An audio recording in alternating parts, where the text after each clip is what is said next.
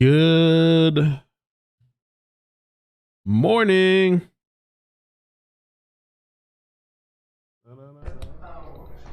Oh, time is perfect. Time is perfect. Impeccable. So I got the timer paused. I had to fix it and update it from yesterday. Got the timer paused. I had to went through a whole smorgasbord of things this morning and fixed the timer. So we got it back from where we left off yesterday. When they start deliberating, I'll start the clock again.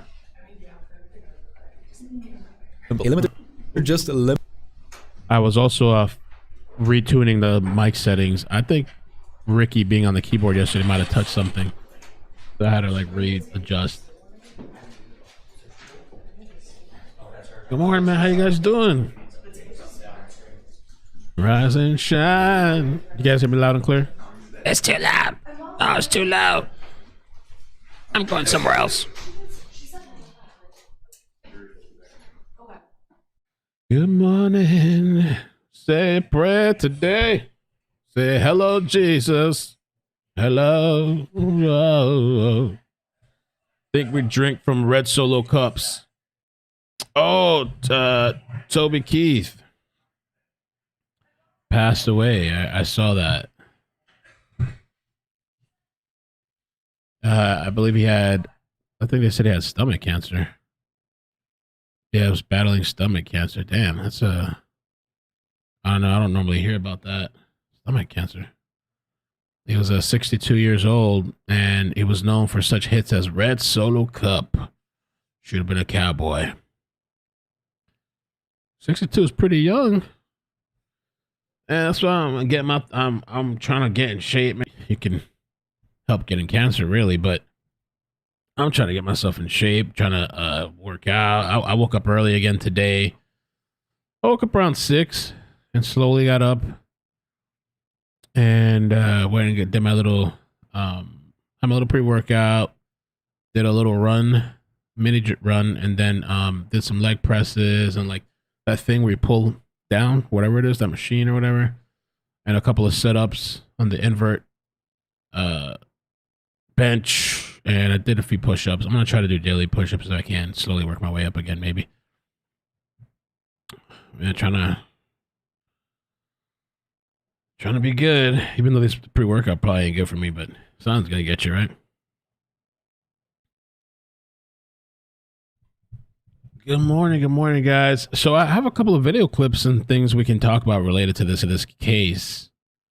BL had sent me two, and I put what was it? Somebody mentioned the person's name on Twitter. Somebody sent me a story about, I think, something in Mexico. We'll talk about it. Where this, I think it was.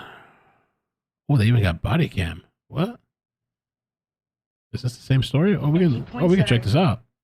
Body cam, New Mexico teen allegedly shot 13-year-old girl with dad's gun. So they arrested the father in that case. We're going to talk about it because they got body cam and all that stuff too. In Mexico, you ain't getting none of this shit over here. No outrage, whatever, voting, whatever it is. They're just locking your ass up. Now, Jennifer Crumbley, man, it's taken them a while to come up with a verdict. Maybe there's some fighting going on. Maybe she's going to be not guilty. I watched some of Dr. Grande's video this morning. I watched a couple things this morning because I woke up a little early, so I had a little bit of extra time than normal. Oh, this thing is kind of needs tightening. A little extra time than normal. I watched a few minutes of the documentary, that cyber sleuth thing on was it Paramore Plus? I watched about 10 minutes of that. I think we're going to watch that this evening on Discord. The first episode came out today, and it seems like it's a hit piece on some YouTubers or TikTokers and stuff about the Idaho 4. So I watched that, and then I watched a little bit of Grande, and he thinks that she should be found not guilty. He thinks that the state has improved beyond a reasonable doubt. And also he pointed out that it was the father that bought the gun, and he is responsible for that gun.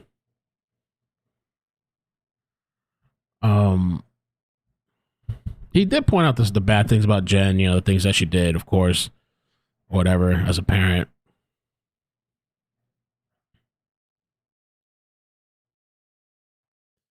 Cutsy 1977 said, I watched an interview this morning and the speaker said he believed it's taking so long because of the huge volume of evidence they have to go over. So, like, that's that huge stack that Shannon Smith was showing, like the Eiffel Tower. I guess they have access to that too, right? They could go through all those messages if they wanted to. They could, if they want to go get, they could get context.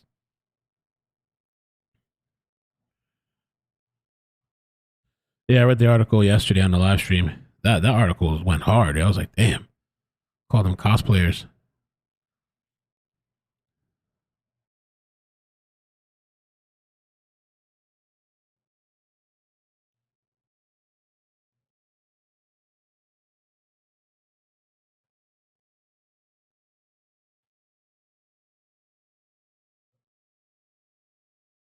What is this?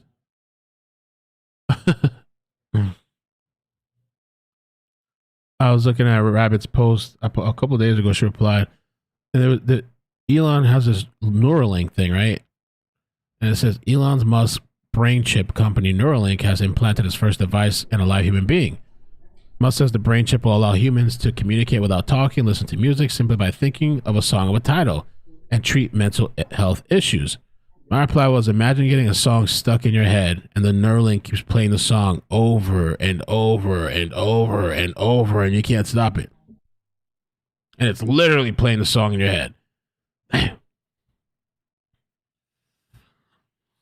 But yeah, we have a couple of clips and stuff we're going to watch this morning while we wait. I don't think she should get 60 years, like I said. And, she was negligent. But should she be charged for the son's murders? Was it foreseeable? That's part of it. He kind of broke down. I'm going to play a small clip of Grande's video, and I'll put the link in the channel if you want to go check him out. There was 2 parts I wanted to play that I thought were kind of interesting.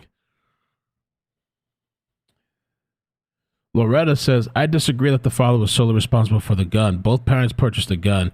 Maybe not physically, but they obviously agreed to the purchase. They did agree to the purchase. Purchased the gun for their son.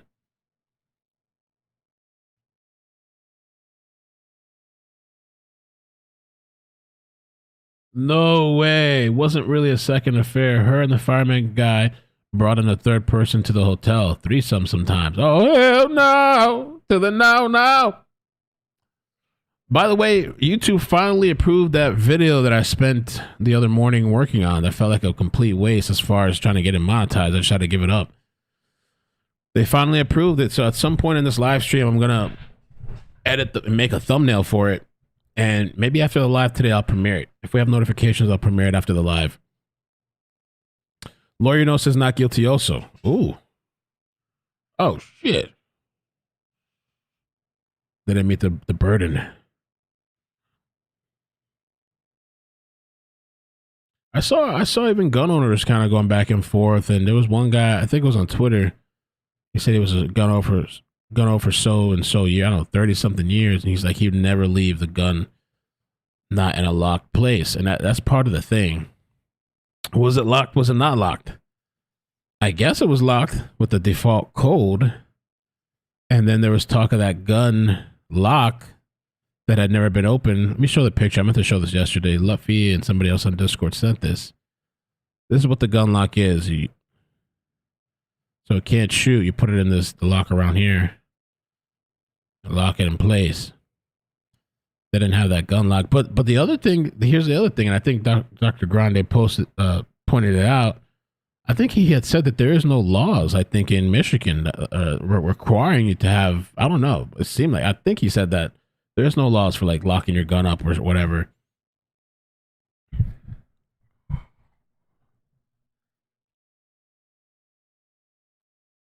La Chola, gracias. Buenos días.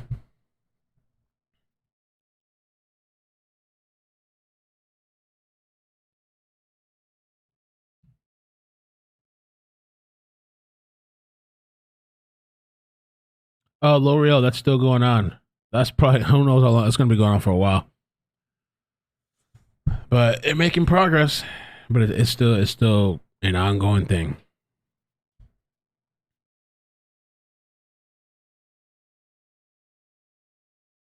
Dick.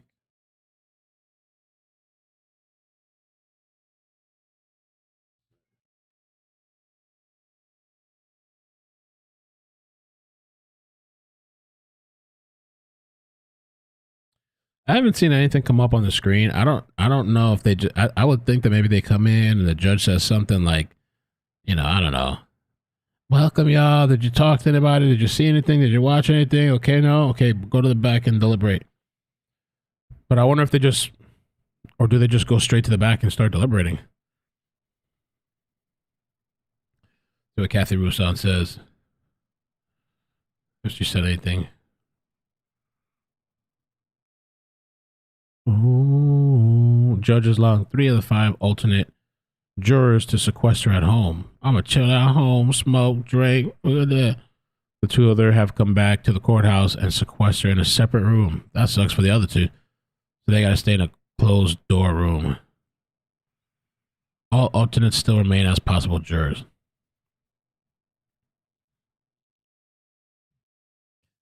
It's a big decision. It's a heavy decision to make.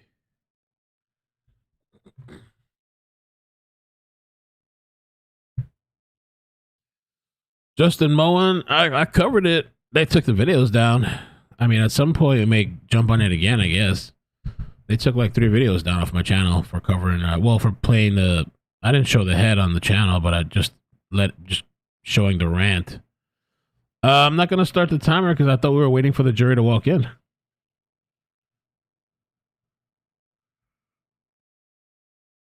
I wanted to wait till the jury came in.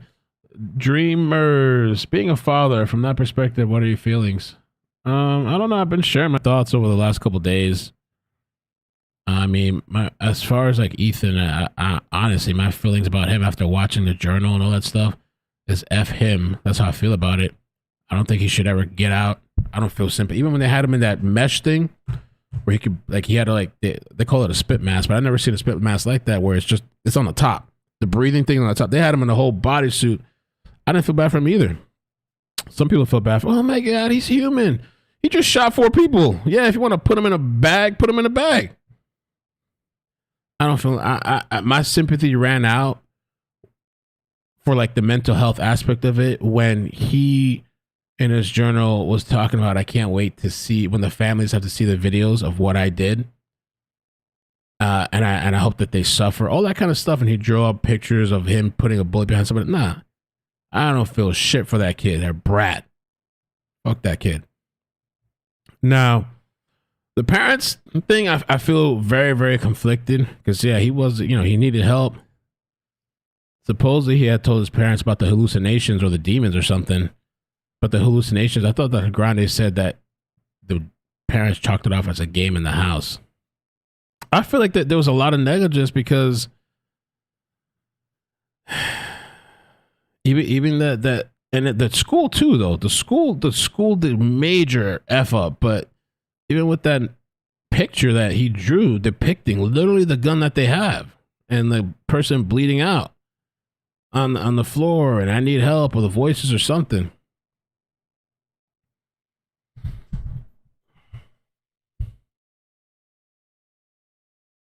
I feel very, very conflicted. I don't know how I would roll. Because the part of it is, and maybe I should play Dr. Grande's video. Part of it is because I think he broke down what you have to find the person guilty on. Because even though I feel how I feel about Ethan, as far as like F that kid, like whatever, he's evil, blah, blah, blah. He was even talking about R-ing a child or something. No, I don't feel sympathy for that guy. But I was questioning yesterday. One of the things I mentioned yesterday, I was like, I don't know if this kid was just going to be like that regardless, though. Like, I was asking the question in the chat, are some people just born with these mental stuff, this evil stuff to kill and do all this stuff? Like, are some people just born like that? And so then how do you deal with that as a parent? Let me see, Dr. Grande. Dr. Grande! I'm not diagnosing you. I'm simply giving an opinion. Where's he at?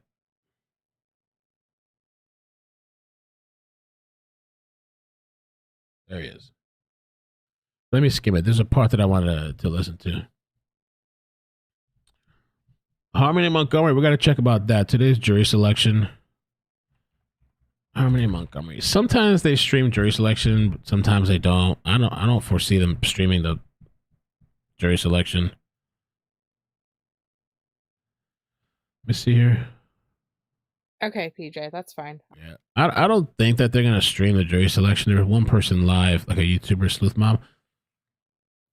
There's no point. I'm not gonna like whatever. But when they start, which maybe tomorrow they'll start, or the day after, I don't know. We'll definitely cover Adam Montgomery, and at one point I'll play the video, or I'll give the video link out. People that want to watch the video I did on it, a recap video. So Grande. I don't know, Sam. Maybe if he had parents who gave an F, he wouldn't be so disturbed. Maybe. Possibly, maybe. Some people, I don't know if you give them all the love in the world. That kid was messed up. Was it just he needed a hug and that would have resolved his issues? Maybe if they would have put him in therapy. I don't even know if therapy would have saved his ass. Or I don't know what kind of drugs I'd have to put him on, and would that save it or make him worse? I don't know. It's hard to can't really predict the future.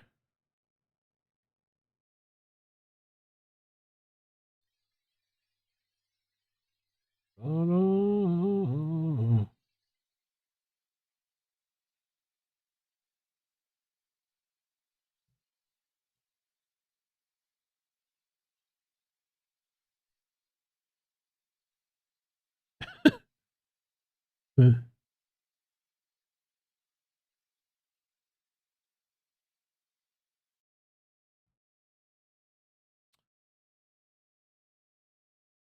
You've been emailing Adam? What? Yeah, bring back the silence. Make asylums great again.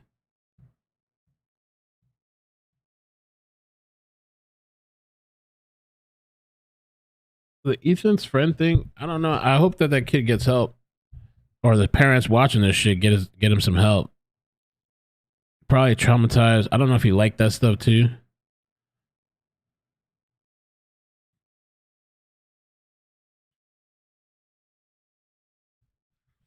All right, let's see. Grande.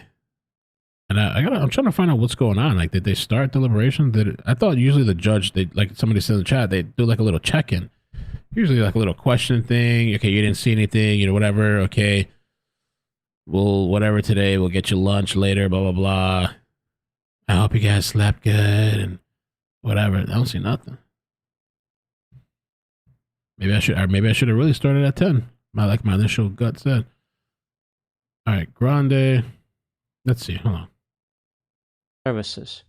The officials claimed that Ethan's parents resisted the idea of Ethan leaving school at that time. Ethan was returned to class. At no time did Jennifer or James mention that Ethan may have had access to a gun. And that's one of the things, too, on their part, they should have said something. Or even if they didn't say something, they should have taken him out of school. Because they knew about the gun thing. And Ethan was never searched. The pistol was in his backpack. At 12:50 p.m., Ethan produced the 9mm pistol. And we know that. Arrested right away. Scheduled to begin in March. That was nice of her to include her and James instead of his victims. She indicated that she would not do anything differently if given the opportunity. And that's another big point. We've talked about that multiple times. The lawyer kind of harped on that. And when her attorney came back to ask her the same thing, she kind of changed it up. And she's like, something about she would have, I don't know what she said, but I remember her saying, I wish he would have shot us instead or something. But that came out for really, really bad too. And I'm going to play you guys this story in a little bit about this 14-year-old dad arrested after teen used father's gun to kill a teenage girl in Mexico. There's body cam too, so we're going to take a look at the body cam of that. We're going to get into an article of that. And the person that sent me that story was Mara Gabriela, so thank you for sending me that. All right, let's continue with Grande. she wished that Ethan had killed her and James instead of his victims. Oh, yes, yes, yes. That was nice of her to include James in her statement. Like he was willing to sacrifice his life as well. I've only seen this guy videos a couple of times, but he's very like, he has like dry humor, kind of.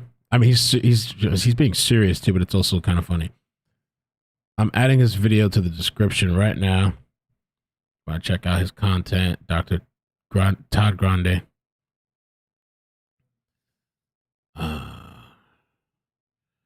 Give me a minute while I gather my life together this morning. Get myself together. All right, I just added it. Why do I have Becky Hill on the thumbnail? That's a good question. Oh, it looks like they're here. Right? Oh, no, not yet. That's my old video. Well, I have Becky Hill on the thumbnail because I made a tweet yesterday, and I was thinking, I wonder what Becky Hill would say to the jurors. If Becky Hill was there, what advice would she tell the jurors?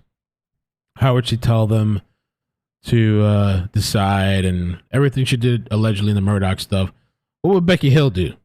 That's what I want to know. What kind of things would Becky Hill say to them? So I just threw her in the thumbnail. Man, I might need to make a Becky Hill emoji just for jury parts when they do deliberations and stuff. What would Becky Hill do? Essentially, Jennifer's defense strategy was to put the blame on her husband, saying that it was his responsibility to secure the gun.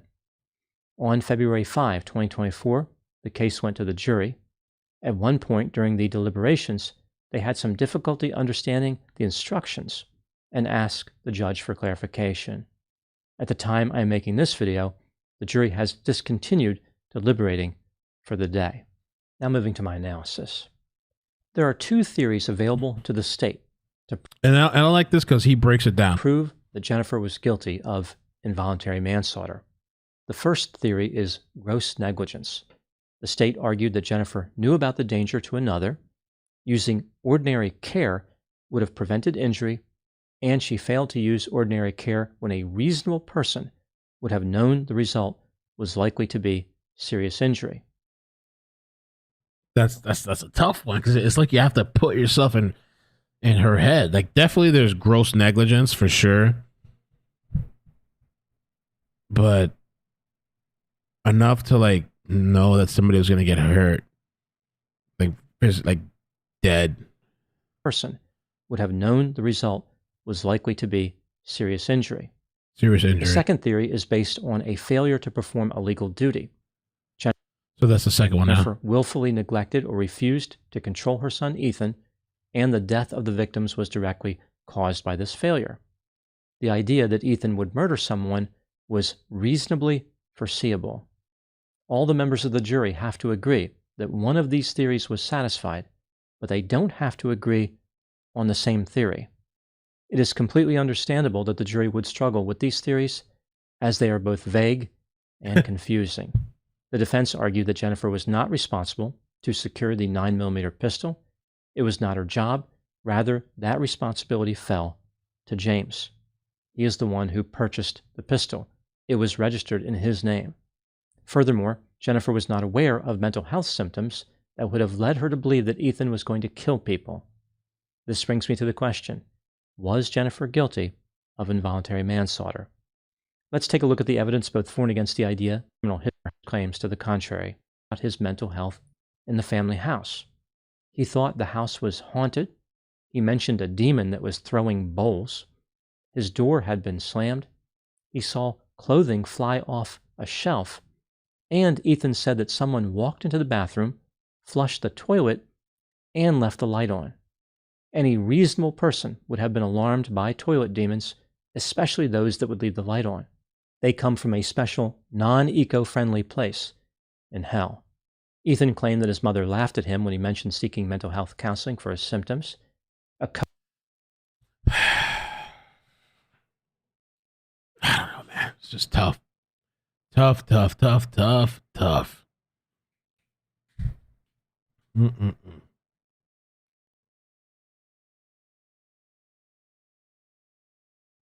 Lots of kids, lots of parents of nasty kids are going to get charged. Yeah, I don't know what these parents are going to do, man. I don't know. They better start just preemptively putting them in therapy or something. Once a month or something. What's up, everybody? I've mentioned Harmony a couple of times throughout the stream. Harmony, today is jury selection, so I don't see any stream going on. I'm not really interested in what if it comes on, we'll talk about it, but a lot of the times they don't stream jury selection for the privacy of jurors. Sometimes they do, sometimes they don't, but today is just jury selection. It's not starting today as far as I know. Might start tomorrow, might start the day after. Whenever it is, don't worry, I'll be on it. As long as you're subscribed, the notifications are on. So,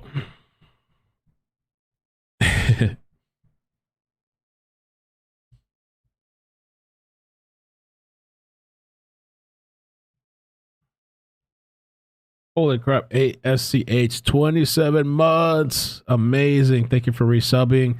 Says thanks for all you do. Remember to hit the like button. Amy, thank you for the gifts. 5 memberships. Amazing. Beautiful. Thank you for the memberships. No, I'm not covering jury selection. I don't even think it's being live streamed. So there's to me, there's nothing to talk about. When the trial starts, if they give information about the jury makeup, we'll talk about it. But just to sit here for no reason. I mean, today we're not really doing much besides waiting for the jury deliberation. So, I mean, if it pops up, I guess we could. But member Elsa, thank you for the 12 months. Says bloop bloop. Hope you and Matt are doing amazing. Thank you. You're doing good.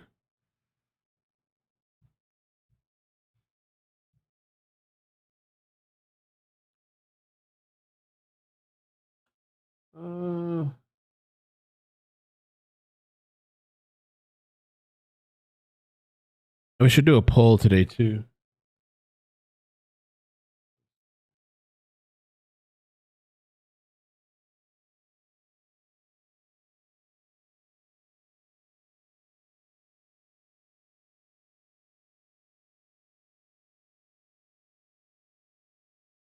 I wonder what time they maybe they set to start. What time did they say yesterday to start? What if they were starting at 10 today? Maybe the judge, because she's been so lax and stuff. Like, yeah, y'all sleep in, relax. Y'all sleep in today and come in at 10 tomorrow. You know what? Come at 12. Yeah, no, I just want you guys to rest up.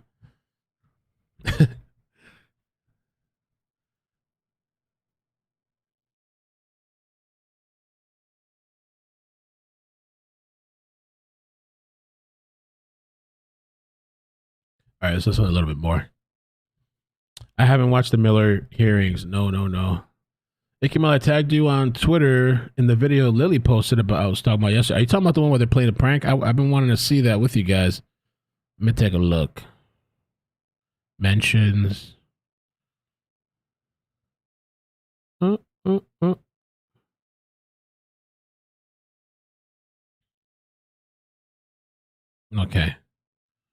All right, let's take a look at this. Can we watch this too? Right, it's not crazy, right? I know you guys sometimes send me some crazy violent shit. That's a prank. All right. There's gonna be a murder on camera. I can shut the whole stream down. So this is, let's see what this is. This is a prank, apparently, that video filmed by Ethan where James pretended to be electroshocked. Okay, let's see. Lily posted this.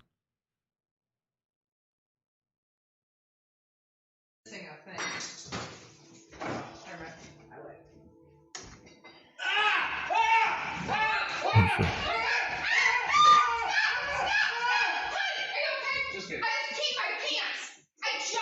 Myself. Not funny.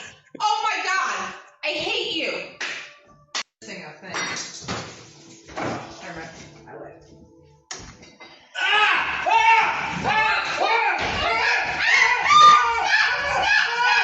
I wonder why her reaction was to kick him.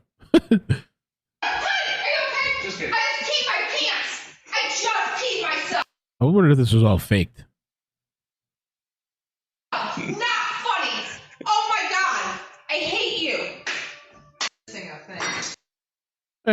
don't really get anything from that, but staged, right? I was thinking that shit looks staged to me. You know how you see all those videos online where these people are like doing their pranks on their parents. A lot of it looks like it's just all staged and faked and scripted.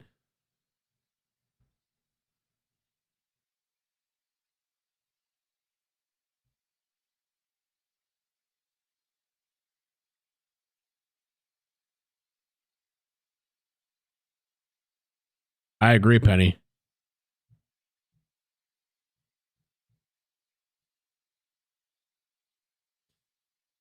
All right, let's see what else we got. This is a little bit more grande. Co-worker of Jennifer's testified that Jennifer told her that Ethan was hearing noises around the Crumbley family house. Jennifer was having an affair with a firefighter at the time of the shooting. The firefighter testified that right before the shooting, Jennifer texted him concerned that Ethan would do something dumb. The firefighter knew that the Crumbleys had recently purchased a pistol. He asked Jennifer where it was. She claimed that it was in her vehicle, which was not true.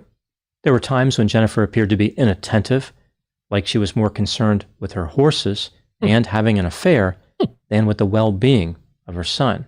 On November 29, 2021, Ethan Crumbley was in class at Oxford High School when a teacher saw him using his phone to search for ammunition. Jennifer, she wrote, "LOL, I'm not listening."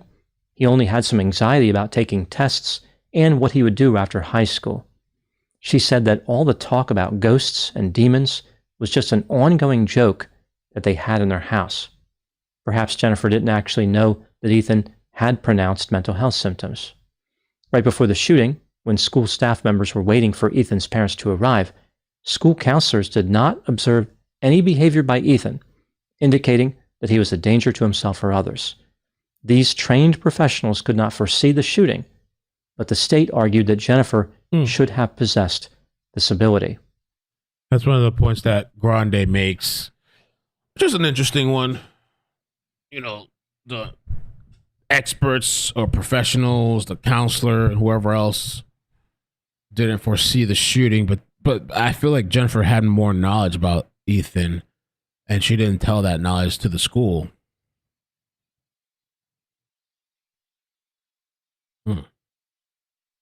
One of the high schools that I went to in New York, John Adams High School, that thing, bro, they had a metal detector you had to walk through, and you had to put your backpack through like that airport scanner thing. They scan your whole backpack. Actually, was armed up to the T, security. And it wasn't a really great school, but they just maybe they did it because badass kids.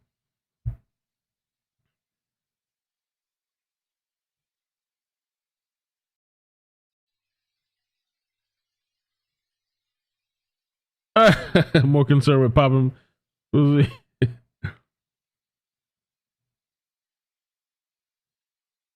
wonder what's going on. Like, I don't know. Let's see.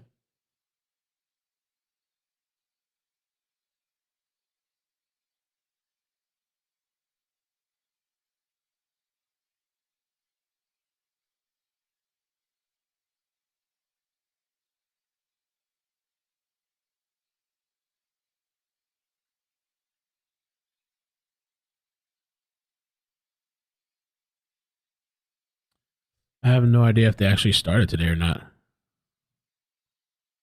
I mean, yeah, they deliver. I haven't seen anything in the courtroom. Maybe I should just tweet out and ask. We just asked.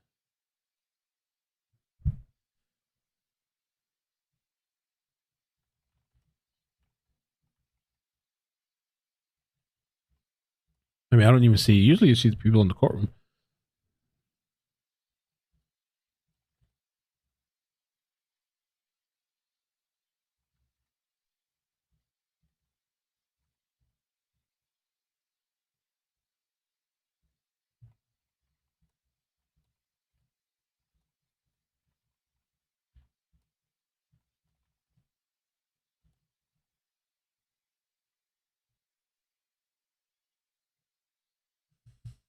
It started at 9, so they don't say anything.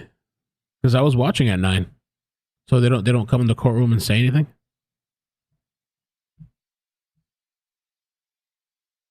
It's only 8:36 in Michigan. It says here 9:36 in the top left corner. Says local time. Local time 9:36.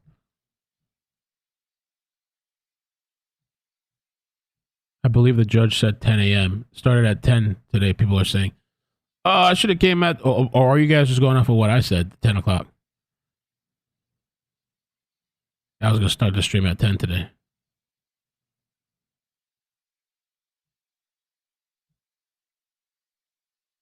Why don't they say something to me? Michigan, let me see. 10 a.m. start today.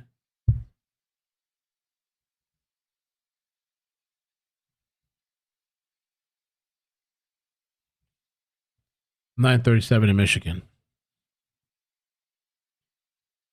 But Michigan has Eastern time except for 4 counties and 2 cities which observe Central time.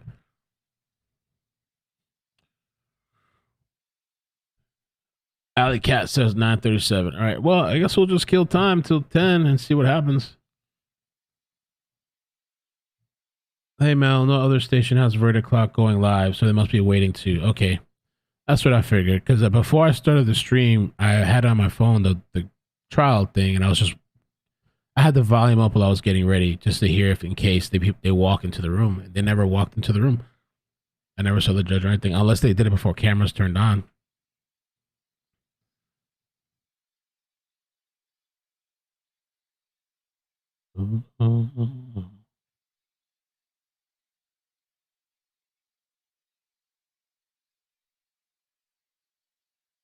Oh.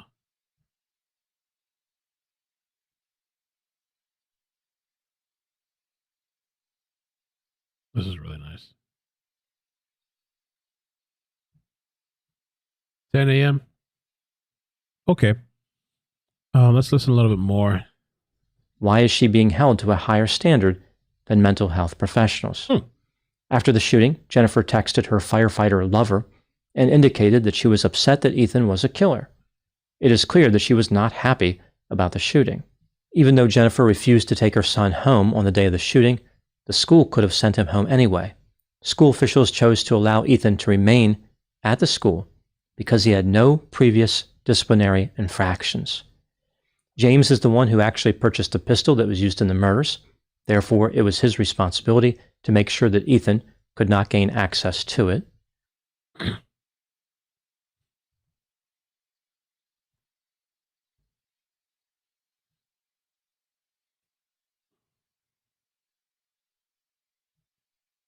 Day 2 verdict watch.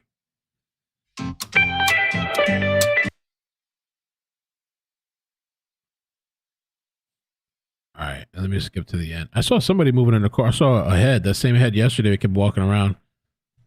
The state did not meet somebody in there. Their burden of proof. What do I think happened in this case? This is just a theory, my opinion. Lobster pancake man? Jennifer and James Crumbley were not good parents. They did not take Ethan's mental health symptoms seriously. In addition, Jennifer was having an affair, which served as a significant distraction and may have led to feelings of uncontrolled happiness. This affair euphoria can facilitate antisocial or irresponsible behavior. People engaging in affairs tend to believe that there are no consequences for their behavior. After Ethan murdered 4 students in his high school, people were understandably furious. They were frustrated that school shootings are so difficult to prevent. The state examined the lives of Ethan's parents and decided that their immorality would make them easy targets for prosecution. The government wanted to set a new precedent of holding parents responsible for school shootings. Jennifer's trial became the test case. The only problem for the state is that they didn't have enough evidence proving Jennifer's guilt. The prosecutor had to rely almost solely on impugning Jennifer's character. For example, the prosecutor implied that Jennifer didn't care about her son because the pregnancy was unplanned, and that Jennifer should have hugged Ethan on the day of the shooting. The state's case came down to discourteous demons, an oopsie baby, and a failure to hug. Jennifer is never going to win a Mother of the Year award, but prosecuting her was a mistake. Now moving to my final thoughts. So Did everyone miss the fact that Ethan was struggling? He believed that he was hallucinating and was clearly disturbed by that experience. Mental health symptoms often generate behavior that causes the concealment of the symptoms themselves. Despite this concealment, Jennifer did have indications that something was wrong, but she failed to act. She was distracted by an affair with a fireman. Jennifer should have known better than to play with fire. Those are my thoughts in the case of Jennifer. he ended up saying, he did say at some point that he doesn't think she's guilty, that they're going to find her guilty. So, well,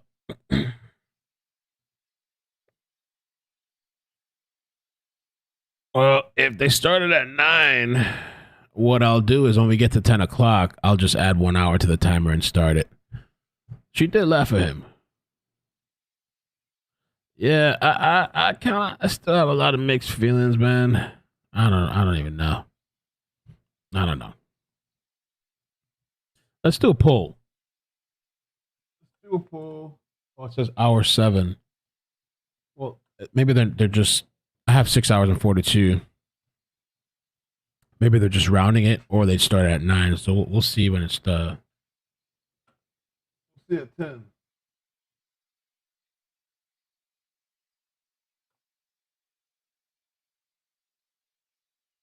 Okay. Addie says jury has been deliberating for 7 hours and 13 minutes. So maybe they started. All right, so let me see how I'm going to fix this. 7 hours. Open app settings. I wish I could just. Oh. Let's see if I do this.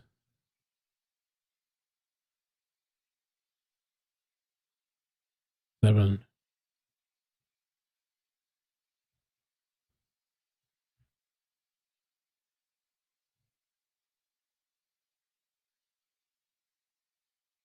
Oh, you know what? Reset.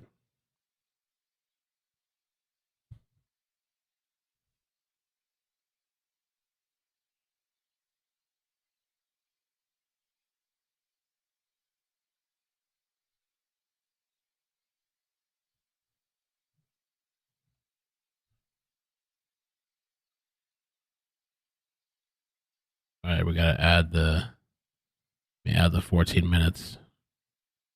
Oh, we'll go with 15. Add the 15 minutes. Just go with 15.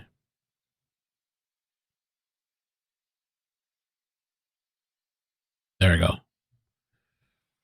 All right. So maybe they walk straight into the room. No need to come on camera. All right, let's see. A couple other things. I'm trying to see. I don't know what you guys want to do next. Well, let's do this one. Let's do this one. We got this in the background. We got a long car in the background.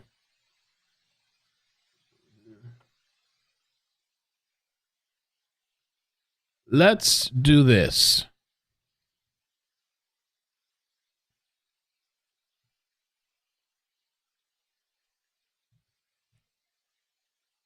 Justin Schilling. He had done an interview 17 hours ago. BL sent me this, and he spoke on the Jennifer Crumbley trial. And I pulled up an article too myself, and it says, quote, biggest coward in Michigan history, unquote. Justin Schilling's father wishes pain upon Oxford High School shooter. So just so you know who he is, he's the father of one of the teens killed in the Oxford High School shooting, which pain upon the shooter during the sentencing. And so let's check out this interview. Justin's dad. And, sir, what did you want to say? What did you want people to know? Well, I just wanted to talk a little bit about the events of what's going on, and the fact that that there's been many thoughts that have moved through my mind during the course of all of this. Just the sheer magnitude of these proceedings, accompanied with the many variables and continuously evolving nature of the case, that has kept me up at night. Questions like, what does this mean to me, and how does it affect things moving forward, lay in the forefront of my mind. Because of the fact that I am a victim in all of this, I have derived a strong opinion as it pertains to this trial. I'm sure that the fact that this is a first of its kind case and will be most likely affect the future of the law, that many others have probably formed their own opinions as well. As the father of a murdered child, I feel that it is my parental responsibility to make sure that every stone is turned over and that every pertinent aspect is addressed to the fullest extent of the law, especially if it has never been addressed on that level before. The fact that school shootings are relatively new in modern society, we have to accept the difficult task of identifying and addressing the root causes of these horrible events, as well as openly discuss and understand the implications of our actions as they pertain to the root causes. This is a monumental task because there are just so many factors to take into consideration. And although it will most likely take years to see the effects of these actions, it's very important for each and every one of us to acknowledge the gravity of this very real situation and understand that the level of our own responsibilities is not limited to just our direct actions, that the choices we make to not take action can ultimately affect the course of anyone's life and carries with it potential repercussions. I am just one person whose life has been affected by the actions of an individual and sadly the inactions of other individuals. I believe in the very least that the fact that this trial has even gone on and has attracted the attention of so many, that it has effectively shined some light on many levels. This trial should capture the thoughts of every parent in America and at the very minimum affect the overall choices we make or don't make with regards to our children. It is not my job to determine if the results of the inactions of certain individuals is ultimately the reason for what happened. I have already drawn my own conclusion, and regardless of the outcome of this trial, it is my intention to maintain the search for the truth and for full accountability. Thank you. Thank you very much. Can I ask you just one question on just Sure. this weight? I can't even imagine what that's like for you as a victim. What's the weight like as a jury? Are you hoping that they just take their time, which is whatever? Absolutely. I mean, the precedent-setting nature of this case is it shouldn't be surmised in 1 hour of deliberation. It should be every aspect of it has to be looked at and discussed in depth. And I hope that that they're taking their time and they're making sure to look at all the evidence and make sure that they make the right decision. Sir, thank you so much. I appreciate your time. Thank you. Thank you. All right, so that was the father of one of the victims. I know I kind of briefly went over this article this morning too, and he had said that let's see here, in lieu of execution, I feel strongly that this individual should never be allowed to walk among his peers again. This is why I'm going to ask you to lock this son of a bitch. I'm assuming he said that for the rest of his pathetic life. Could watch the actual victim impact statement, but yeah. So I mean, it's a big deal. It's a big thing that the jury has on their hands. It's a lot of weight. Mustard Mama says, cancel me, but I don't think she should be charged with involuntary manslaughter. A good large people feel like that, or the experts. Some lawyers are saying that. Grande is saying that. But who knows what the jury is really going to come out with. Let's listen to this guy. This guy was pretty interesting as well yesterday, and then we'll get into the Mexico story. But the body cam, we'll check that out while we wait. But for now, let's get on to Dave Arenberg. Okay. In the Jennifer Crumbley trial fails to come up with a verdict after day one of deliberations. Are you surprised? Not really. Let's discuss. I'm Dave Ehrenberg, state attorney for Palm Beach County, aka the Florida Lawman. So yesterday's video discussed how I thought that Jennifer Crumbley messed up in her testimony, at least in one area, where she said that she wouldn't have done anything differently. Like if she had to do it all over again, she would have done the same thing, which is really tone deaf, especially because you have all these grieving families in the courtroom and you have jurors who put themselves in the shoes of those families. And to think that after 4 innocent young people were slaughtered, that Jennifer Crumbley, the mother, wouldn't have done a thing differently. I mean, she could have answered that question better by saying, yeah, there are things, but really, I thought I was a good parent and I tried, and you can't control your wayward sons. But no, she was taking the absolutist position. No, wouldn't have done anything differently. And I think that makes her look less real. I think that makes her less sympathetic. But I'm not surprised by the fact that the jury could not come up with a verdict on the first day, because this is a very difficult trial. It is unprecedented for my counterparts up there in Michigan or anywhere. This is the first time you have a trial of parents of a school shooter. And so you're dealing with competing values and interests here. You know, on one side you have the issue of parental responsibility. That's where I am on that. They should be responsible when they act so egregiously. But on the other side, you've got a fear of making parents criminally accountable for their children's misdeeds. And you can see some of this debate on the comments in the last video I posted. And I appreciate the debate. And I think I have a better microphone this time for those who thought the mic wasn't good enough. Also, there's a debate over reasonable gun ownership versus gun rights advocates who fear the encroachment of their right to bear arms. Interestingly, many of the members of this jury in Michigan are gun owners. They're hunters. But from what I read from their information, it was that they locked up their guns. They took gun safety seriously. And so that's the kind of juror that I think prosecutors would want. People who would be aghast at the fact that Jennifer Crumbley and her husband just left this gun laying around, even though she said it was really the husband's responsibility. Yeah, okay, you can say it's the husband's responsibility to leave the gun or to take care of the gun. You can say it's the husband's responsibility because he bought the gun. But in the end, she's the one who took him to the gun range. And I know, before I get more comments, that people said that I misspoke when I said that she was the one who taught him how to shoot a gun at the gun range. Yes, let me be clear. She took him to the gun range so he could learn how to shoot. So, well, I don't know. To me, it seemed like Ethan already knew how to shoot. At least in the one video that we saw, I feel like the father is more responsible, more negligent. I think. I mean, I don't know. He's gonna have to prove his case in court,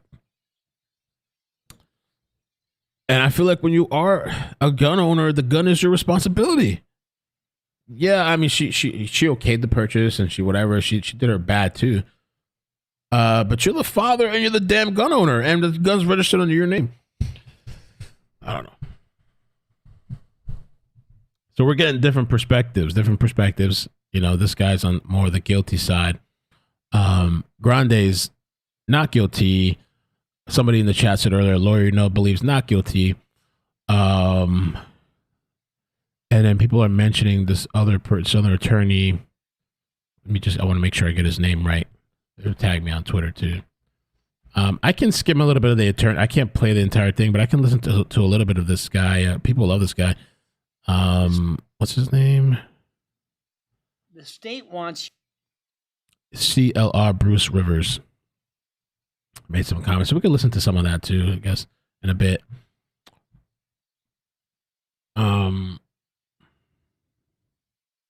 All right, let me finish with this first. I want to apologize for not making that more clear in the last video. But in the end, the reason why the mother is the most culpable here, even more so than the father, was that it was the mother who LOL'd her son when the son was looking up ammunition in school. Yes, and it was both of them who were brought to school and knew that Ethan Crumbley had access to a gun and didn't mention it to school officials, didn't check his book bag, did not even agree to drive him home that day. They let him back in school, and the tragedy ensued. So if you want to know why she should be held accountable, it's all that, including what's in his diary, that he was crying out for help and his parents did not pay attention to him. It's the fact that he was claiming that there were demons in the house. That's something his parents heard, and they didn't seem to call a counselor, a therapist. No, they bought him a gun. And Jennifer Crumbley seemed to care more about her horses than about her son. Oh, no. Even when she was locked up in jail, she never asked about how her son was doing. She was more interested in other things, like how many calories are in a bologna sandwich. Never sought to ask her father on the recorded calls about her son. And after the tragedy occurred, the parents split. They took off and hid while their son is sitting in a jail cell, crying out for help, alone. And the parents hid. And after they were caught, they hired themselves a private defense lawyer, leaving their son with a public defender. That's who these parents are. Well, and I saw some people in the chat yesterday, they were kind of pointing out what this guy was saying as far as like, oh, well, you know, parents got an attorney for themselves, but not their son. And then some people in the chat here yesterday had said that, well, if they got an attorney for their son, then they would maybe come off as like they're co-signing or protecting their son from what he did. So you could look at it multiple ways. So if you think that this is going to have a precedential effect on future parents, I don't think so, unless you have an egregious set of facts like you have here. One important development today was that the jury asked a couple of questions, and that's one way we can perhaps see the tea leaves, but I think we shouldn't look too much into them, because one thing we know about juries, they are notoriously unpredictable. But here goes. The questions they asked first, they wanted to know if they could find Crumbley guilty on one of the two theories for the prosecution, because on one side, the prosecution is saying that she would be found guilty of involuntary manslaughter if she violated her duty of care to others, and that led to the foreseeable acts that occur. Or do they need to find that she was grossly negligent, and that led to the foreseeable acts? The judge said it's either or. It doesn't have to be both. So that was, I think, good for the prosecution. You got two outs. You got two options to get guilty. I think we shouldn't look too much into them, because one thing we know about juries, they are notoriously unpredictable. But here goes. The questions they asked first, they wanted to know if they could find Crumbley guilty on one of the two theories for the prosecution, because on one side, the prosecution is saying that she would be found guilty of involuntary manslaughter if she violated her duty of care to others, and that led to the foreseeable acts that occur. Or do they need to find that she was grossly negligent, and that led to the foreseeable acts? The judge said it's either or. It doesn't have to be both. So that was, I think, good for the prosecution, even though who knows why they asked the question, but they wanted to know if they had to convince each other of both, could they just settle on one? So if anything, that's good for the prosecutors. And the fact that she didn't store the gun properly, the fact that she didn't ask Ethan Crumbley if he had the gun that day, showed that she violated her duty of care. That's what the prosecutors would say, among other things. Same thing when it comes to gross negligence. I mean, was she so negligent that it's like shooting a gun in the air on New Year's Eve? You shoot that gun in the air, you may not want to have killed someone, but you knew that shooting that gun in the air would foreseeably kill someone, because that I didn't know. bullet has to come down. So was she grossly negligent in her actions? I think it's easier to say that she violated her duty of care than to show that she's grossly negligent, but either one. They don't have to prove both. The jurors can come up with one theory or the other. So that's one question they asked. The second question, I think, perhaps leaned towards the defense. The jury asked whether they could infer something from the lack of testimony related to how the shooter obtained the gun.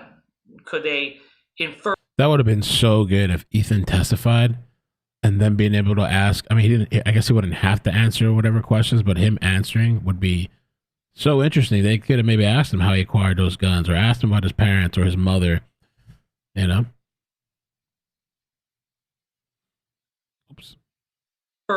from evidence prosecutors did not introduce. So that could be some reasonable doubt, perhaps. They're trying to get more evidence that needs to be proven. And the answer to that question, by the way, is no, you can't infer something that's not in evidence. So the first question, I think, was good for the prosecutors. The second question was good for the defense. What does that mean? We don't know. I'm not surprised they couldn't reach a verdict today. I think they could reach one tomorrow, but I think there's a really good chance to be a hung jury because this is the kind of emotional. So he thinks it could be a hung jury.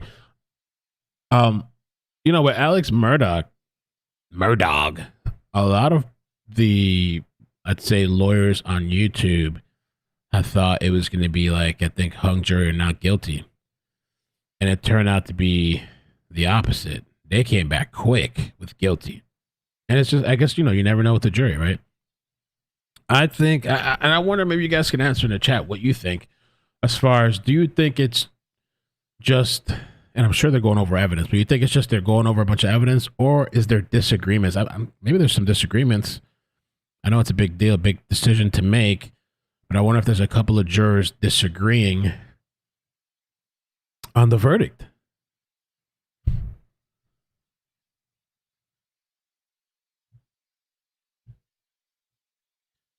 Let me show you. So as far as Adam Montgomery, we got some news. Bad news. Apparently, judge giving remarks to courtroom. And can we clip this? Is Luffy in the chat? Luffy's not in the chat. I might have to clip it myself then. Okay. I think, according to, you see, Bio says jury selection will not be live streamed. Okay, the judge did address. Okay, I thought I read it. I read it wrong. I thought they said the trial was going to be live streamed.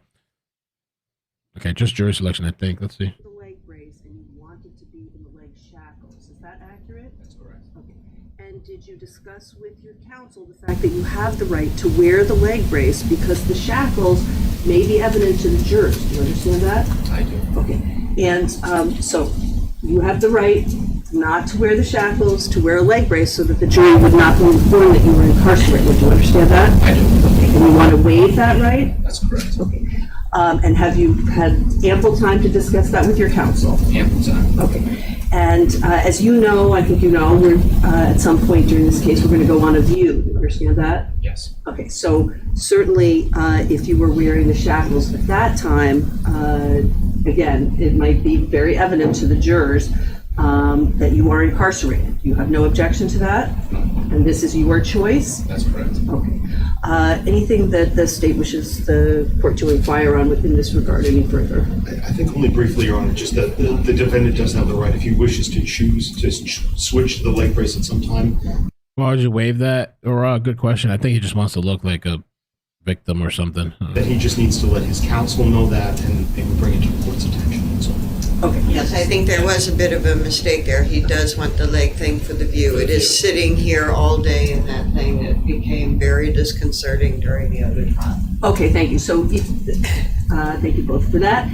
If you do want to switch, you can, but it may be that the jurors already see that you have the shackles on, so they may already know that you are incarcerated, and that we can't turn back the clock on. You understand that? Absolutely. Okay.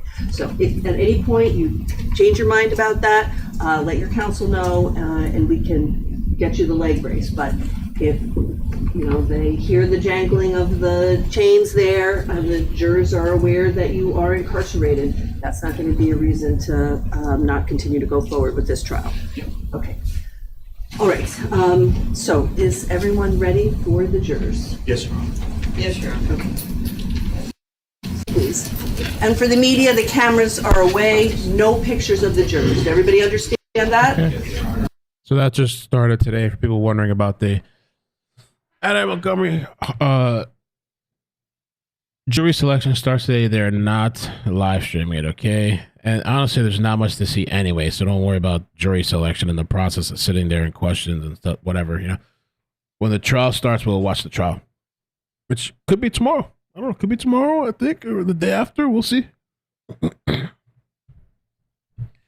Okay, moving on to the next thing. I'll clip that later when I have a chance to let people on Twitter know, I guess. Oh yeah, no, he doesn't, Christy. That guy's a piece of crap. All right, the next video, let's listen to something else. Then I want to kind of keep things together, so I'm going to hold off on the Mexico story a little bit to try to keep all the Jennifer Crumbley stuff somewhat together first. Let's listen to a little bit of Cuomo. All right, here is the question. Should a parent be held criminally responsible if their teenager shoots and kills, in this case of the Crumbleys, 4 kids in a school shooting? That's what Ethan Crumbley did. Is he mentally ill? By all accounts, yes. Will that matter in his own adjudication? I hope so. Illness should matter. Ill doesn't mean bad necessarily. So, where'd he get the gun? His parents. They gave it to him. How was it stored? In a way that he had easy access to it and ammunition.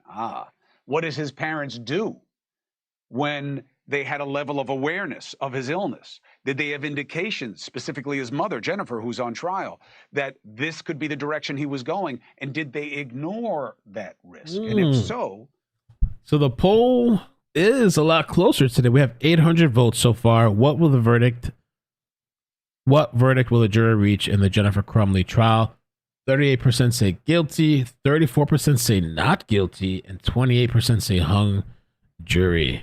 Wow. Does that make them guilty of involuntary manslaughter? That's the case. The mother faces 4 counts of involuntary manslaughter. Should get 15 years. The jury did not return a quick verdict. They went for 7 hours today. But during this, so what happens? If you have a quick verdict, usually it's bad for the defense, okay? The longer it goes, the more compromise it means for the prosecution's case. They had 2 very important questions, okay? We also learned who's trying this, who the jury is today. So let's bring in attorney Misty Maris, Florida prosecutor Dave Arenberg, and jury consultant Susan Constantine. I'll start with you, Susan. In terms of the jury, you got a split here, boy-girl, 6 and 6. You started with 17. They picked the 12 and the 5 alternates before they went in for deliberations. What stands out to you about the composition? Well, it's very equally divided. So I think that they did a great job in selecting a very diverse group of people. Now, we know that primarily all of them are white, male or female, only one black or African-American person on the jury pool. Overall, when you look at the demographics of their background, the one thing that stood out to me was how many of them were gun owners. How many of them have, they had stated that how important it was for safety, that they had guns that were in their home, but they were always locked up, or their parents had taught them, to make sure that they're being safe. So that's one thing that really stood out to me. But overall, I think it was a very good, diverse jury pool. The one thing that stood out to me, we have a law enforcement officer. We also have a doctor who was on there that actually had 2 family members who died of gunshot wounds. Yeah, I mean, look, the race thing, it's certainly not representative of the percentage of the population, although it is a majority white area. But your points stand. Misty, 2 questions they asked. I'm much more intrigued, by the way, by the one, because there are 2 theories of the prosecution. Lay out what the 2 theories are that the prosecution put and what the questions were and why they're instructive. Yeah, so Chris, some lawyers will say the most important part of a trial is openings or closings, but many will say it's the jury instructions. So here are the 2 theories by the prosecution. First, failure to perform a legal duty. This relates to a Michigan parental responsibility law. A parent has a legal duty to exercise reasonable care to control their minor child to prevent their child from intentionally harming another. That's how.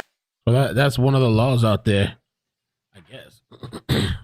Legal duty. We'll say it's the jury instruction. Legal duty. This relates to a Michigan parental responsibility law. A parent has a legal duty to exercise reasonable care to control their minor child to prevent their child from intentionally harming another. That's how duty is established. Still requires foreseeability, still requires causation. Prosecution has to prove that. I think with that one, the issue could be foreseeability, proving foreseeability. But I think that one kind of close. She willfully neglected or refused to perform that duty. That's Jennifer Crumbley. Second theory, gross negligence, willful disregard for a known risk. Again, still requires foreseeability and still requires causation, but two different legal theories. So the first question out the gate, after just over about 2 hours of deliberation, was asking for clarification relating to these two legal theories and whether or not the jury had to determine that both were fulfilled. Judge clarifying only one theory has to be fulfilled, and the jury does not even have to agree on which theory it is, just that the prosecution proved one of those beyond a reasonable doubt. So this tells me what's the so jury's interesting? really grappling with those jury instructions and understanding what they mean. Hey, thank you for watching. Please. Interesting. Son's artistic ability. That was pretty darn accurate. He literally drew the same gun. The same gun. What do you guys with that other video? What do you guys think? What is the closest one that comes to guilty? Is it the legal duty or gross negligence? Problem is the foreseeability, but I almost think the legal duty maybe. I mean, there's a lot of negligence too. I don't know. I don't know, man. On the right is the drawing from that morning. On the left is the gun they purchased with them. The gun that Jennifer Crumbley went to the shooting range with. So they knew all of this. She knew all of this. The school knew a lot too. The school had teachers raising the red flag 4 different times on this kid and did almost nothing to help him. And 2 more words from that math sheet that I can't get out of my mind. Help me. Anyone who's raised children, do you know how hard it is to get them to reach out to you when they're hurting and to open up and to write on a piece of paper, help me? And how every adult who came across that didn't like, wait a minute, we've got to do something here. Like, that's unusual. Teenage boys asking for help, acknowledging that they need help. Like, it's a literal cry for help. It's not like you're interpreting or trying to, read the tea leaves here. It's a literal cry for help written down that morning. And it wasn't enough for the 4 adults in the conference room. Well, one of them's on trial now. And as a result, we lost bringing the school to charge the school. These 4 those constants or whatever. Great kids with bright futures and loving families and so much to give to the world. And they're gone. And everyone looking at this is saying it shouldn't have happened. It just should not have happened, wherever you want to put the blame. So here we are now in this unprecedented trial where we're trying to hold responsible criminally a parent of a school shooter for the deaths of the victims. Sometimes there's been charges like providing a weapon or something. No, this is for the actual deaths of those 4 victims. That's what she's on trial for, Jennifer Crumbley. So today it was time for closing arguments. That's the name of this show because we know how important they are. This is the last opportunity for the attorneys to explain and argue to the jury why Jennifer Crumbley should be criminally responsible for the homicides. And on the other hand, why she should be let go and be allowed to walk out of that courtroom. The way he said it. Let's take a listen. But let him not only. He's going to be coming back on Monday to start deliberating. This is a difficult case. This is one of Johnny Depp's attorneys, I believe. The guy right here. difficult case for those jurors, for those 12 jurors that are going to have to reach a verdict. Because, Vinny, I think this is a case where they're not just going to focus on what happened inside of the courtroom, what evidence was presented inside of the courtroom. I truly believe that these jurors know that their decision is one that's going to be heard across the country because it is a case that is unprecedented. And also to know that they are part of that same community where those 4 children were killed. So they know that their decision is going to be one that's going to be talked about for years to come.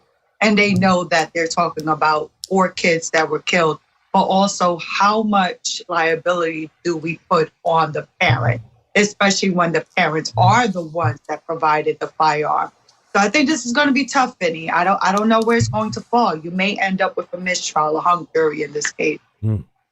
Brian Watkins, murder cases, it's a little more black and white, right? You either committed the murder or you didn't.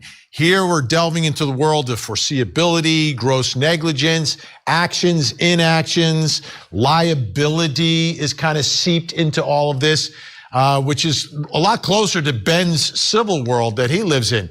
So what are your thoughts here, Brian, as this we heard the closing arguments and the jury's got to make a very difficult decision here? We're talking about policing parenting. That is huge. Are we going to go into the south side of Chicago and start rounding up parents because they have such a gang problem? Teenagers are being shot all the time. You knew your kid was a gangbanger. You saw the bandana in his room. You saw his clothing that he wore. You know, you saw his friends that he hung out with. Are we going to start rounding them up and putting them in jail? Policing parenting, that is tough. And the bottom line here is, you know, to see, never would you imagine, even if the signs are there, as a parent, you're sort of blind because you would never imagine your child doing something so outrageous as a school shooting. I mean, as a parent, you're required pretty much to never think that your child will do something so crazy. This isn't a school fight. This isn't, you know, taking a gun and shooting one boy that beat him up. I mean, this is a random school shooting of innocent kids. No parent is ever going to say that their child would ever have the capability of doing that. That's, you know, it's tough. And I don't know that we can police parenting. You know, it's tough. And, you know, the evidence that they have are text messages. And the problem with text message evidence is that there's no tone to the text message. The prosecutor reads his own tone and his own inflection into the messages. And we don't know what's really behind the messages. We don't know what phone calls and what was said verbally that accompanied the text messages. So it's a tough case for the prosecution. And I got a real problem with policing parenting. You know, that's a great point you bring up about, you know, gangbangers, right? If you know your child's in a gang, do you now have a responsibility to do something? That takes it to a whole different place. Now that takes it out of the realm of the school shooting issue, but it seemingly would apply to that situation. Bring in the gangbangers' parents. Start charging them of it too. Yeah, pull them in. Tired of this shit with the gang. I'm being sarcastic, but yeah, it's a good point, I guess. Maybe that could be the next thing. Kind of different, but standard. Ben Chu, you live in this world of civil liability, and you know the standards and things we're talking about here, gross negligence and foreseeability, are not that common in the criminal context, but that's what this case is about. What are your thoughts tonight? Well, Vinny, I may be in the minority here tonight. They say bad facts make bad law, and these facts are horrific. And I think the prosecution did a really good job of getting in facts that really make the defendant look awful. The affair, saying that her son had never sought help when we saw that he did. Just a lot of things. The obsession with the horses and spending all this money on horses, sending 14 messages after the incident before she even mentioned her son.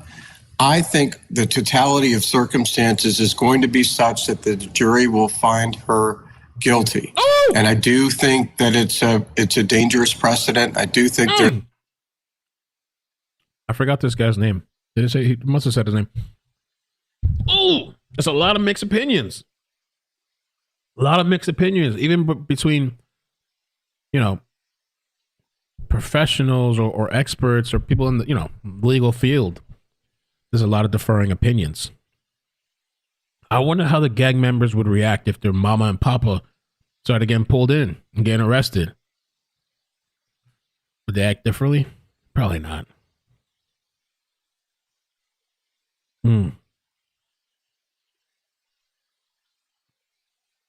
His name was Ben Chump, right? Or something. Oh, Ben Chu. Sure, Ben Chu. Yeah. Ben Chu.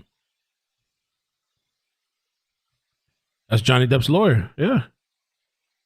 There's a slippery slope here, but I think the facts are all there for the jury to find her responsible. Yeah, and that may be why this is the case that becomes the first one, because of the particular facts associated here. All right, everyone staying with us the whole hour. Up next. Did Jennifer and James Crumbley attempt to flee from justice after they were indicted? Tonight, we take a closer look at where they were and who they were talking to.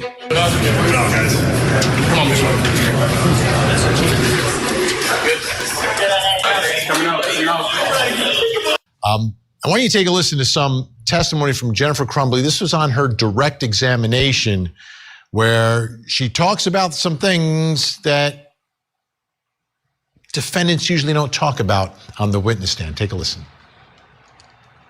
Ultimately, on the night of the 3rd, were you aware on Friday afternoon if you could go into court that afternoon? What was your awareness? I was not aware that we could go into court that afternoon. I was just waiting on direction from you to what we're going to do the following day and turning ourselves in. Okay, so right there, Jennifer Crumbley sort of opened the door to this issue and the communications between her and her attorneys right around the time that she was being charged and being arrested. Now, the result of all this is that they got arrested on gunpoint. They were sleeping at some friend's art gallery, and officers came in early in the morning with guns, drawn, and took them into custody as if they were trying to escape justice. So were they? I feel like I've been honestly leaning towards guilty, but very, very, very on the fence and conflicted. And I definitely don't think she should do 60 years. Very, I don't know. The precedence thing, it is a little scary. But, I mean, there's some good points on both sides. I feel like the entire time, I think I've kind of I've gone back and forth. And I think if this jury, if there's people with having differing opinions on there, I feel like it might be easier to bring somebody from guilty to not guilty than to not guilty to guilty. If you know what I mean. I think it's easier to walk it back from guilty to not guilty than from guilty to. So if there's people on there saying guilty and they're trying to convince not guilty people, I think it's gonna be kind of hard.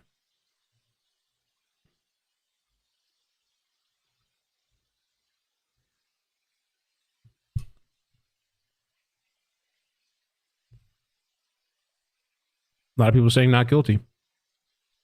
I think that the problem with me, the thing that I struggle with is foreseeability. That she could have foreseen this. That's what I'm struggling with. You know, the negligence stuff or whatever, for sure. I don't think they stored that gun properly. I don't think that, seeing that drawing should have told her something. Not to leave him in school, even though they were saying that they thought maybe he should be around people. Or I think the school said that. And the voices and all this stuff, had she gone into his room. But it's not about, I think the part they kept harping on is not about being a good parent or not. It's like negligent and legal duty. The foreseeability is the hardest part. I'm trying to, that's what makes me on the fence.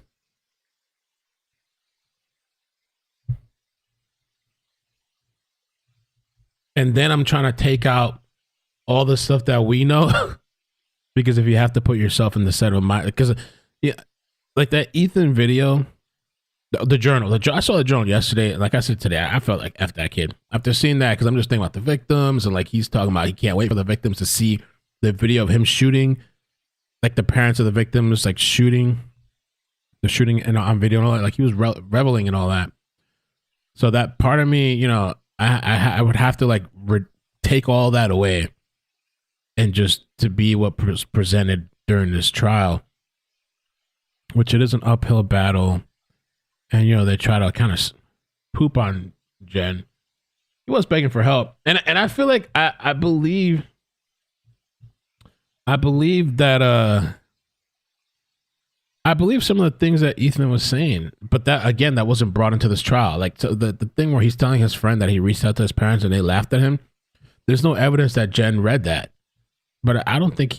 Well, I don't trust Ethan either, but I don't think he was making that up. Let me see.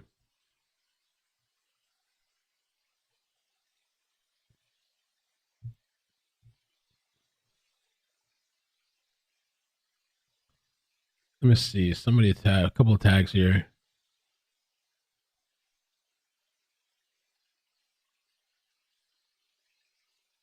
Nicole says, as a parent, I think we're responsible for them until they are 18. But since when would you buy your 15-year-old a gun who has mental problems? I guess they're trying to argue that they didn't know he had mental problems. They must have really not been in tune with their kid, because this kid was doing a bunch of stuff to animals and stuff like that. This kid was literally talking about RAing kids or a child or something. But then again, it's like you have to leave all that out for this trial. A lot of the stuff I think that we're kind of talking about is like we have to take it out of we have to like this for this trial. Or weren't they? Take a listen to this testimony, which gets into the details of these text messages back and forth between attorney and client. Now, you told us yesterday that you popped 4 Xanax? I did. Okay, and your husband popped 4 Xanax? Correct. You say, I mean, you could argue that even me struggling with the foreseeability is enough for reasonable doubt. You know, I really wonder what those conversations are like in the deliberations, right? In the back room or wherever they're at. you went to bed about 11 o'clock. It was around that time. And your testimony was that you were asleep when the officers arrived. Yes, I was. Okay. But you had an alarm set for 6:30 in the morning on your phone, and that phone was found powered off, hidden in a tote, contained in a different tote, in a place away from the bed. Correct. You don't deny that? No. All right. And there are certain messages in 430. I'm going to go through them with you. This is actually to your attorneys. At the time, you had 2 attorneys. From Shannon. Marielle and I are going to come get you guys in the morning. We do not think it will help to make a statement that you're coming back now or that it will be tomorrow a.m.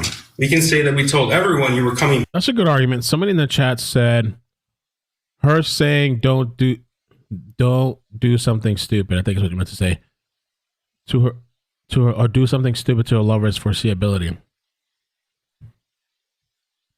Tab Jim says, I see foreseeability as so obvious. Coffee Bar Lady says most teenagers aren't going to talk to their parents. They will talk to friends, not parents. True.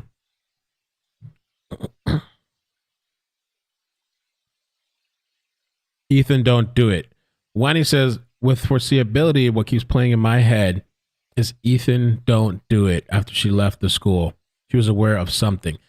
And like I mentioned yesterday, what they're arguing, Jen is arguing, her attorney, was that they thought he was going to off himself.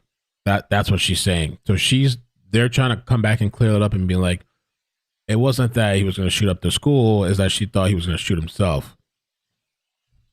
That's the argument they're making. And I think don't do it. As FD said, I think it actually was after the shooting.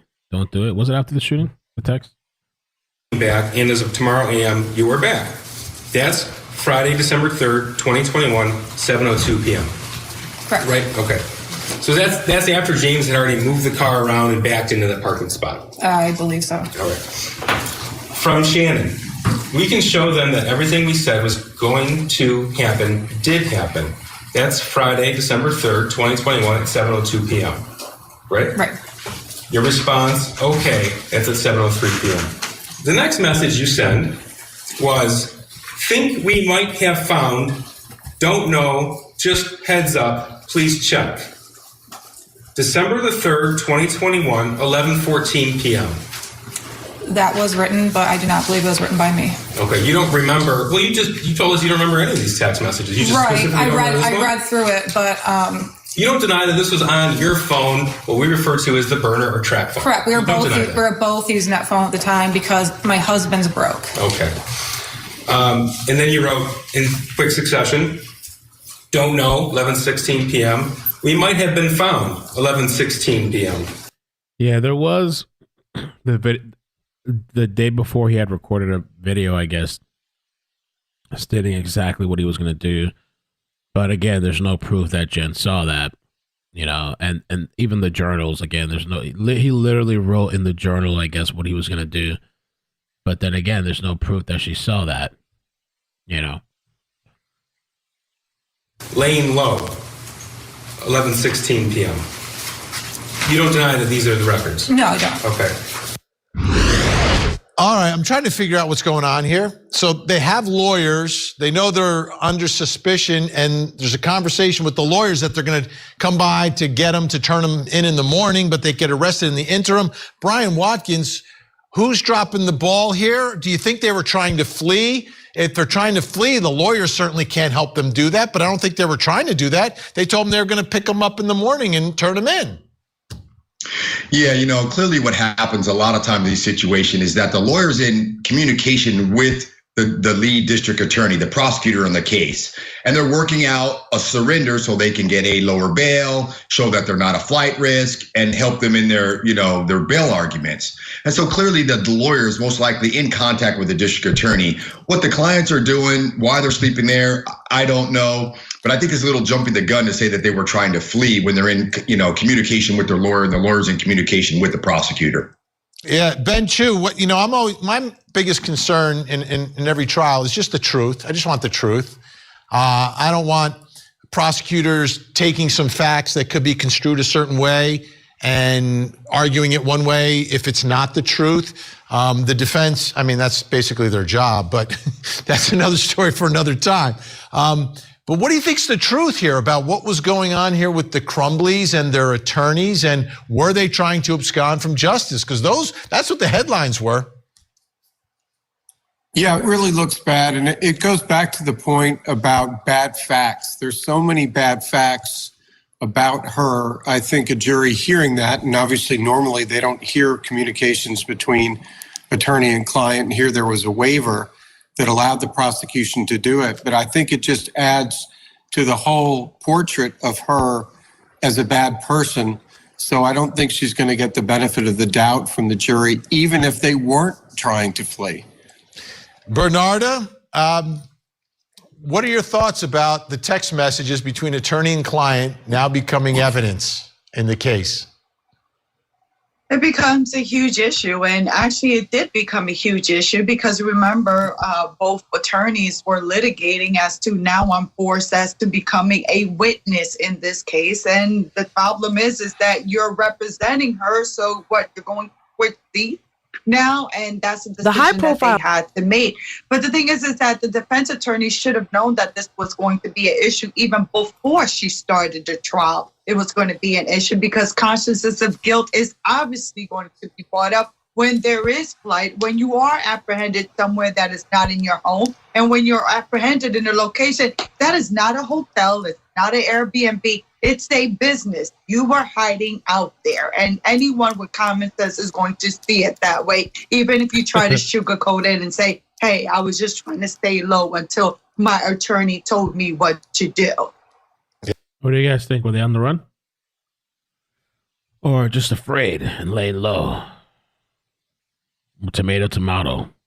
Yeah, more of those bad facts. That's what we're looking at here. She does not look good. We'll see. Big day Monday. In the meantime, up next. Okay, so Harmony Montgomery went missing. That's going to be the next trial that we cover. I did a video on it, going over that probable cause affidavit, which was pretty long and in depth. And I don't know. Maybe at one of the, maybe we'll watch it during a trial or something, like during lunch break, or I'll put the link for people to watch it, or whatever. We'll figure something out. Today they're doing jury selection. The jury selection is not being streamed. Kathy Rusan from Law and Crime on Twitter said that once the jury is selected, they'll go live. Trial to you live as soon as the jury is selected. So I don't know if they're just gonna jump and start from right there or whatever. I don't know how long it's gonna take, So we'll figure it out. But that is the next trial. It's more than likely, who knows, maybe tomorrow, the day after, or today. I don't know. But we'll be covering it this week for sure. The trial. Let me get the super chats. I saw some people asking about. Let me see this guy, CLR. Let's see here. Angel Nikki, thank you for the 10 months. Says, thanks for all you do. I love this channel. Wicked Dicker, thanks for the membership. Southern Girl, thanks for keeping us updated. Southern Girl, Ethan did not testify to his statements because he is appealing his case now for time in prison, I believe. Yeah, I think maybe he's trying to get parole or something. He has life without parole. Maybe I don't know what he's trying to do. I don't think he should ever get out. It's me, V. Thank you for the membership. Gracias. And GX Vibes YouTube. Please watch CLR Bruce Rivers. He explains all this so well. I can skim through and play some parts. I don't think I can just play his whole video, but I can put his, what I'll do too is I'll put it in the description. We'll listen to some pieces. I mean, if I had time before the stream, I would have watched it and then I would have known where I could just skip to and listen to, but I haven't watched that video. So just give me a second.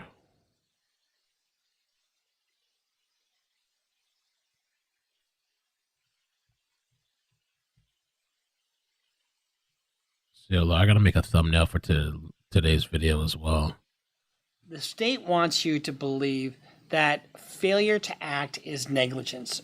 And it may be negligence, but they want you to take one step further and say failure to act is criminal negligence. I'm just not going there. Everybody gets on this bandwagon, when you see these kinds of things and it becomes a knee-jerk reaction. I'm just not there with this. I think criminalizing and finding parents criminally liable when you have a situation like this, I think is wrong. Failure to act is not manslaughter. And that's what they're trying to conflate that here. Now, keep in mind, this is what it says. The thoughts won't stop. Help me. Blood everywhere. My life is useless and the world is dead. So, disturbing, yes. In fact, there are numerous photographs sent to Mr. Malash. Okay. Yes. How is this relevant to any of this? What I don't like about this is that it becomes being a bad parent equals criminal negligence. And it doesn't. But for it to rise to a criminal negligence standard, you have to appreciate what's going on. You have to know about it, you have to appreciate it, and you have to not give a shit and say fuck it and do something and cause the death. I think they have a real problem with the cause of death. I'm surprised this didn't get dismissed. School so badly. So he's going over the journal stuff, but the journal was not brought into this trial, though. He's going over Ethan's journals, but that wasn't brought into this trial, so I'm not sure. I'm going to buy a 9mm pistol. This is only relevant in her case if she knew about it, to prove knowledge. It's a statement not of a party opponent who's not testifying in the trial. How does this come in? What's adult friend finder? Okay, adult friend finder. Is this even part of this case? She didn't kill anybody. Keep that in mind. Her son did. Bruce Rivers, he's the criminal lawyer. Oh. Reacts, I'm Bruce Rivers. All right, let's listen a little bit more. Skip around. Testimony. But before we get to that, guess what? I'm going to come along with me. Who's this brought to you by? E4. All right, got some sponsors. Involuntary manslaughter involves a concept called culpable negligence or criminal negligence. It's not ordinary negligence. It's where your conduct is so bad and you act in the face of it. Having this appreciation for what you're doing. In other words, I'm driving down the sidewalk and, I'm not meaning to kill anybody, but you better get out of my fucking way because I really don't give a shit. And I know I probably kill somebody. That is, That's true. Somebody said she didn't clean her house either. Extreme example. Oh my God. But one of the things that the state has to prove is the victim died because of your actions. Were those the drawings at school? Let me see. The thing that we're at 147. That one part that he looked at here. If you look at on the video, he's looking at Ethan's journal. I'm not sure why though, because I know that wasn't brought. This is Ethan's journal. This is what we were looking at yesterday. This part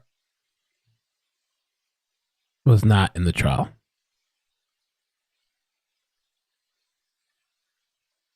But everything else so far that he said was, but that part I didn't see. That wasn't in the trial. That's not, the jury is not seeing Ethan's journal. They did see the school thing or whatever that he wrote on that math paper. Manslaughter involves a concept called culpable negligence or criminal negligence. It's not ordinary negligence. It's where your conduct is so bad and you act in the face of it. That's true too, Dreamers. Depending on the laws and stuff, I think in certain states, it says, but if someone robs a bank, killed someone, and you're the getaway driver, you're charged with that death. Yeah. I mean, still, this is different, this case, but yeah. Anna says, Bruce, the lawyer makes, Bruce and lawyer, makes me lean towards not guilty. This appreciation for what you're doing. In other words, I'm driving down the sidewalk and, I'm not meaning to kill anybody, but you better get out of my fucking way because I really don't give a shit. And I know I probably kill somebody. That is, that's an extreme example. But one of the things that the state has to prove is the victim died because of your actions, that your actions you took were egregiously negligent, or you intended to cause the victim harm but not necessarily kill them, and you did not have a legal justification for taking the victim's life. She didn't kill anybody. Keep that in mind. Her son did. I think the state is going to have a really tough time with this case. But we'll get more into the, and let me give you one more definition. Created a situation where the risk of great bodily harm or death was very high, knowing that as a result of the defendant's actions, he or she knew that serious harm or death would likely result. So you've got mom and dad, right? Well, that goes, the foreseeability. Right? They're having separate trials. Why are they having separate trials? Why? I mean, it's the same facts, right? Why not have them together? Because they have what they call antagonistic defenses.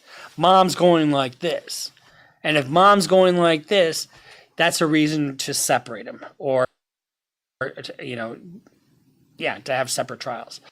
Yeah. I mean, they also had the same I think it was the same legal law firm representing them. They are throwing each other. I mean, I haven't seen the father yet, but clearly they're kind of throwing each other under the bus. But I believe too there was a worry about conflict of interest or something. So Shannon Smith, I think, works with some other lady. We've seen them before, both of them in the courtroom together. And at some point, I guess they decided it's best to separate it. And of course, for what he's saying and other reasons as well. Otherwise, the state would love to join him because the state would rather have one trial rather than two. But mom's pointing the finger at dad. I don't know if dad's pointing the finger at mom or not yet. His trial's like next week or right after this one is done. Yeah. So you've got mom being tried separately. What are some facts that are salient with regard to mom? Mom didn't buy him the gun.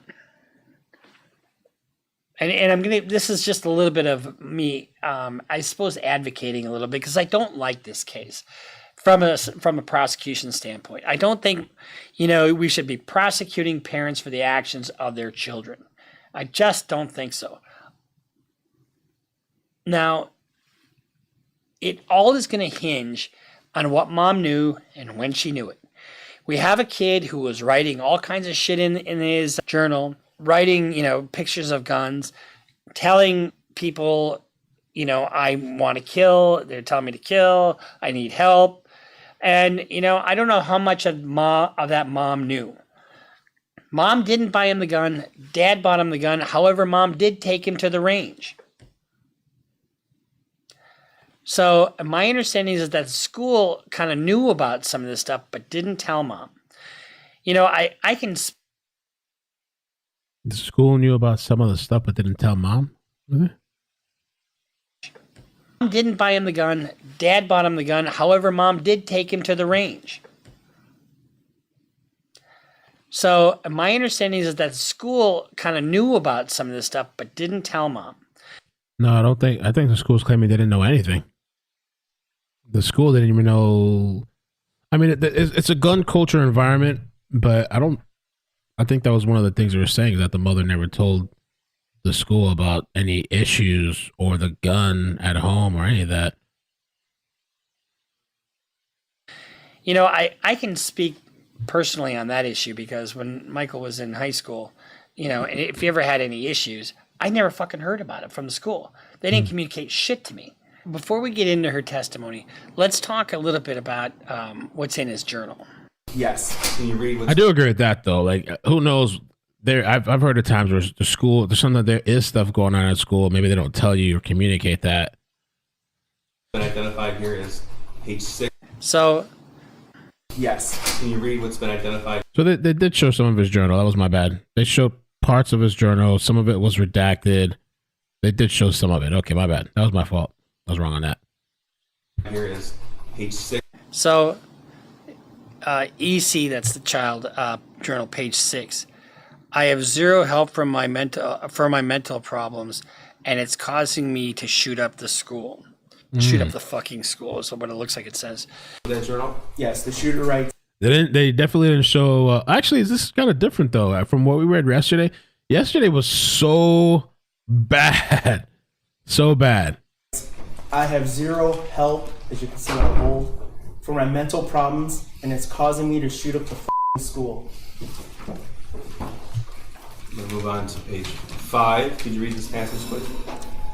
In this one, the shooter writes, I want help, but my parents don't listen to me, and I can't get any help.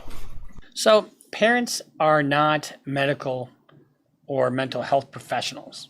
Let's just start there.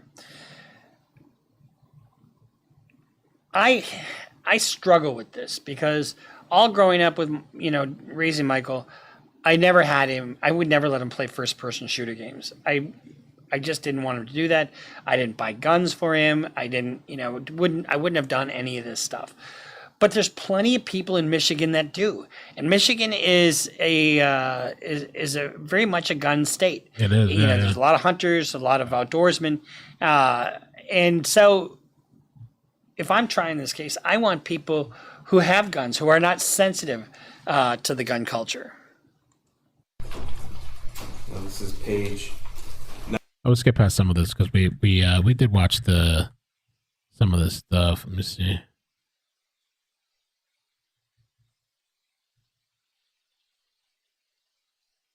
Yeah.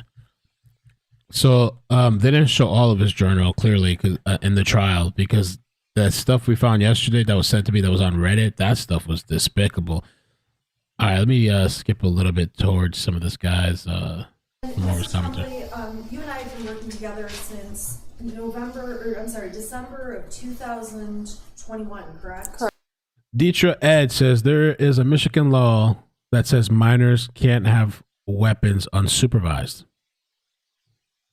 I know the shooter games. What do you guys think in the chat about the shooter games? Because Bruce Rivers says he doesn't allow his son, you know, to play shooter games and stuff like that. You know, some parents feel like that.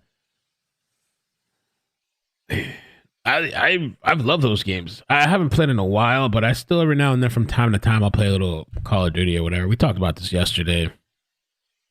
I think that was really kind of part of the reason why they showed those games in the trial. I think part of it, without saying it type of thing. They wanted to kind of like show the shooter game and the devil thing on the thing or whatever to try to be like, see, you could see there was foreseeability. That's my biggest issue. Like I said, the foreseeability. You know, if I was in that deliberation room with the other jurors, I'd have to see the other people's point of view, and we have to go back and forth, and I'd have to see.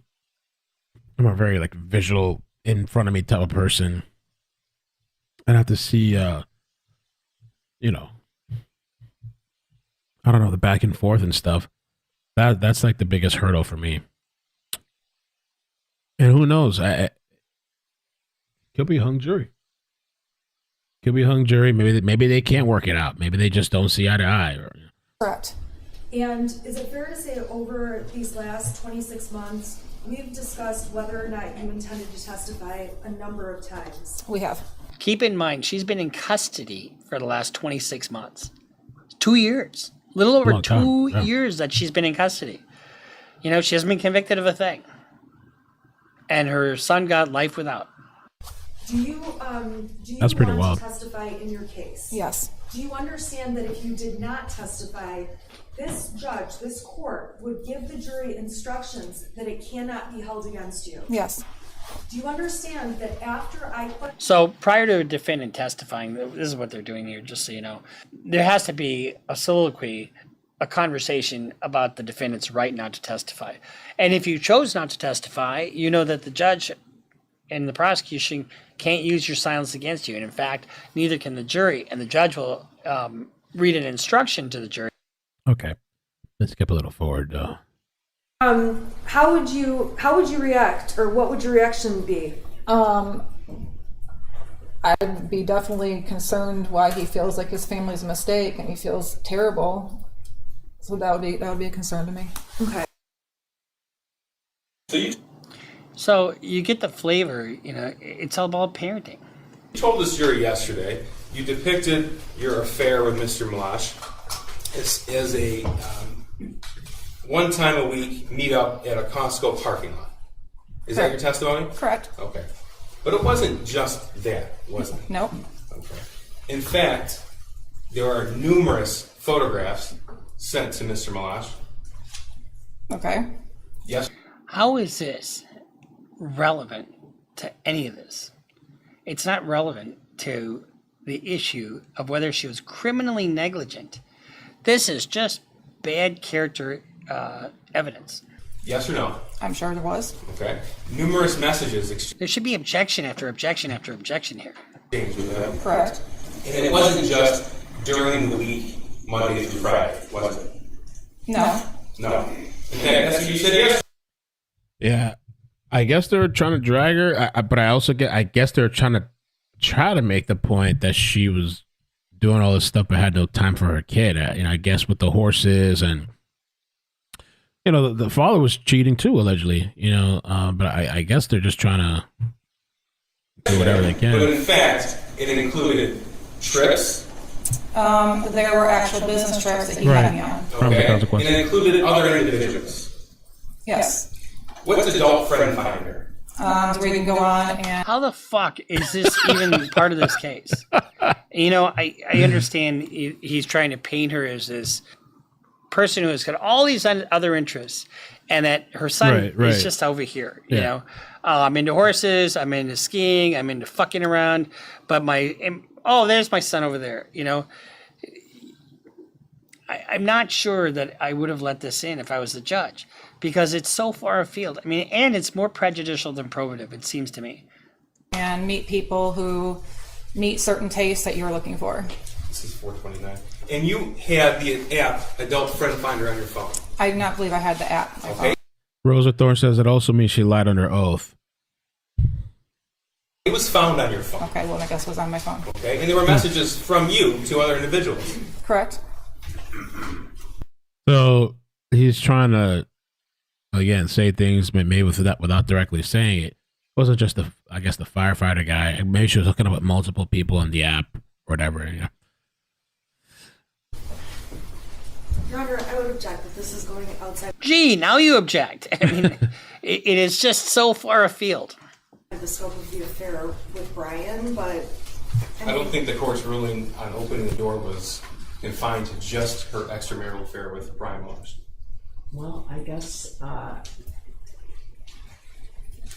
with regard to Mr. Malash, I determined that the defense opened the door. I don't know, but I determined that the defense opened the door as to other individuals. She depicted herself as having one extramarital affair for about a 6-month period of time.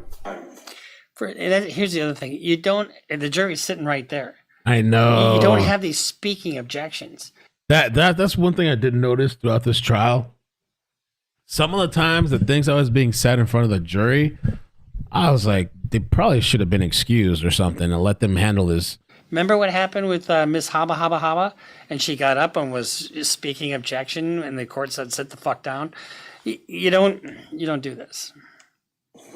Where she met with him one time a week. That was her testimony yesterday. We have evidence to the contrary, and I think it's important. It's gonna get exciting. Hi. All right. It is what it is. All right. Well, go ahead. But I won't delve too far Okay, yeah, into it, Judge. really this. The judge is not in control of this courtroom. At all. The entire time that we've been watching this trial, I have felt that this judge is kind of like super, like too much lax. Like in some instances, I could think like, okay, maybe this is a good thing. I think maybe sometime like to try this nut attorney from losing herself, and you're just trying to get through the trial. You don't want to have to like have another trial. Like I don't know, but then like it's just like just very lax, like super lax. Just like you can tell, like she's not running shit. She's just kind of like walking on glass type of thing. You know, afraid to step on. You know, I don't know. Maybe she just doesn't want to appeal, or maybe she's just trying to make sure everything is like trying to be as fair as possible type of thing. I don't know, but I think everybody could feel that and sense that. All right, I'm adding this guy to the description. I think I added the right video. Let me double check. I added the right video. And this is probably the most mixed trial I've covered as far as like people's opinions and feelings on it. It really is a tough one.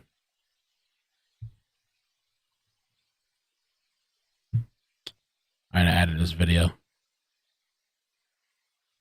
You can clearly see the young public defender, I'm sure, is a little slow on the draw, and the state's attorney is a pit bull. He looks like he knows what he's doing. Okay. This was sent to you. So Sean Hopkins called you at 9:24 in the morning, correct? Yes, correct. Okay. You called him back at 9:27. Correct. You had a 5-minute phone call. Correct.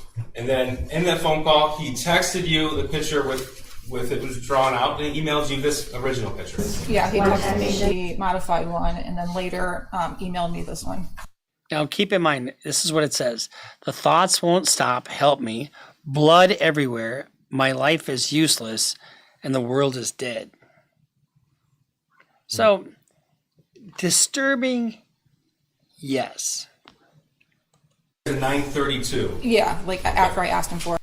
Yeah, like this. Obviously, we've seen this so many times. This is just such a bad look.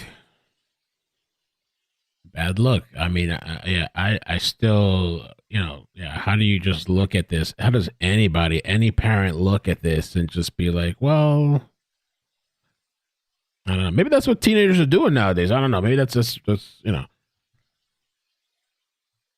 But again, the school gave the option, well, just do it within 48 hours. Get a counselor or whatever, and he can stay here. I guess the parents, I don't remember if the parents said they didn't want to take him, I think, but they gave him out. Yeah, keep him. The school should have never let Ethan stay because they should have thought about the overall well-being of the students in the school. Now that they said they didn't perceive him as a threat, you're supposed to think about everybody else's safety. All these parents entrust you and trust the school to send their kids there. I wouldn't want to send my kid to the school. I'm not sending my kid back to that school. No, I mean, how much does the school know? I don't know. But I just feel like any school, you're seeing some shit like this, it doesn't take too much like thought, expertise, education. I don't know how In this day and age, it's not like we're like, I don't know, back in the day. In this day and age, a school can see this. A supposed expert, child expert, mental expert, whatever the F expert you want to call it, doesn't take expertise. Yeah, no, we're going to keep him around the kid so he's not alone. Okay. It points to unaliving to you. Take that shit home. I mean. You looked at it. I did. Okay. You told us yesterday you found it, I think your quote was, a little concerning. And honestly, okay, and hold on. Who was that? Oh, I missed it. And somebody had said the school did it. She didn't, but she did not let the school know about the go, which I think that is her bad and her really wrong too. And the school should have at least, well, let me search her backpack. So she's got that in her Mom should have been and that I think too. the Dad should have shooting said that too. happens, not that long after this. She didn't create this. And what did she do in react? I mean, this is what I don't like about this. Would she have been negligent in not telling somebody? I mean, the school already knew about that. Why? Okay, let me ask you something about the school. Why did the school tell her about the other stuff that he wrote? Why did the school stop him from? Why did the school search his fucking backpack? Yes. The principal had it in his hands. Why didn't the school search his backpack? Failure to act is not manslaughter. And that's what they're trying to conflate that here. What struck you about this? Originally, when I saw the modified one, I was kind of angry at my son because we just talked about his missing assignments in geometry and his E the night before. Then when I got this one and opened it, it was concerning. I honestly thought the guy on there was a poor drawing of Batman, the way the thing in the cat. I thought it was a cape. I didn't know. You thought that was a cape? I did. I didn't look at that closely. What did you think of the gun? I thought it was a gun. Yeah. What about the fact that it is identical to the gun that you got him for Christmas a couple days before? I mean, honestly, it looks like a gun to me. I didn't even notice. Well, you took a picture of the gun. You posted it on Instagram. You know what it looks like. I do, but I didn't analyze it. You saw Sergeant or Special Agent. I just to that part of the test. I just don't like people playing dumb and acting like nobody else can tell. I think she's being a little disingenuous there, but I don't know. That's just me. Everybody's supposed to just be stupid. Okay. In his testimony, he described how it's identical. And you told us yesterday how your son was a good drawer. He's a very good drawer. Okay. What about the thoughts won't stop, help me? Did that ring out to you? Yes, that was what was concerning to me. What did she do to cause the death of somebody else? And how did she act in conscious disregard? Tell me what she did. Blood everywhere, and there's a bullet. And actually, you were the one who bought the bullets on November the 27th. Correct. You later came to learn that those bullets were used in the shooting. I did. Okay. So you said yesterday it was a little concerning. Okay, you bought the bullets. Did you buy them knowing he was going to do something negative with them? It's having an appreciation for the situation at hand. So she didn't buy the gun, but she did buy the bullets. Hindsight is always, I mean, we can end this here. I mean, but you get a flavor for the prosecution here, right? And hindsight is always 20/20. Oh, you should have done this. You should have done that. You should have done this. It's difficult when you are going through your life day to day. There were many days where I didn't know if my son was going to go to school. I just assumed that he would. And all of a sudden, I get halfway through the semester and I find out, oh, he hasn't been going to school. I consider myself a vigilant parent. And all of a sudden I find out, oh, he's not at school. You should have fucking called me. So my point is, it's tragic that people lost their lives, especially this way. And it's tragic that this boy was so far gone that he felt the only thing he could do was kill people and get a life sentence. He appreciated what he was going to do and the consequences thereof. He absolutely did. Mom, at least mom here, I haven't seen dad. The state wants you to believe that failure to act is negligence.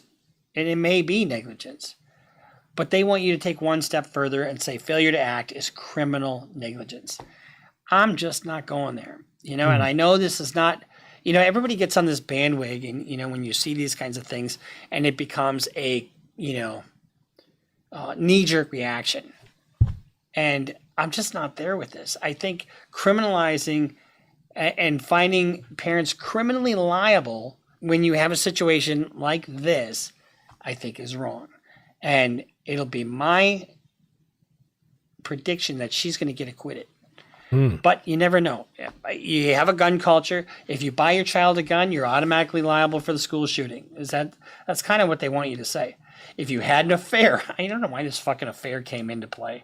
It sounds like the defense opened the door somehow. And that just is maybe another argument for another day. But how does that have anything to do with the school shooting? All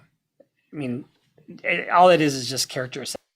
Well, the affair thing too, what was kind of dirty about the affair thing, the firefighter comes in to testify, and apparently they had made some type of agreement or something that they weren't even going to bring it up. And they brought it up. I think the defense did. Oh, man. That was dirty. It was kind of dirty. I was kind of like, whew. I think it was the defense that brought it in or whatever. Oh. Shirt Bear says, who is the man speaking? That is CLR Bruce Rivers. I put a description to I put the link to his channel and video in the description, as well as Dr. Todd Grande. All right, the next thing we're going to do is, let's see here. We're going to, I wanted to do this Mexican story next, or New Mexico story. There's body cam to this. This 14-year-old dad arrested after teen allegedly used father's gun to kill teenage girl in New Mexico. So they arrested the father. The kid uses the dad's gun to kill somebody else. All right. So I'm going to use the restroom for a few minutes, and then I'll come back. We're going to cover that next. You guys can hit the like button, subscribe. Amy Z, thank you for the 10, says, when the assistant principal was on the stand, she even said after seeing him in the hall with the weapon, she didn't think he was the one doing it because it didn't seem possible that he was capable of that. That's a good argument. That Jen maybe couldn't have foreseen this. I don't know.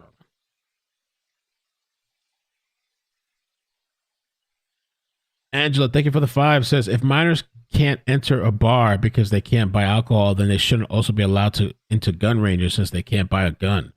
Ooh. Janice, thank you for the 12-month membership, says, I'm back. Thank you, Mel, for all you do. Love from UK. Thank you. All right. Give me like 5 minutes. I'll be right back. Purple says, wash my hands. And we will do the Mexico story next. Mexico story.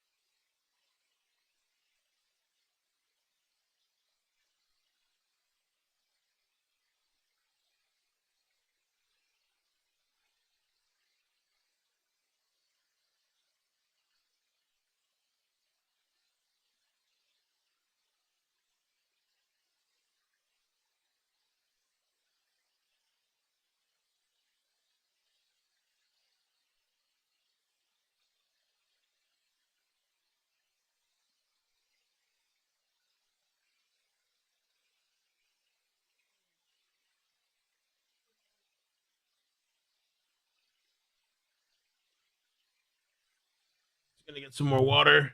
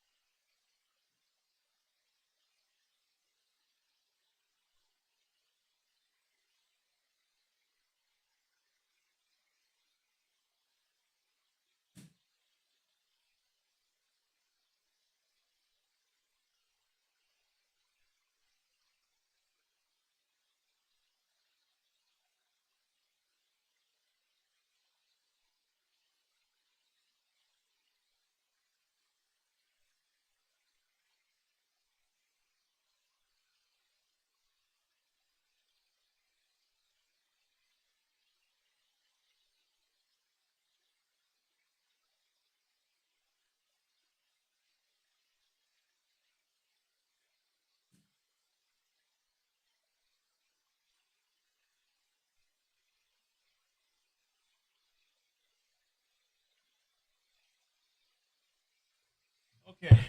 All right, we're still here. 700 people left.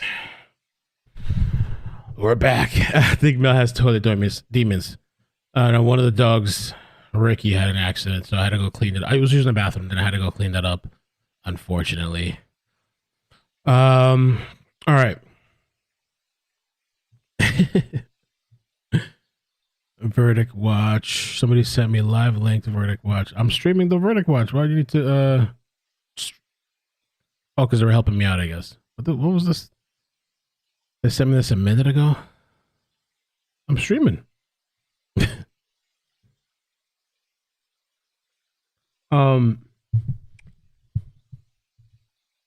Ocean 21, and we're gonna start on the New Mexico story. Sorry, crazy.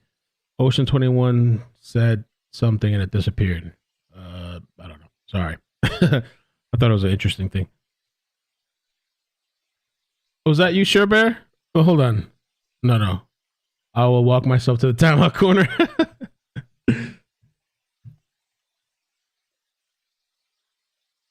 You kidding me? You had to potty. I did potty. What people left? Weird. I guess if you have to be constantly showing something on the screen or they're gone, I guess.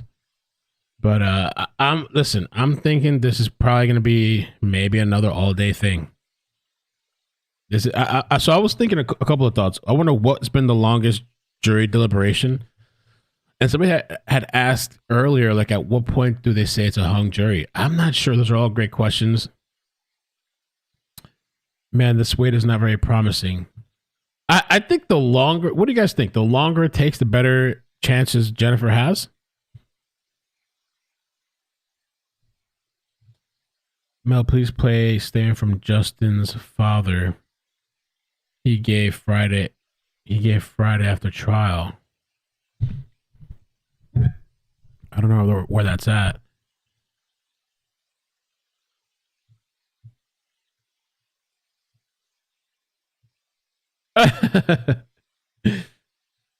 Buy apple bitter and spray where he goes and he will stop. I'm gonna have to take some notes and go to the store. Ricky he's been having some troubles, right? And we had gotten him the belly band, and that actually worked out a lot. He's actually done really good for days. And then today we had this just now in the kitchen. I guess when I had gotten up, I think he might have did it when I got up to go to the bathroom because Fred followed me in the bathroom. Ricky was out here alone, and then I come out and that's what I see. But they get walked multiple times a day, like early in the morning. Usually, but like before I go to pick up Maddie or after I pick up Maddie in the afternoon, and probably 2 more times, like around 5 or 6 after the trial. Usually, because there's like a field over here, so Maddie likes to go to the field, so I take the dogs there to the field, and then again before bedtime or something. Like they get walked quite a bit. Are they my dogs? No, I mean not really, kind of, but not really. They're not mine. Technically not mine. And so he pooped. If you want the gritty details, he's done that twice so far while he's been here. It's a mess. You have to be careful too, or the belly bands. Well, so the belly band, he keeps taking it off. And what happened was he took it off this morning again. And that's how he was able to do what he did. He may be diabetic going, I wonder if he has health stuff. He's like a young old man. Like he has like the face of it's kind of cute, like face of an old man, but I think he's 2 or going on 3. But I sometimes wonder if he's like going, like his body's just, I thought he was like incontinent too. Like he's always, when he pees, he's just, I know he's marking his spot outside, but he's doing all these small little like squirts, like bleep, bleep, bleep, bleep. I was like, just pee, man. Just pee. They're not fixed either, so, our male Frenchie does the same. Mustard, what does he do? He has accidents? Or he does it I don't know if he's doing it on purpose. Like, F your couch, Yeah, I was thinking to see if we get get him some training or something. This one here, Fred, he's so good and like polite and like, when you go to put on his little harness, he'll lift one leg to put his leg through and he lifts the other one. Ricky, he's really adorable, but he's a mess. He like throws himself on you. He's like all over the place. He can't even stay still. There's 2 dogs. I don't know. Has it been dewormed? I have to ask. I don't know. It's just something you wrap around their waist and covers their phallus. And he hasn't gone in there as far as I know, as far as I've seen, because they don't want to pee on themselves. They just rather pee everywhere else except themselves.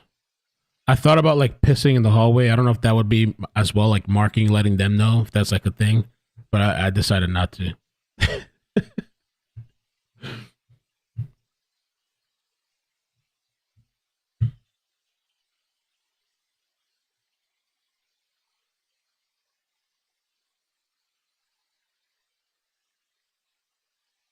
Girlfriend. Those are my girlfriend's dogs.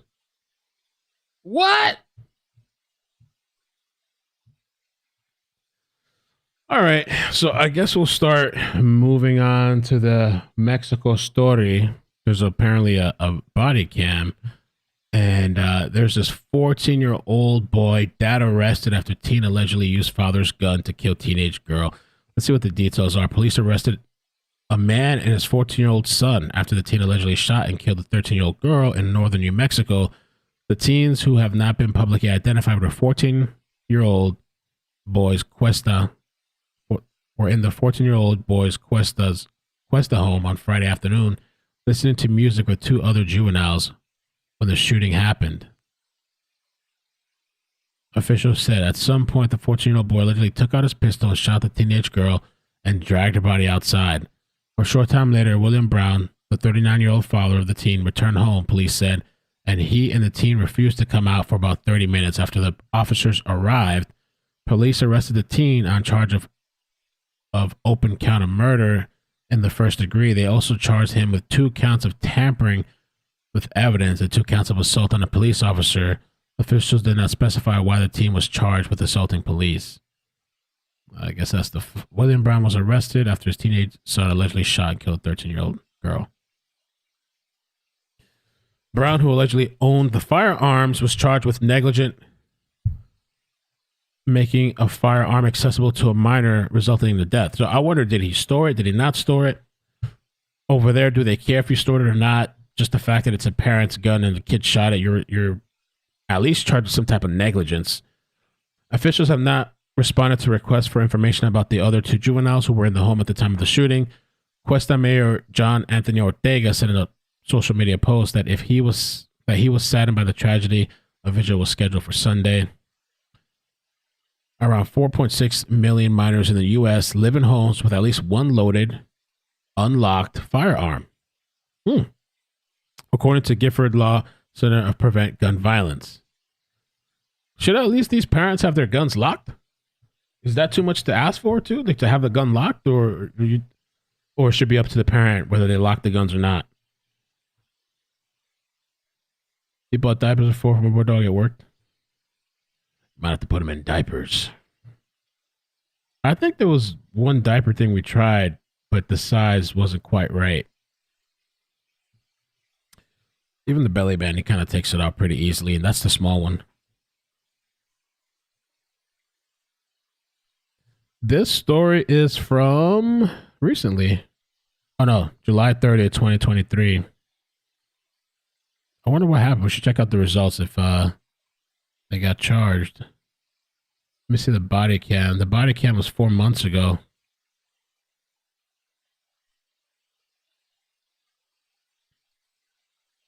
And so she like went to go move it. And that's when you just hear the loud bang and a little bit of a light. And then she drops. And next thing you know, she just starts to bleed. Okay. Shocking moments we're seeing for the very first time after a 13-year-old New Mexico girl is shot and killed at the hands of a 14-year-old boy. And he was never mad about anything? Everyone was laughing, having a good time. Everybody was just having a good time? Okay. Do you feel like he meant to do this? I don't know, because if I think about it, he didn't seem mad or anything, but then why would he have his finger on the trigger and just do that? Maybe it was an accident, yeah. The boy's father now also charged in the girl's death, as law enforcement allege his son easily accessed the murder weapon from his father's gun. What he's charged with. I don't really know. The boy's father now also charged in the girl's death, as law enforcement allege his son easily accessed the murder weapon from his father's gun I collection. want to know what happened to There's this a guy. lot of guns in that house, right? And none of them are secured? Most of them are secured. I have a few that are out. He said most of them are secured. You have a few that are out. Okay, with that right there, have your hands, put your hand on your back. The newly released body camera video also shows the heartbreaking reaction of the girl's father when he learns for the first time his daughter was murdered. EMS just pronounced her deceased. Oh my God, man. Body camera footage Wow. from July 28th shows first responders arrive at the scene in Cuesta, New Mexico, about 2 hours north of Santa Fe. Were you here? You said you do have a pulse? Out.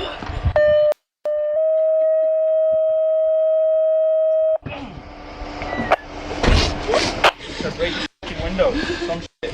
South Central to let's hear fire. If you could proceed to the area of. Is she alive?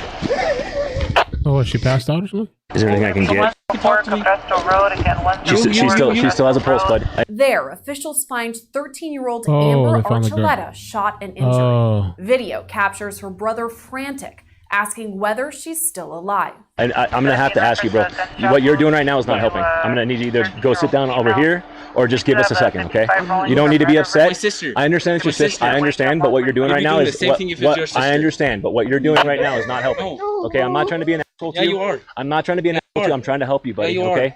What you're doing right now isn't helping. Please just go over there with them. All you guys please. doing is filling your pulse. Doesn't look like doing much. Well, here's the thing, dude. The medics are on the way. All we can try to do is keep her alive while the medics are here. She got your page. We'll put She a is. crew She has a together. pulse. How good? So it's pretty good. So can you please just go over there and let us do our job, please?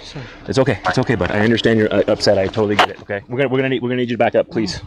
No, guys. No. Being here is not gonna help. No. Believe me. Let us do our My job. sister. Let us do our My job. sister. Travis knows exactly My what he's sister. doing. Travis knows exactly It's what my he's doing. sister. I understand. Is she alive? The closer you are, Does she? the So, closer. hold on. Yes. Does she have a pulse? She has a pulse. Right okay? now? Yes. Right now? She has a pulse. Right now? I just need to step back for a second. I understand it's your sister. I understand you love her. We're gonna do everything we possibly can to help her. Okay? I promise you that. Okay? It's okay. It's okay. I understand you're mad. I understand you're mad, bro. I'd be mad too. Let go. Buddy, I'm gonna need you to step back because they're working on her. Let them work Okay, on her. I won't touch. I'll just Stop yelling at just them. wanna come close. Stop freaking out. Just let us do our job, okay? At first, the scene is chaotic when first responders work to save Archuleta's life while asking what led up to the shooting. In reference to a gunshot wound to a 13-year-old female. We do have a 55 rolling from Red River. If you can proceed that way, do have law enforcement on scene.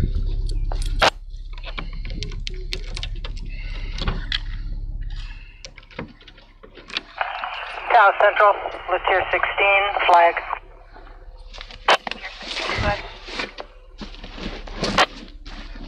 We got your page, we'll put a crew together.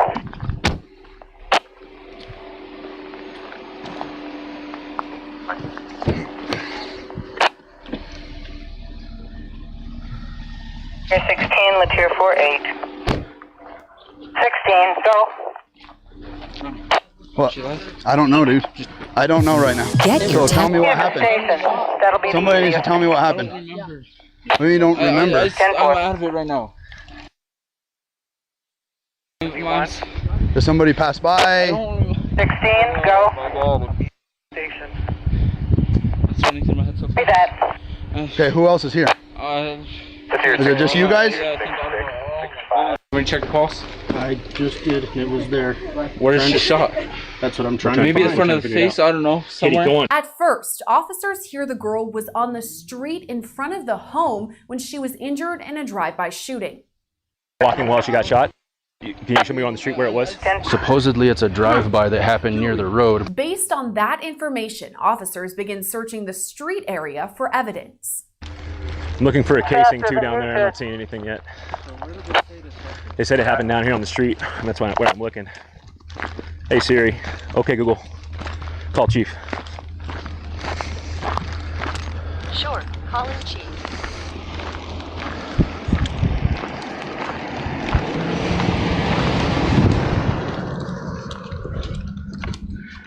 I was trying to find an update on this, but I don't really. Oh, he appeared in court. I'm not sure if it was down here. He said it seemed like they carried her up here, but this was closed. So I'm guessing they carried her through here.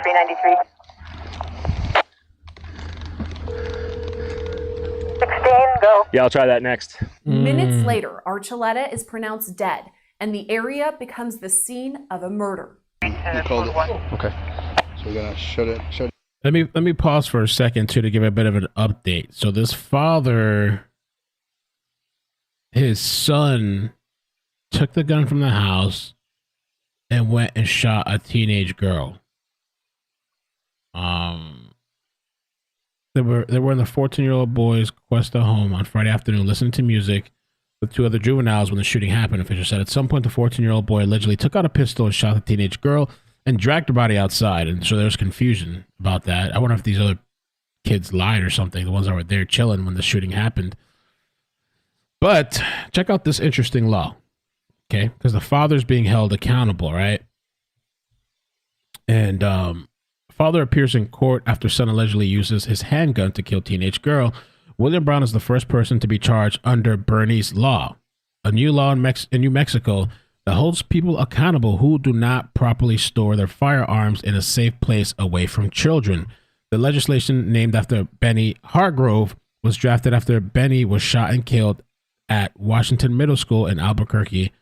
Juan Saldu, whatever his name is, Jr., is the middle school student charged with Benny's murder and reportedly used his father's gun to shoot Benny during recess.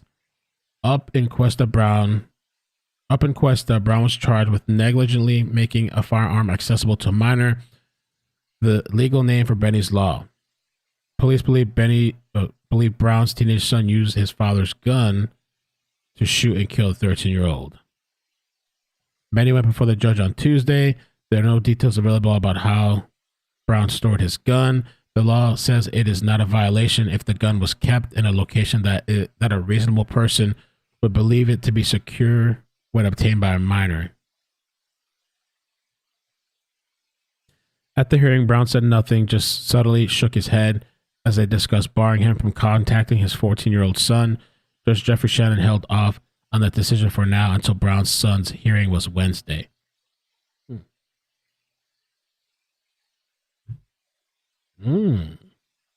Meanwhile, another effort to keep all of our kids safe is playing out in a recent shooting. You see, it's the first time investigators have been able to use a new law aimed at keeping guns out. Well, he admitted on camera that some of the guns weren't secure. And that's what, like, you know what? We're putting you in cuffs. Of kids' hands. William Brown allegedly failed to properly secure his firearms.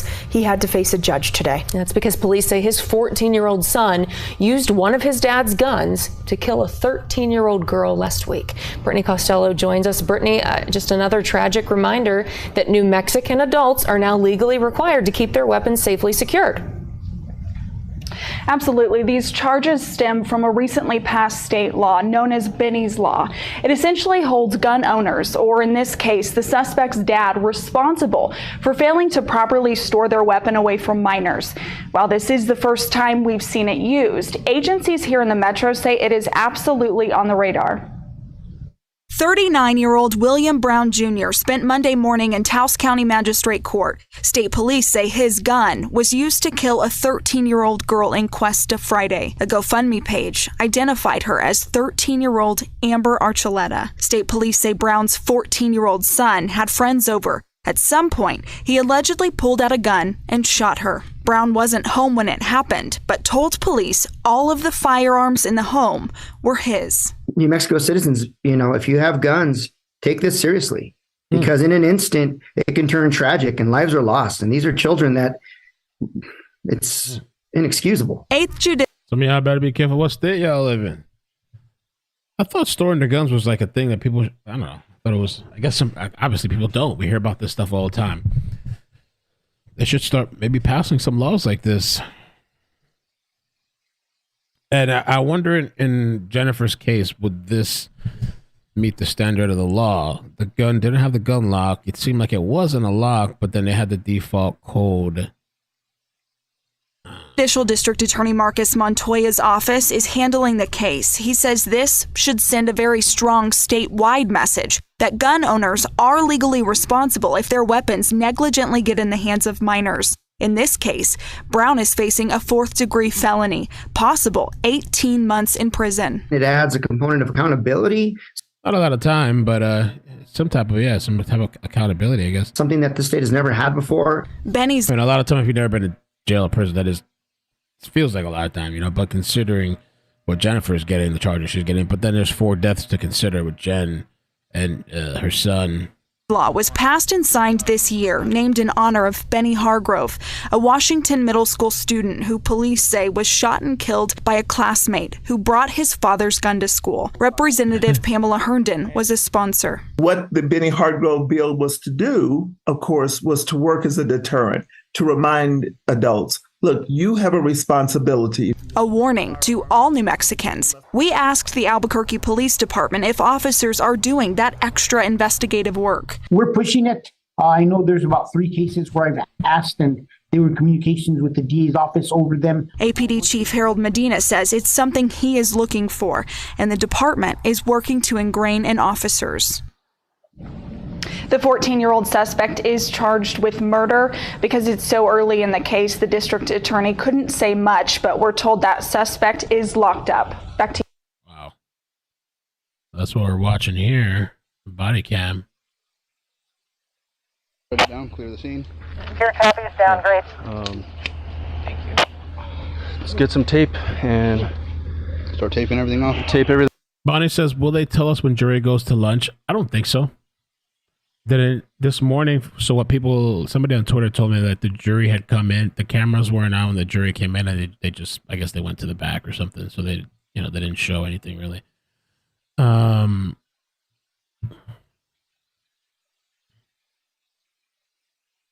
this is interesting too. We'll take a look at this after Lily tagged me in something. German schools in 2011. German school shooter's father guilty of negligent manslaughter. We'll check that out. That was in 2011. They charged him with that. So they've done this in other countries. Yeah, right. Are you for real, Linda? Linda says verdict is in. Don't get me excited, Linda. Don't get me excited. You for real? Don't say that, man. Don't say that if you're not sure.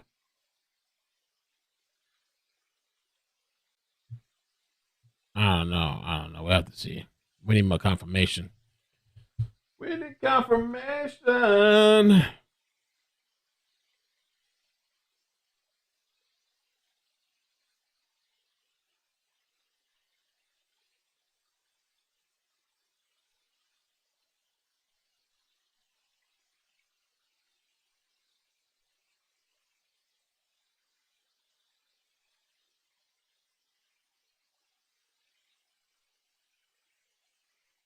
I don't see anything about that. Court TV said it? Chat. There's a chat thing in there. Now, you know that person yesterday? They were in that person that says chat. Let me, I'll try to see and verify, but I saw them in the Law and Crimes thing yesterday or some other channel. Oh, Detroit. And that kept saying verdict in and it wasn't. But let me double check. Let's see Court TV. Like a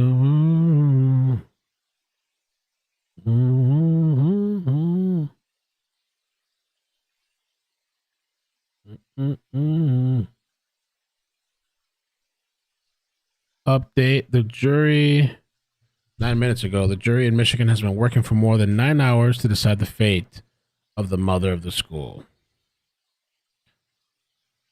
And they did a poll. They've been deliberating for 9 hours. There's nothing that says anything about there's a verdict.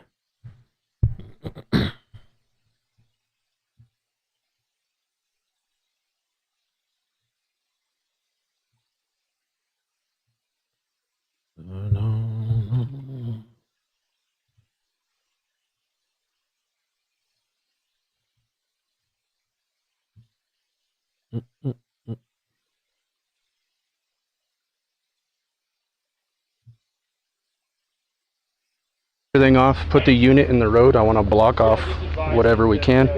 At this point, first responders hear an initial story that Archuleta's brother arrived at the home saying his sister had been shot.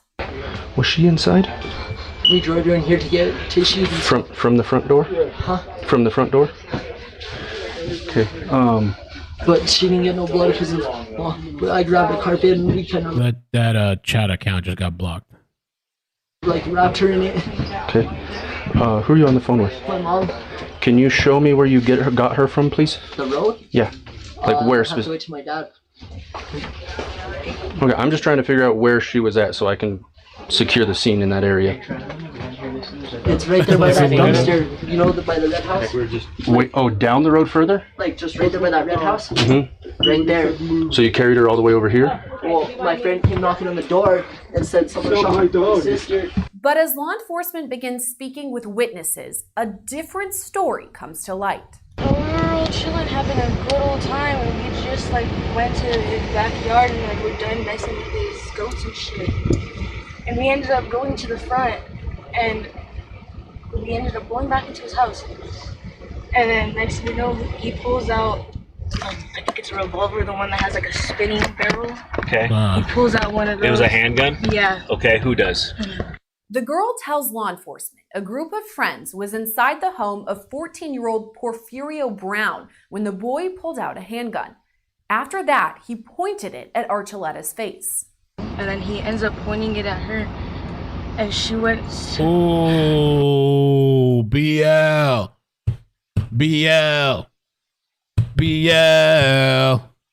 During Ethan's guilty plea, he testified that the gun box was not locked.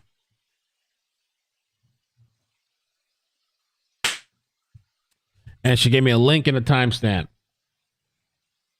Luffy, can we clip this one? Are you in the chat? Luffy.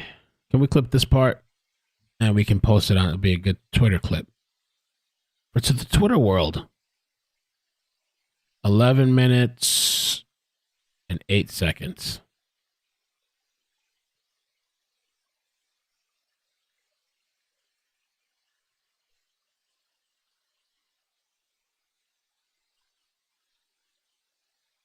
Where's the timer at? Oh, right here. In my face. Literally. All right. The timestamp is... And so why couldn't they bring this into this trial?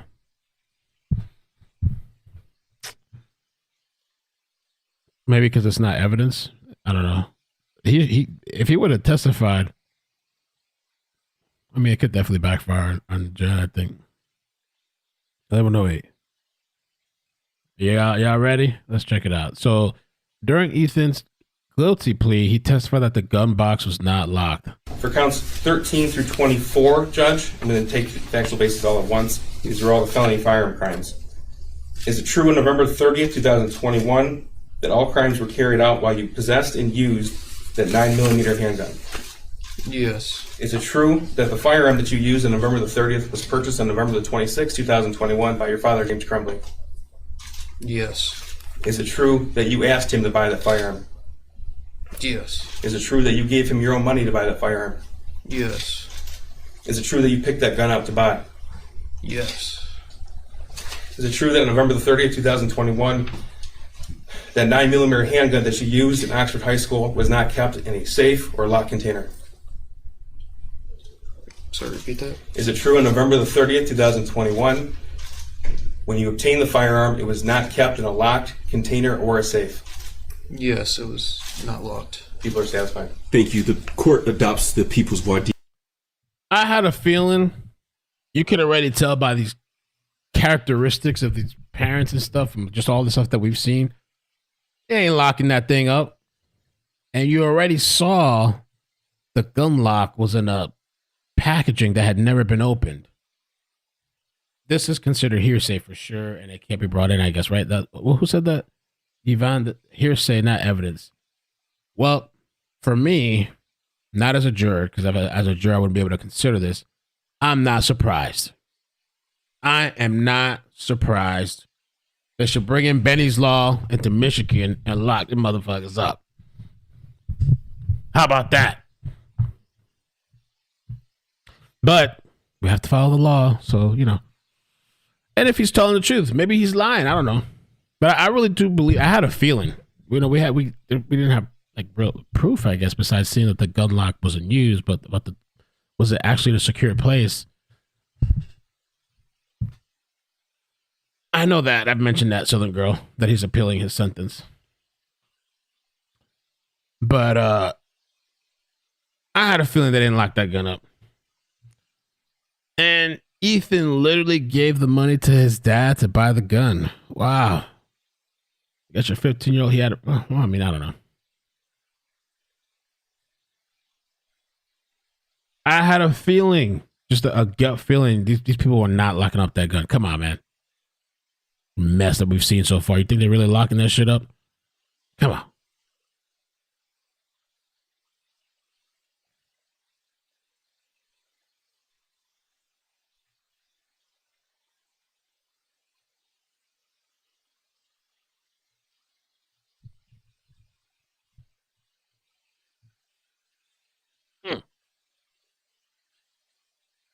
They could not bring it in because Ethan did not testify, so it would be hearsay. Man, oh man, oh man. The law is the law.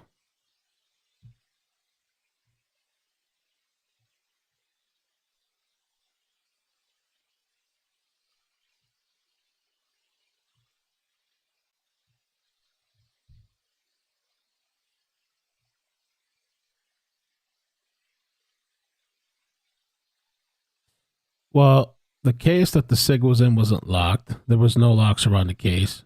Only the 22 were in the gun safe. I thought the case that the SIG was in had a code, a default code. But whatever, even if it didn't or didn't, he said it wasn't locked anyway.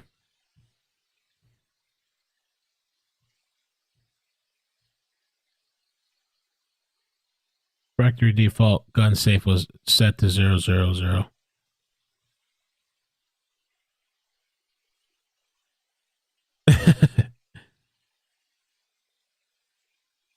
Lord Almighty.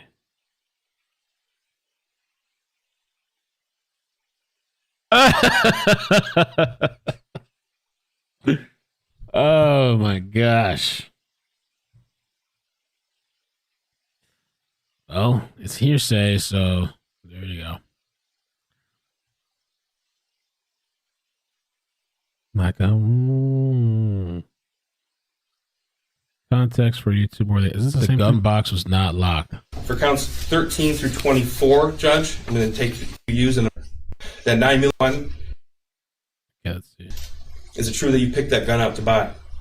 Yes. Is it true that November the 30th, 2021, that 9mm handgun that you used in Oxford Farm, it was not locked? People are satisfied. Thank you.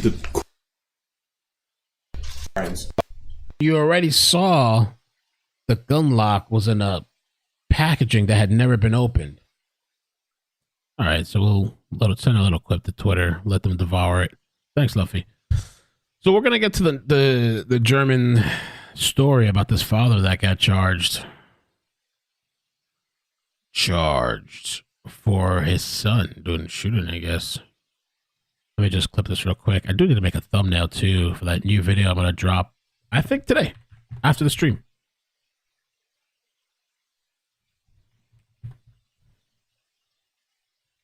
Gina says, no, the SIG was in a gun case. It has holes in the side for you to use your own padlock and key lock on. Okay. So the gun wasn't secure. All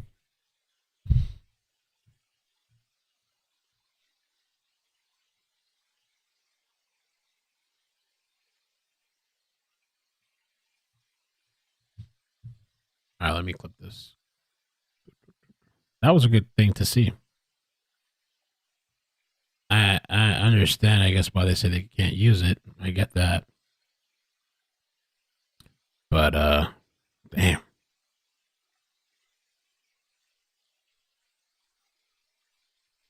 Betty's Law.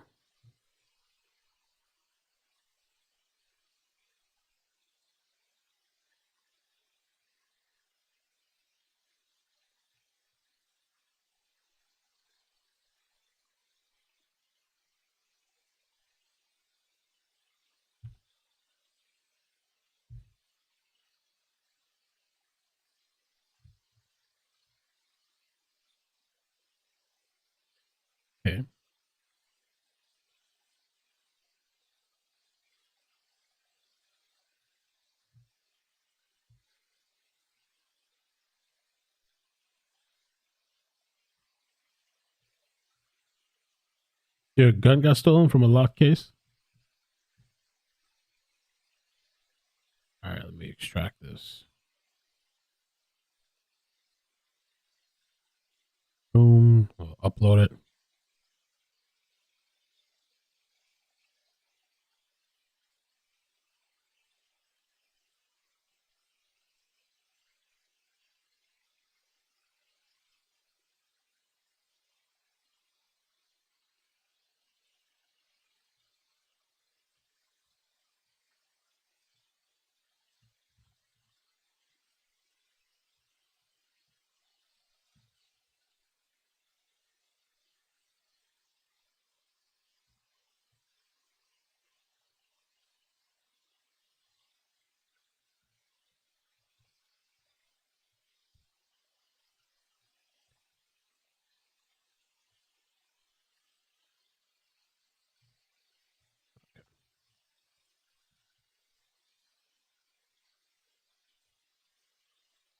Okay, made the post. Let me pull up this article now.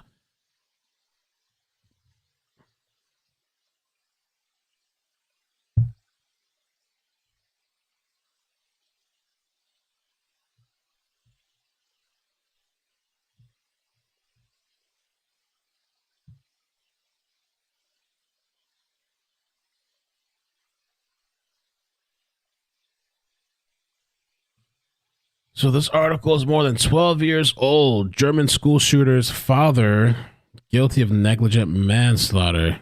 George Kretschmer convicted of failing to properly secure pistol used by son Tim to shoot dead 15 people before offing himself. Look, it's a 9mm Beretta. The father of a German teenager who shot dead 15 people in his former school has been convicted in negligent manslaughter for failing to properly secure a gun which was used in the massacre. George, whose 17-year-old son Tim shot himself after the killing spree almost 2 years ago, was given a 21-month suspended sentence for not securing his 9mm Beretta. 9 students and 3 teachers at the Albertville High School and 3 other people were killed in the massacre in Winnenden on 11 March 2009. The weapon had been brought by George, the father, who kept it in a linen cupboard in his bedroom, hidden under some jumpers. The court heard that before he went to bed each night, he would touch the pistol to check it was still there. A video shown during the trial showed police in riot gear surrounding Kurtzmer's house on the day of the rampage. George could be seen walking into the house with the officers and looking in the cupboard. The weapon is gone, he said blankly. Then he looked in the bedside table and he said the ammunition is gone too. Wow. After the shooting, police also found hundreds of rounds of ammunition scattered around the house, in drawers, cupboard boxes, and sports bags, as well as the family car. Kretschmer was a member of his local shooting club, and it was his son's job to pick up the empty cartridges after practice session. When Kretschmer gave evidence, he broke down in tears, addressing the loved ones of his son's victims, 43 of whom were listed as plaintiffs in the case. He said, "I feel responsible for my son, Tim, and the mistakes I have made. I'm sorry for what my son has done. I want to express my sympathy to those of you here who have lost your children and husbands." He apologized for having been absent so much of the trial. "I regret not having been here. We were in despair, but we don't want sympathy," he said. After one of the no-show days, some families vented their frustrations in the media. "It was important to us that his father had to sit here and listen to all of this," Doris Klesch told Spiegel. "It was a punishment of sorts, and now he's avoiding it." The trial was trying to answer whether Kretschmer bore more than just a moral responsibility for what his son had done. The court heard that Tim's parents had been worried about their increasingly isolated son. About a year before the shootings, the boy said he thought he was manic depressive and was sent to see a child psychiatrist. At his first session, he told the therapist about his hate for the world and talked about killing people. She later told police she had told Tim's parents this, though they have always denied it. I mean, don't these therapists I know if you're claiming self-harm, they have a responsibility, right? Like some type of something to be like, you got to call police or something. I thought if they're claiming self-harm. But what about if there's a therapist and the child wants to harm others? Do they have some type of responsibility too? No jury questions today so far. And this father had actually sent the kid to a therapist, it seems like. 9 of Tim's victims were fellow pupils at his school. 3 were teachers. 1 worked at a local psychiatric hospital, and 2 were members of the public nearby Weldlingen. I would hope you appreciate this article. Okay, before moving on, blah, blah. Yeah. Oh, so somehow it's Trump's fault too now. Brought up Trump. I'm just kidding. All right, they're just asking for support there. So, I don't know, interesting case. I guess, was he found? He was found guilty, right? Yeah, father guilty of negligent manslaughter. Wow. Wow. Stephanie says, is it true they reached the verdict 20 minutes ago? I don't know where you heard that from. There was somebody commenting in here, but we couldn't corroborate that.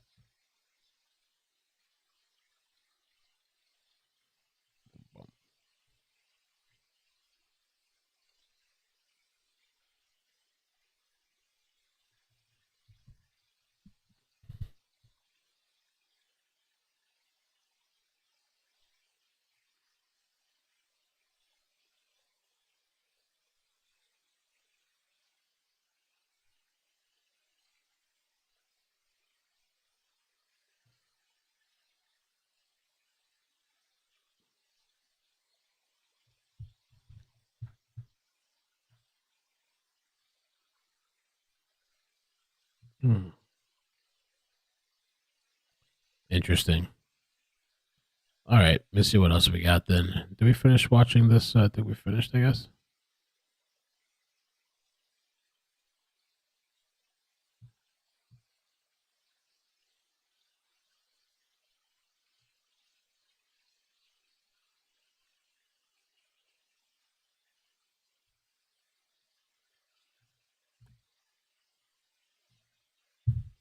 It's kind of funny yesterday, people taking that clip that I made so seriously. The one that I said, I posted a clip of like, I think I mentioned this yesterday, the clip of like the eye booger thing. People were like, she's like digging in her eyes and it looks like she digs in her mouth after. So as to prevent the minor child from intentionally harming others. What the heck? Prevent the minor child from conducting themselves in a way that creates an unreasonable risk of. Okay, they're sending me the booger. Attorney eating eye boogers? Hold on. It's so funny to me that people are actually taking it so serious. Like, commenting under the video, like, come on, man, she was clearing her eye mascara or some bullshit. In Michigan, a parent has a legal duty to exercise reasonable care to control their minor child, so as to prevent the minor child from intentionally. That's good. You got to give these people something, be like whatever about. You got to make sure I post every now and then, post a little something.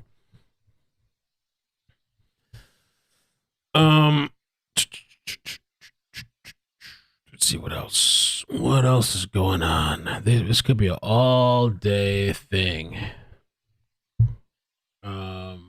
Psychiatrists are MDs and typically only prescribe meds and do not do therapy. In states are mandatory. Any mandated report is required to contact authorities.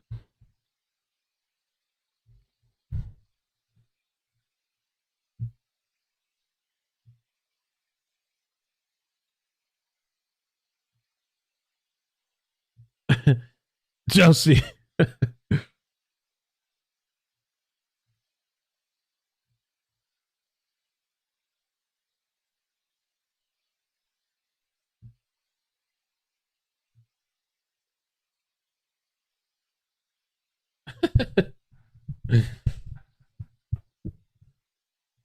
Is there a clip of Nancy Grace saying sugar tits? Not that I know of.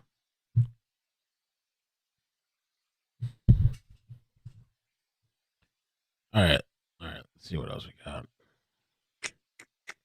Damn, man. Maybe they won't even come up with a thing today. Ooh, Rex Human's attorney alludes to another suspect. Uh-oh. The accused serial killer is back in court in New York this morning. We're going to continue to monitor this press conference, but there is a couple things here to follow. New DNA evidence in the case recently leading to charging him with a fourth murder, and also the revelation that the attorney for two of the victims' families questioned whether Huerman's wife was in town longer than investigators. Ooh, hell no to the no. Hell no. I remember people were like attack you too. If you say anything about the wife or whatever, they attack you. Oh no, how dare you! Yeah. I didn't point the finger. There were people asking questions. The attorney, how dare you! No.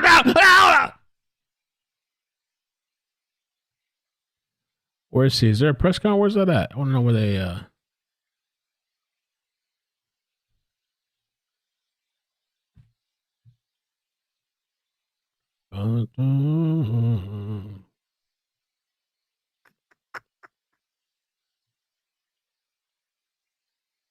Think, as we mentioned before, saying she may have even been around during the killings. As we listen to Huerman's Are they talking about Pickle Park thing? Or, no, this is somebody else. Rex Huerman. attorney speak, I want to bring in News Nation's Laura Engel. Laura, you've been on this, and I just heard your question about possibly pointing the finger at somebody else in this case. What more can you share about why you're asking that question and what we know?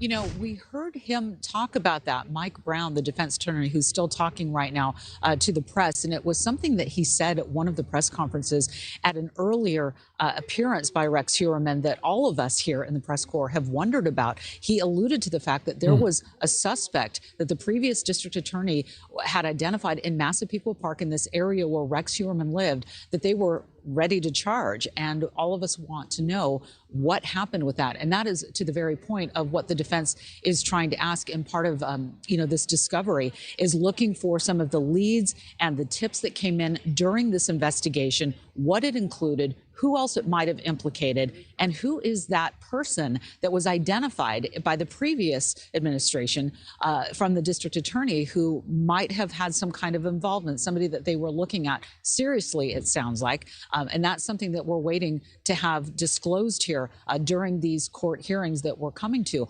But you're right, this was a very important status conference hearing today. It was very brief. I was sitting in the front row. I saw Rex Huerman come out. One thing that we noticed today, no family members from Rex Huerman sitting in the courtroom as we've seen in the past. However, there was the sister of a victim's family member, Maureen Brainerd Barnes, Melissa Kahn. We've seen.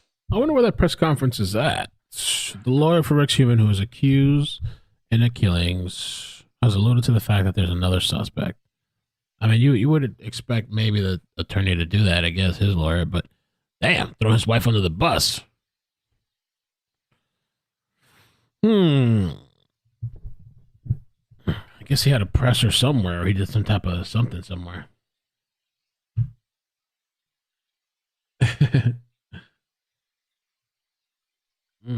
I think the wife was a ride or die. I think she was a ride or die, man. I'm gonna ride or die. I don't think she murdered anybody, but ride or die. He can go out, do whatever, bring bitches to the house, whatever. Ride or die. Rex Huerman.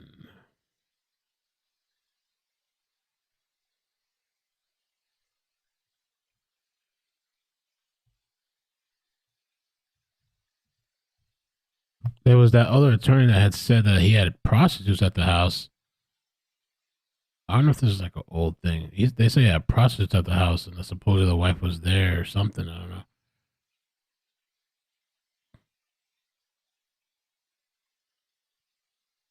That was the pimp attorney, though. I don't know. People were saying he wasn't credible, but.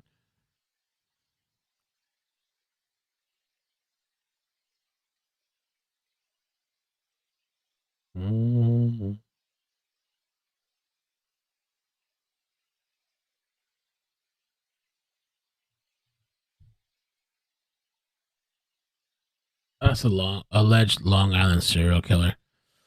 I was looking for this press conference that News Nation was talking about. I don't know if it's an old one or a new one, but they just dropped the video, News Nation, 50 minutes ago.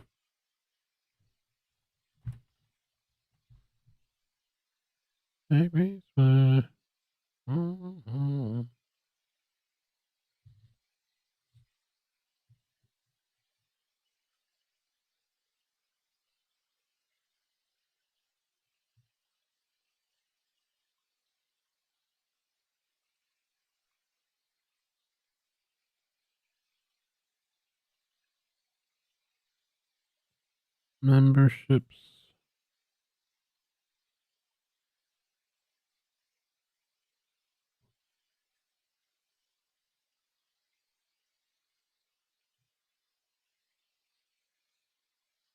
Finish with your video description.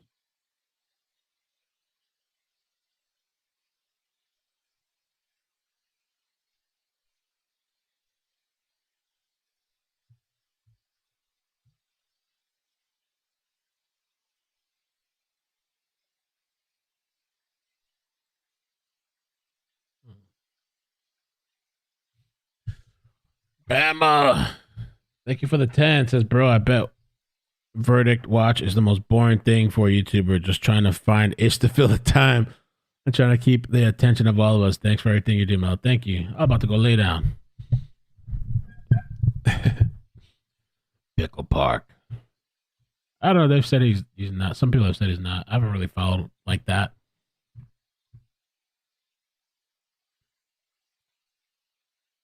I wonder what's going on with the jury. Well, now it's already lunchtime.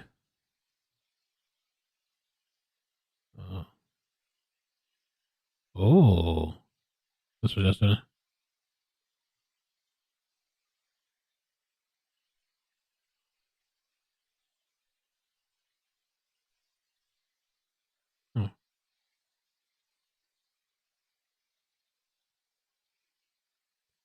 All right, let's do a little daily check of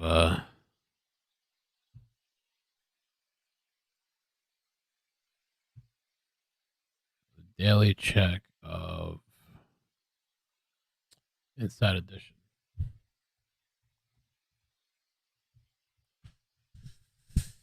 Yeah, I wonder, they might be eating through deliberations. I remember when I don't know how they do it with this state and this place, but I remember when I was a juror, when we got our food, it came in and we still talked about the case. We ate. We still talked about it. I mean, they don't have to, but we still talk about the case and ate inside the room.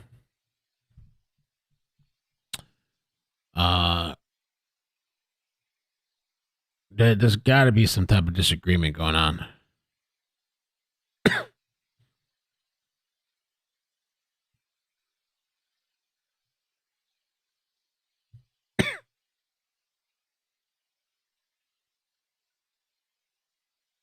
Mom of college student who died of hypothermia speaks out. What?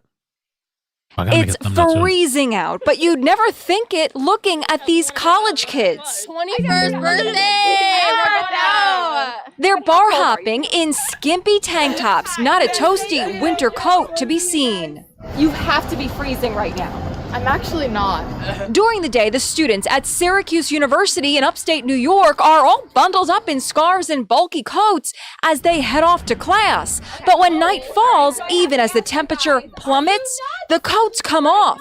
They'd rather look hot than stay warm. Is this how everyone goes out in the winter? Yeah, of course. Aren't you worried about hypothermia? About it's only 30 degrees. Yeah, you're only outside for a few minutes. She just lived life really full. Dana Anderson's daughter, Caitlin, was a student at Pikes Peak State College in Colorado Springs. This is the outfit she was wearing when she went out with friends on a snowy December night. The friends parted ways and Caitlin wandered off. But Caitlin never made it home. She was captured on surveillance cameras walking aimlessly in the snow-covered streets. You don't think clearly, you get confused. And in the setting of alcohol with hypothermia, you have the sensation that you're warm. Caitlin was found frozen on the ground. She died from hypothermia. Now her mom has a sensible message for all college kids. Wear a coat, dress for the weather. Yeah, we're freezing! Party time. I'd rather look hot. I ain't wearing a jacket. Oh, let's see. BL. Welcome back here on. This was 3 weeks ago, but maybe this is it. Andrew. Charged with fourth murder, DNA evidence. Maybe this is the reply or something. I don't know why. News Nation just posted it now. Let me take a look. News Nation.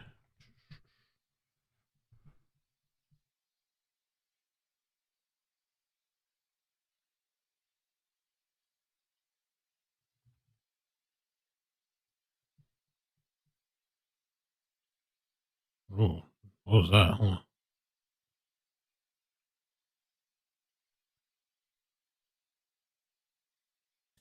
They're making it like this is something recent. Check this out. All right, now also They posted this an hour ago. Rex Huberman's attorney speaks to press outside of court. An hour ago.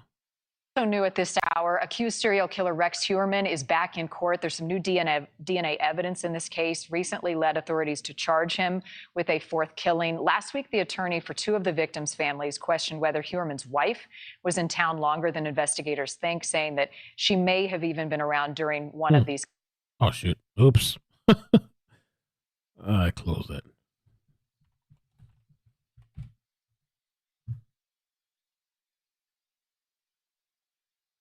One of these killings. His attorney is speaking right now. Rex Huberman's attorney. Let's listen in. No, there were somewhere close to 3,000 leads. When you have a lead, typically what will happen is somebody will call it in or they'll get this lead, however it is that they get it. And then you expect that a detective is going to follow up and they're going to do their due diligence. You would hope that they would speak to witnesses, that they would speak to the individual and maybe get records like they did it with Mr. Huberman. So we're looking forward to getting all the documentation. And obviously, if they didn't do anything, we'll see the lack of effort and the lack of investigation on any potential lead. That could be very problematic for them, and that could help support our position. I think they spelled it wrong. That's why now I can see they spelled his name wrong. I can see some more articles popping up.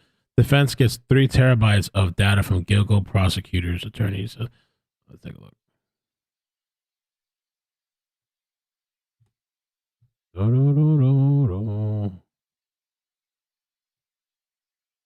Looks like he walked out of court. Maybe they didn't do a live or anything. It's just they're going to post it later.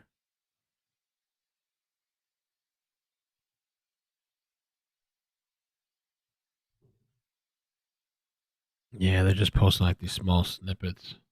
Tips and leads is one and the same for our purposes.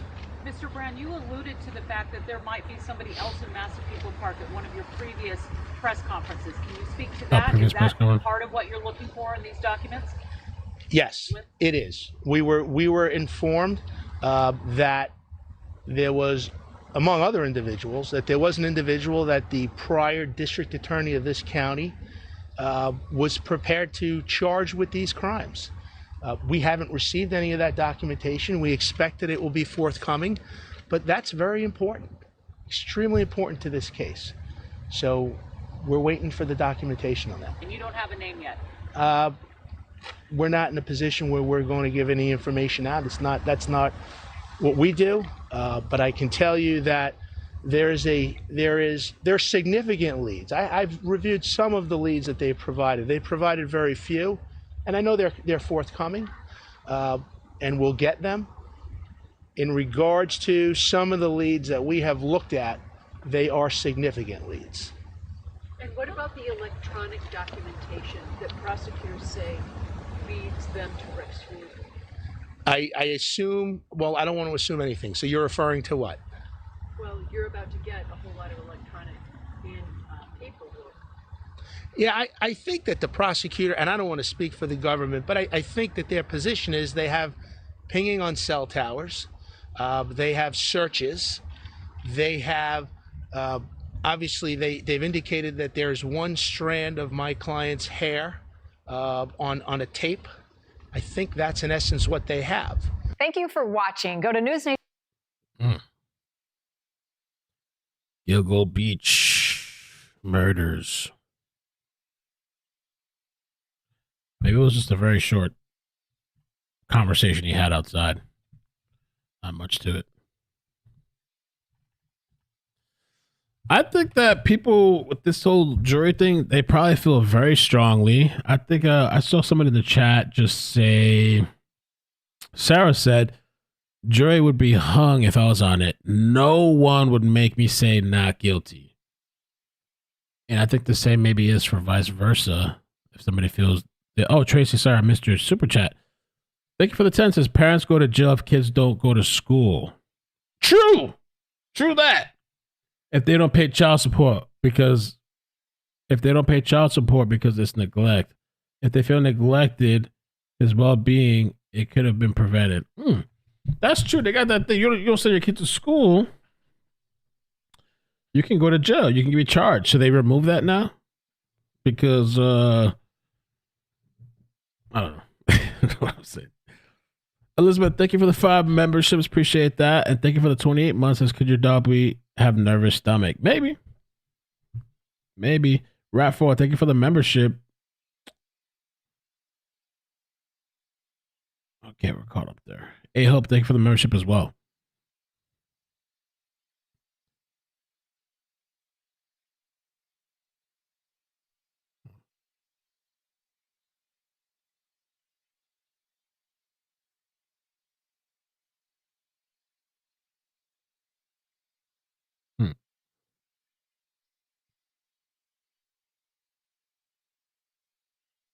Nothing really going on there. Okay.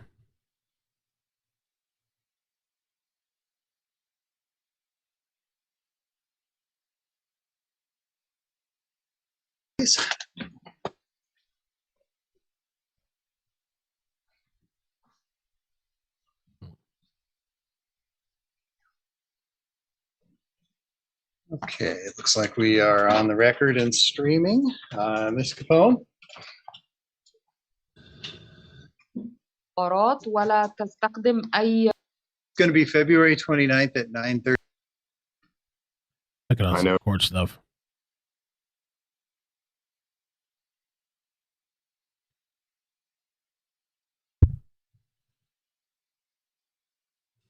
They're not my dogs. Dog's anxious to hear the verdict. Just another, that head in the courtroom keeps moving around. It's kind of annoying. Somebody should go over there and tell him to stop. Stop moving in the damn camera's way. You're giving people a false hope.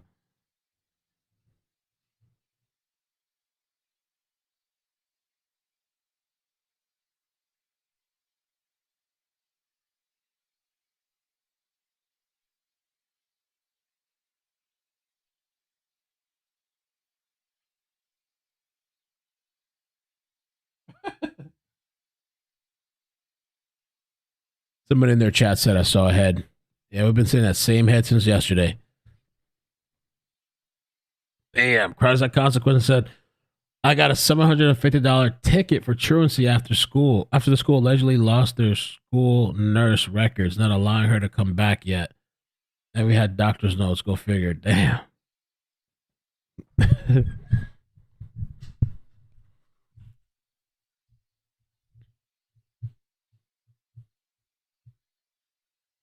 I'm starting to wonder the same thing. Kenya says the longer it takes, the more I'm thinking hung jury.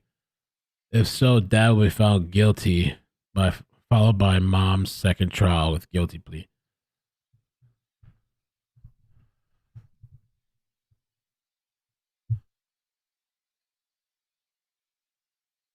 I think some of these people might be stuck in their way, their feeling or opinion. They don't think they're going to switch it.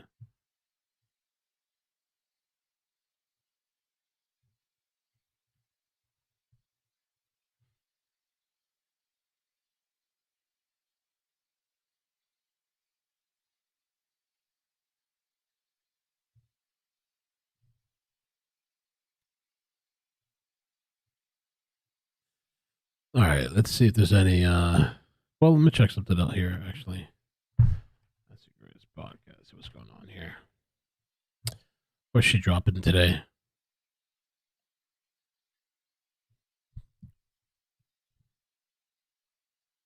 The nitrogen experiment, AirTag killer.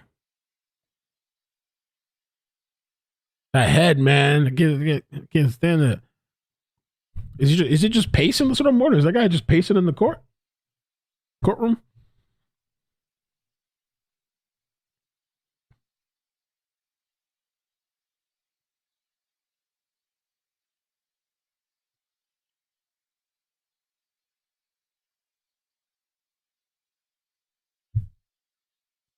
U.S. government needs to set a law for a case like this to win. Crappy parents, yes. Murder, no. Hit the like, please. Thank you for the 5. I like that Benny's law thing. At least some type of accountability if you don't properly store your guns.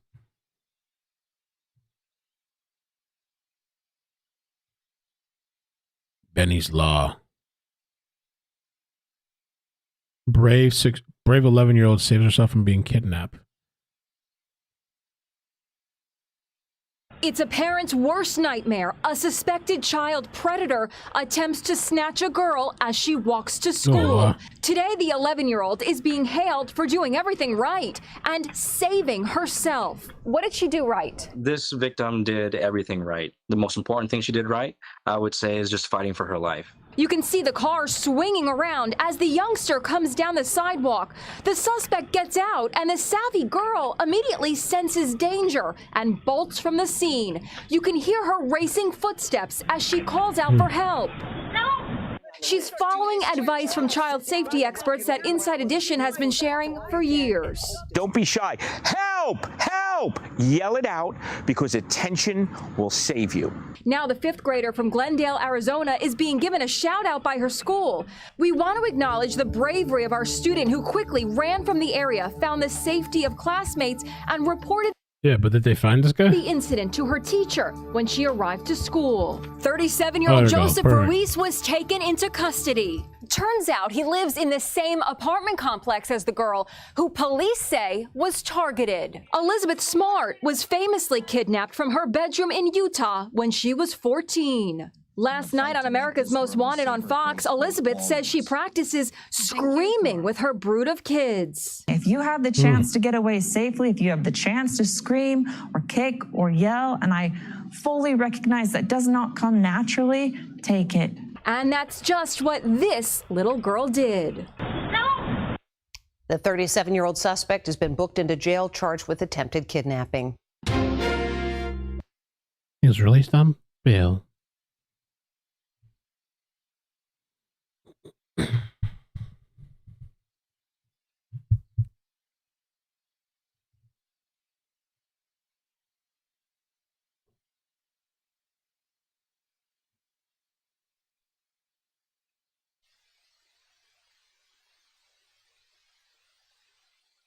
No questions so far today.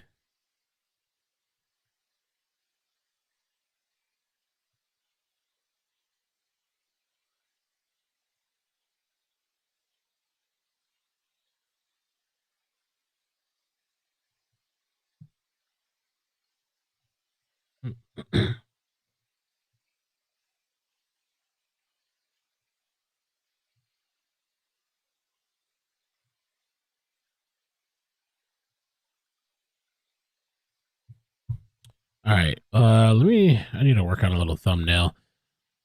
I could find, I don't know what to listen to. I could find a Nancy thing, maybe podcast or something. I need to make a thumbnail for the video I want to drop later today. I actually had 2 little ideas.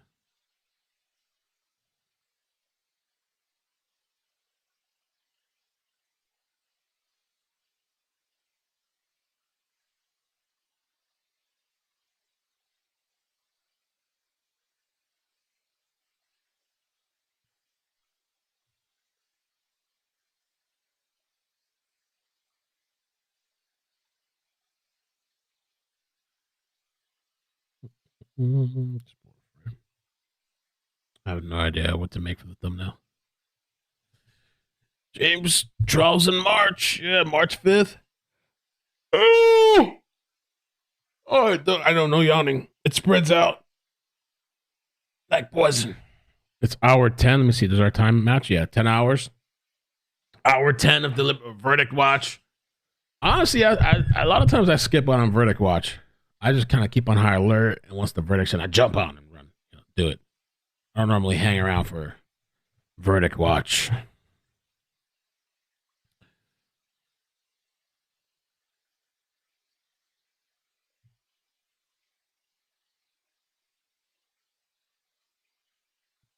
Yeah, I got a little treat for you guys later today.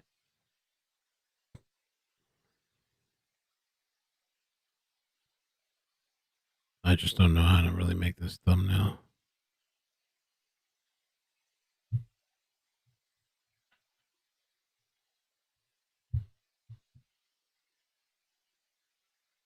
Well, let's check out maybe some of the live news too. What's going on?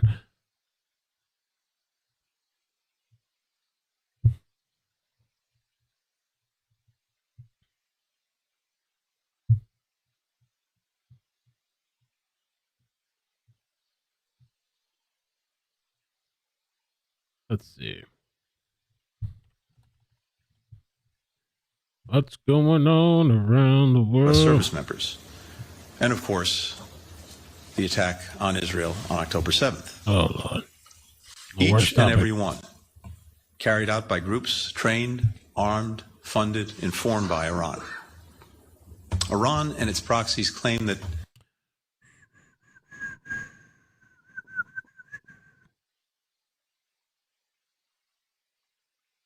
they got Young Thug Rico trial. Young Thug Easy. They were on day 26. Maybe you can watch the opening for that. What's it? YSL? That's Young Slime something or Young something, right? This group, the group of his music group, whatever. And his code of YSL co-defendants.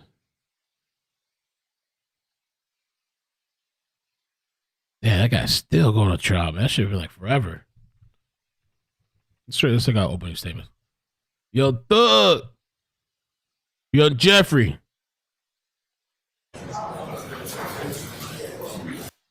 Wait, is he going through 2 trials? Is this like a new one? This is the opening statement is 2 months ago?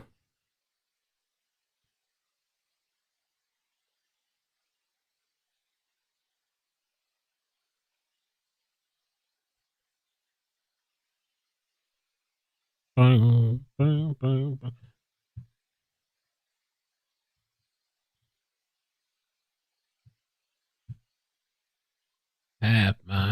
Half of that on my.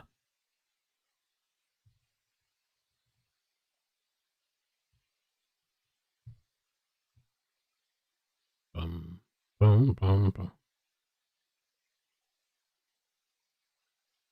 Pick up the phone.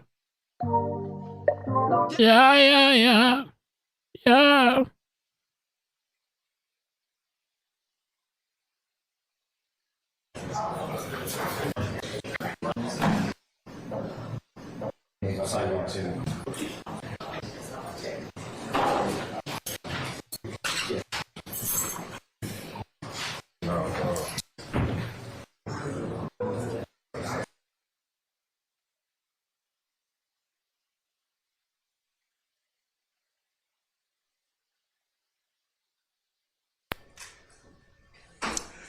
All right, Deputy, remind us and all of our... Does the jury or judge decide the sentencing? I think the judge does. Jurors are here at this point in time. Is that correct? Yes, sir. All right. All right, if we could summon our jurors for us, please, and Deputy, if you would have them, as we talked about earlier, not everybody except the last row. Gotcha. Okay, all right. No thug. Hey, everybody. Is everybody here? Everybody present? Mr. Sharp coming here. All right, well, okay, I'm worried about him right now, okay? But, all right. Hi, neighbor.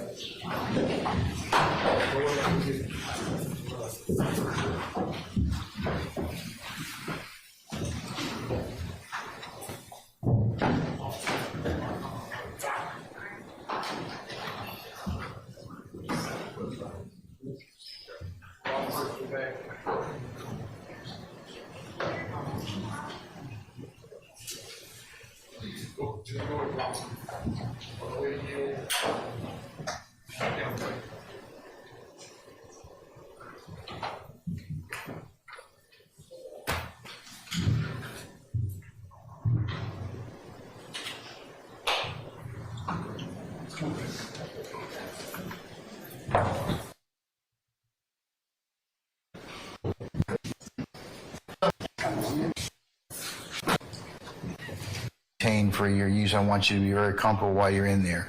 But as I mentioned to you earlier, it might be better just to bring your lunch or bring your comfort items, but we'll make sure that you have some place to store them and otherwise can warm up your lunch if you feel necessary. All right, I would ask that you wear your juror stickers when you're here in the courthouse, and all of you have juror stickers, wonderful. If you don't, when you go back in there, put one on, and remember at the end of the day, take one, put it in your wallet, your purse, your briefcase, whatever you may have, and put it on when you come back in the courtroom. If you should some reason with your and begin or continue and contact Ms. Imana before the following. The criminal case of the state of Georgia versus Marquavius Huey. The Fulton County Grand Jury has indicted the defendant Marquavius Huey with the following offenses, which I'll read to you. Conspiracy to violate the Racketeering Influence and Corrupt Organizations Act, armed robbery, aggravated assault with a deadly weapon, aggravated assault with a deadly weapon, possession of a firearm during the commission of a felony, possession of a firearm during the commission of a felony, armed robbery, aggravated assault with a deadly weapon, aggravated assault with a deadly weapon, hijacking a motor vehicle in the first degree, possession of a firearm during the commission of a felony, possession of a firearm during the commission of a felony, participation in criminal street gang activity, participation in criminal street gang activity, participation in criminal street gang activity, possession of a weapon by an incarcerated individual, possession of a telecommunication device by an incarcerated individual, and participation in criminal street gang activity. The criminal case of the state of Georgia versus DeMonte Kendrick. The Fulton County Grand Jury has indicted the defendant, DeMonte Kendrick, with the following crimes, which I'll read to you now. Conspiracy to violate the Racketeering Influence and Corrupt Organizations Act, murder, participation in criminal street gang activity, violation of the Georgia Controlled Substances Act, violation of the Georgia Controlled Substances Act, violation of the Georgia Controlled Substances Act, possession of a firearm in the commission of a felony, possession of a machine gun, and possession of a firearm by a convicted felon previously convicted of a felony involving the use or possession of a firearm. The criminal case of the state of Georgia versus Quamarius Nichols. The Fulton County Grand Jury has indicted the defendant, Quamarius Nichols, for the following crimes, which I'll read to you now. Conspiracy to violate the Racketeering Influence and Corrupt Organizations Act, murder, participation in criminal street gang activity, participation in criminal street gang activity, possession of a firearm by a convicted felon previously convicted of felony involving the use or possession of a firearm, possession of a firearm during the commission of a felony, and possession of a firearm. Wow, this is like an unlimited list? Damn. Wow. RICO charges against YSL, which Young Thug the Rapper is the group leader.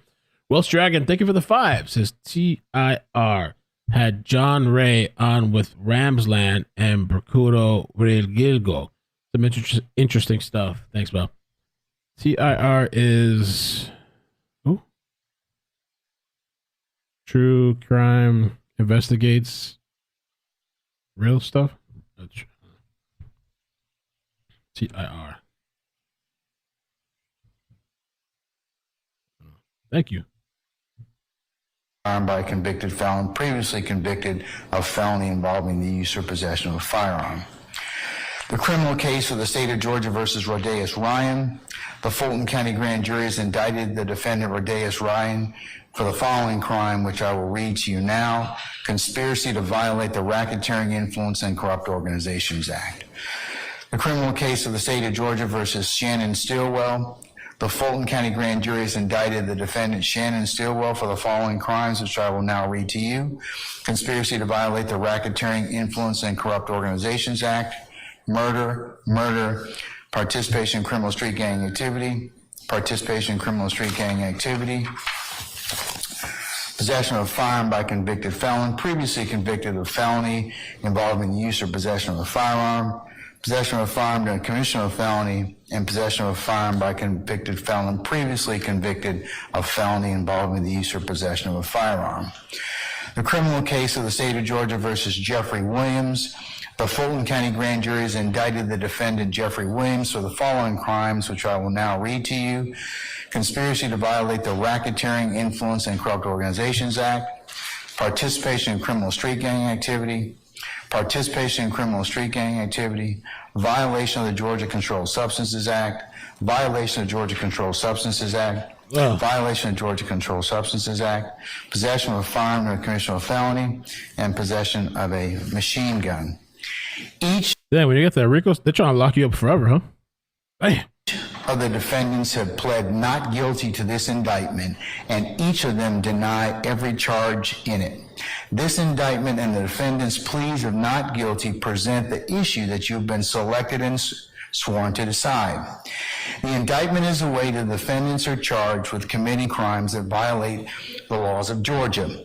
The charges in the indictment and the pleas of not guilty are not evidence of guilt, and you may not conclude the defendants are guilty based on the charges or the not guilty pleas. Each of the defendants is presumed to be innocent until he is individually proven guilty.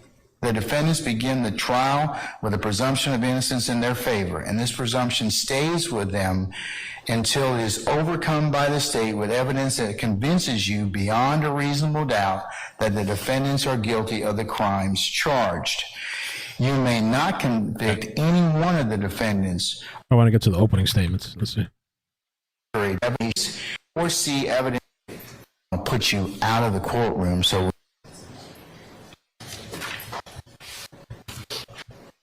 must die. Share my screen reports for me. yes, ma'am. Go right ahead.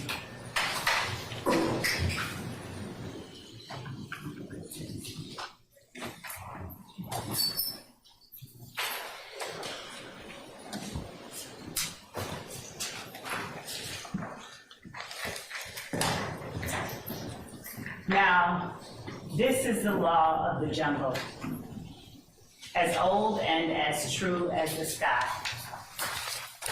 And the wolf that shall keep it may prosper, but the wolf that shall break it must die.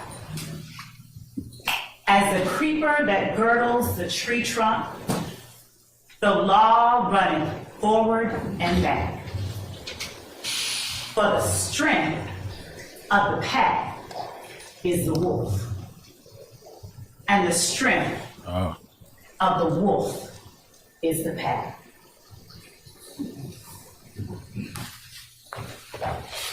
Thank you so much, ladies and gentlemen, for being patient. Thank you so much for being honest during this very lengthy process that preceded this point here today. Nothing yet, no word. Process. I appreciate you all being here, exercising your civic duty, and honoring your obligation to pay close attention to what's going on in this courtroom for the next several, however many weeks. Some people like to say that opening statements are a roadmap to what the trial will show. Instead, I'm going to give you an overview, a bird's eye view, because you're going to be sitting here with evidence for the next several weeks at least.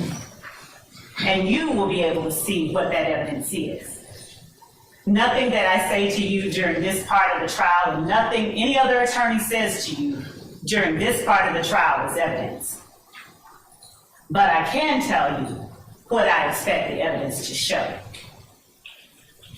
And what I expect the evidence to show in this case is that YSL, the group made up of the defendants sitting before you today, along with other both indicted and unindicted co-conspirators, YSL operated as a pack. The quote that I read to you earlier is from one of my favorite books as a kid, The Jungle Book. In case anybody recognized it, those were Rudyard Kipling's words and not mine. But they are appropriate for where we are today. For 10 years and counting, the group calling itself Young Slime Life dominated the Cleveland Avenue community of Fulton County. They created a crater in the middle of Fulton County's Cleveland Avenue community that sucked in the youth, the innocence, and even the lives of some of its youngest members. Now, the evidence is going to show that this group started out as a group called Rock Crew. And Rock Crew stands for Raised on Cleveland. The evidence is going to show you that Rock Crew, in fact, is a criminal street gang. It's not the kind y'all are used to. If you're more familiar with the national gangs, such as the Bloods and the Crips that operate in LA or in Chicago.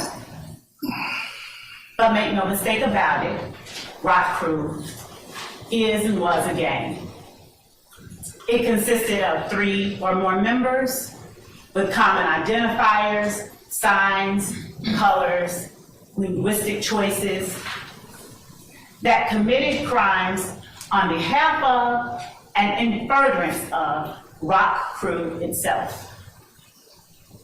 That particular organization aligned itself under an umbrella of a larger, more traditional street gang called Sex, Money, Murder, Bloods.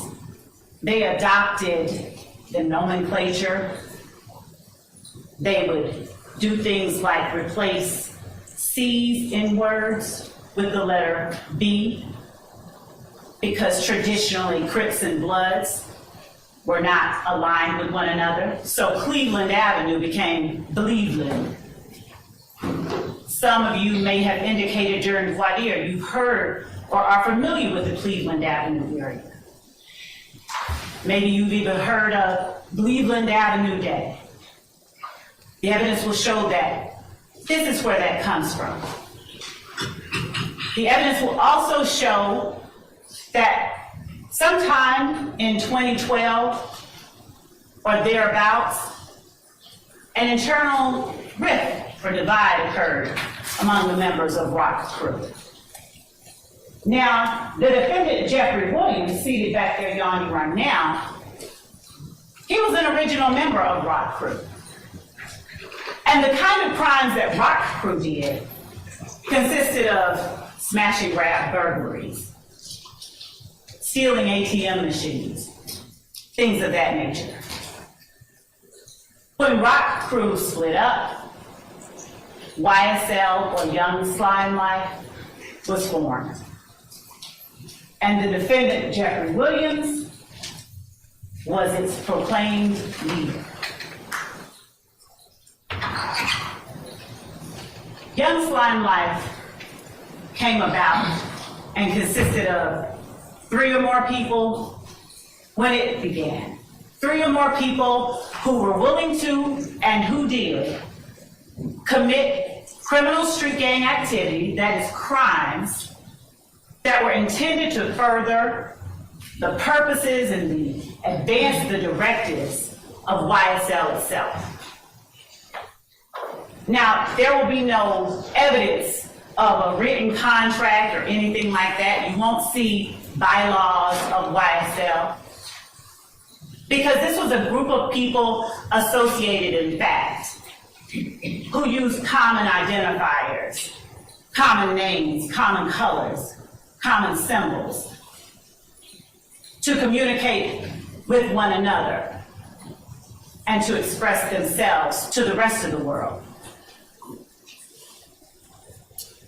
So YSL, as the evidence will show, they didn't move individually. The members and associates of YSL, they moved like a pack, with the defendant Jeffrey Williams as its head.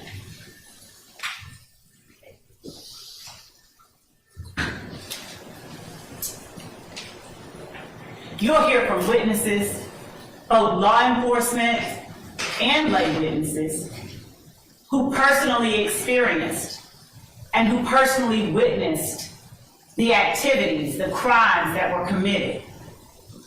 You will hear from law enforcement officers like Kimberly Underwood and Tyrone Dennis, whose main goal wasn't to go out in the streets and lock up people who looked like them.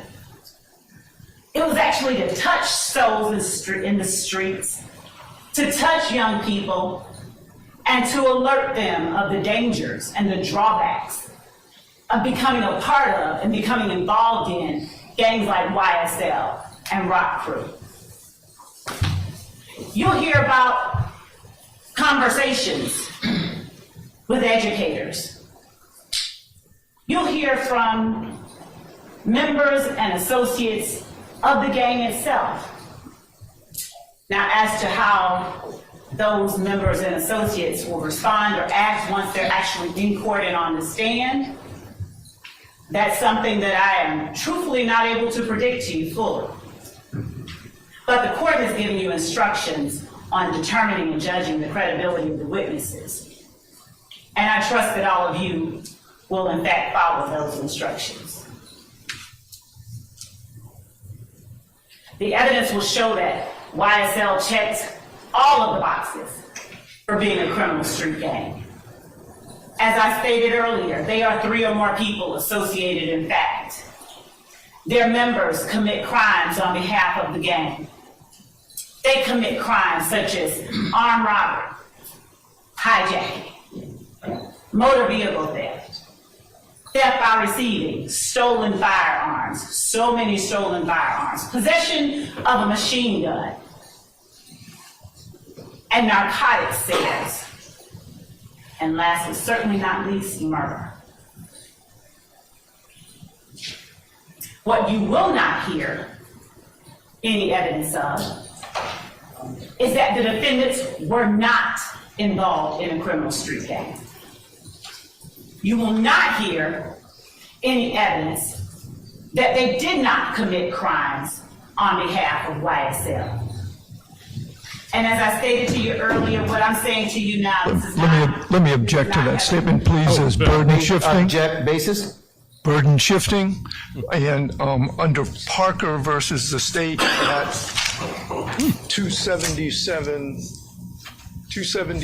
Why don't we take that up then? I'll note your objection. I'm sustaining the objection. Why don't you rephrase, madam? Yes, Your Honor. Just rephrase it. Ladies and gentlemen, I'm going to explain to you at the appropriate time, ladies and gentlemen, what the burden is in this case. Remember what I told you earlier? That the burden never shifts to the defendants to prove or certain innocence, they're presumed innocent. And it's only until you hear evidence that you decide is sufficient, and I'll instruct you on how you're supposed to do that at a later point in time, okay? All right. The evidence will show that YSL did not adhere and does not adhere to all of the customs of a traditional street gang. And the fact that YSL does not mirror all the customs of a criminal street gang, the evidence will show makes it no less a criminal street gang. The defendants on trial here today have, through their actions, displayed not only their allegiance, their alliance with one another and with the gang itself. Through their actions, they have displayed an unspoken agreement to participate in that gang through a pattern of illegal activities. It's just crazy to me that young thug would involve himself in that. I mean, I'm not saying it's not possible. Look at Vaughn, right? But like, if you have money and you're a rapper and doing music and all that stuff, but maybe not everything is what it seems to be. If people own part or whatever, you're paying certain percentages, they're collecting whatever, you're indebted to them with a certain amount of albums. I don't know if he had his own stuff, but it's just when you have all that money and all that stuff, I don't know why you would entrench yourself in these kinds of situations. But we'll have to see. I don't know if there's any truth to it or not. Oh, and I was thinking about the jurors too, by the way. In the trial we're currently covering. I think there's got to be some tension going on. I think they're going back and forth. There's some disagreements. There's several gun owners on the jury. There's somebody that lost, I think somebody that had a family member there that thought had passed away from a school shooting. There's somebody there that two people, it's a gun owner, but has two family members that had off themselves with guns. You know, they could be leaning either way. But I think there's a total, like, they're probably going back and forth disagreeing. Maybe. I don't know if there's going to be, whether you feel guilty or you feel not guilty. I don't know if you can really persuade the other one to come to either side. And again, the head of this gang is seated in this courtroom too. The last paragraph of that poem that I read or spoke to you earlier goes as follows. Because of his age and his cunning, because of his right. This is argument. This is not. What's your objection, Mr. Harvey? That it's argument.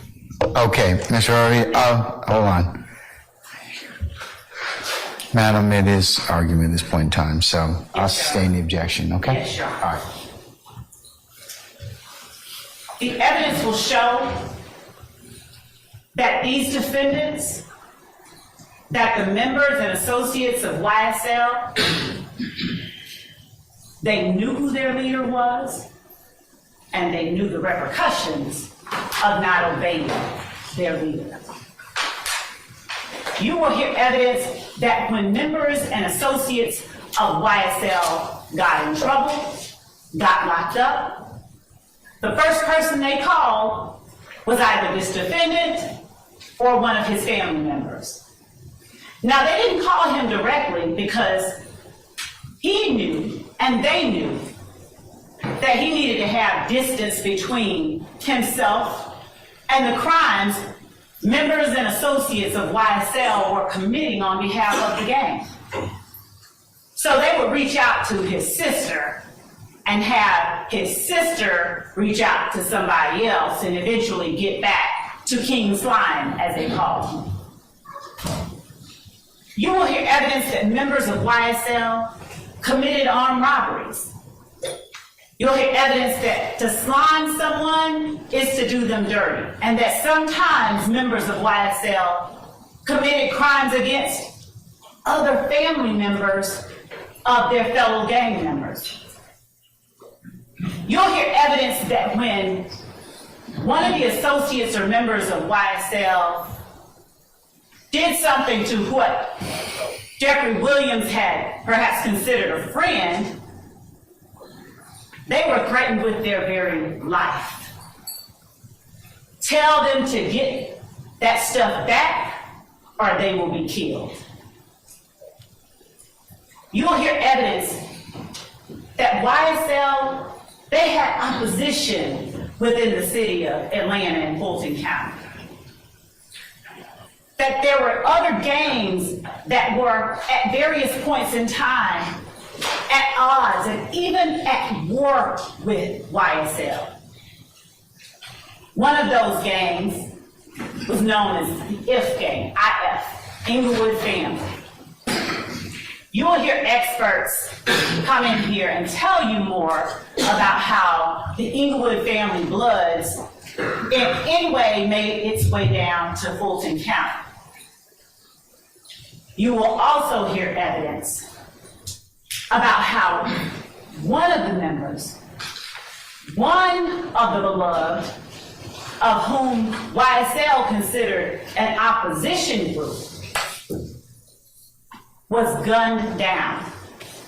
Donovan Thomas on January the 1st, 2015. January the 10th, my apologies, 2015. Gunned down, openly and notoriously. Because the evidence will show that part of the reasons that criminal street gangs operate the way that they do is to establish dominance and to establish control and to establish fear. You're going to hear that this gang stole at least 3 lives from this community over the last 10 years. At least 3 that are referenced in this indictment. You'll find that as a result of this gang's activities, a young woman who had nothing to do with either YSL or any of their opposition was gunned down by people trying to get back at YSL for what they did. Yeah. You'll hear evidence that after the murder of Donovan Thomas, no less than 50 shootings occurred over the course of the next several months. You'll hear evidence that hundreds of bullets were fired into cars, into homes, and into people as a result of the rift young Limelight had with other people in the community. So glad I didn't cover this yet. Day 26. So what are they accused of, and what are you here for today? The judge read the 4-hour-long indictment to you 12 months ago. He didn't read it to you again today, but he generally gave you what each defendant is being charged with and what the state has the burden of proving beyond a reasonable doubt as it relates to each defendant. But just to broadly touch on those, the crimes that the state will be proving to you over the next several weeks include conspiracy to violate the Racketeer Influence and Corrupt Organizations Act. That is an absolute mouthful. So we'll just say RICO. It's an 8-month trial. Are you serious? Wow. Oh.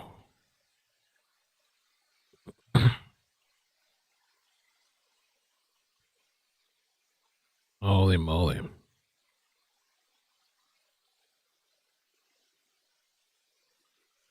Well, I really was thinking we'd get a verdict today, but that thought is slowly dwindling. I wonder if it's going to go till, what's today? Tuesday?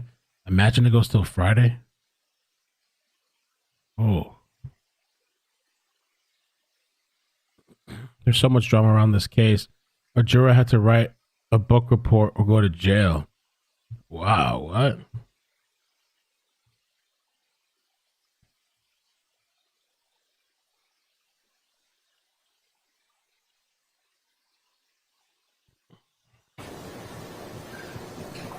There's no substantive allegation of RICO violations here. And by that I mean there's a difference.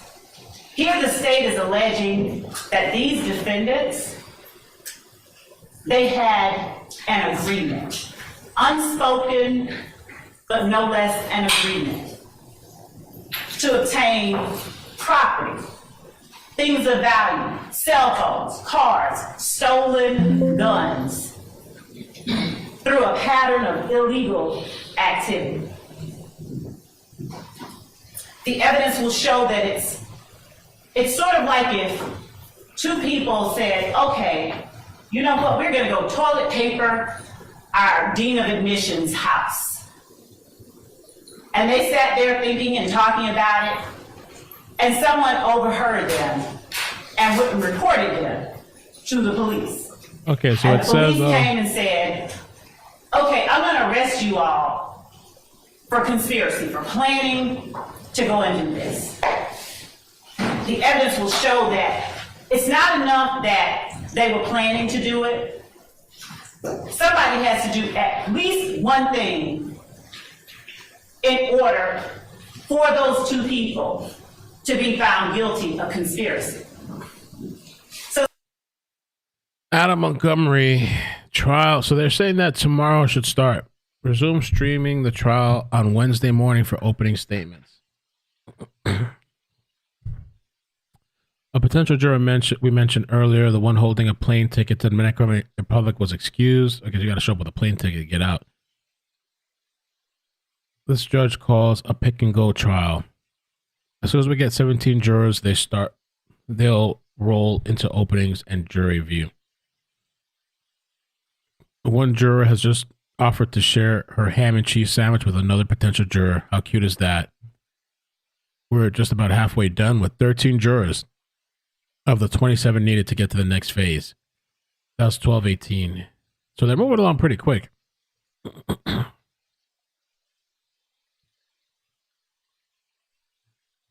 Oh, they have all the updates here for the jurors. What's going on? Okay.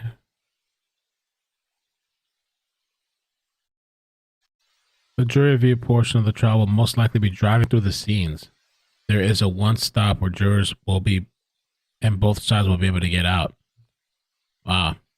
The trial is estimated to last 3.5 weeks.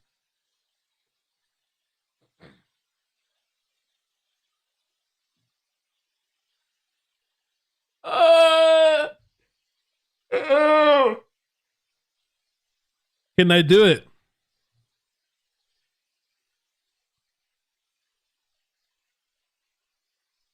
One, two, three. Well, till March. We'll be here till March.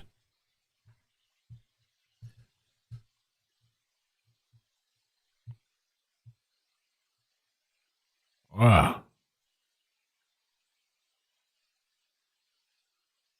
Let me close out all these windows for when I go. So the plan, so what happens tomorrow is going to be, if the Harmony Montgomery trial starts tomorrow, what we'll do is we will start with Harmony Montgomery tomorrow. If they start tomorrow, we start tomorrow, Harmony Montgomery. And we'll also just keep doing the verdict watch, because while we're doing the verdict watch, we can start a new trial. And whenever they come back with a verdict, we'll pause it. That's how we're going to do it.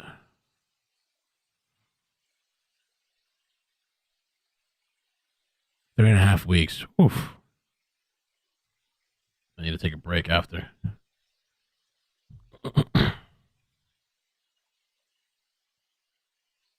Let me make sure we don't have any overlap real quick, too.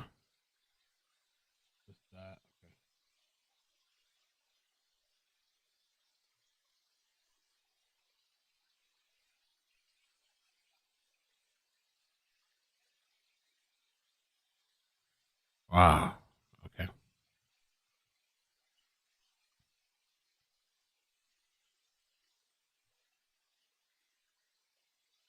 What the heck?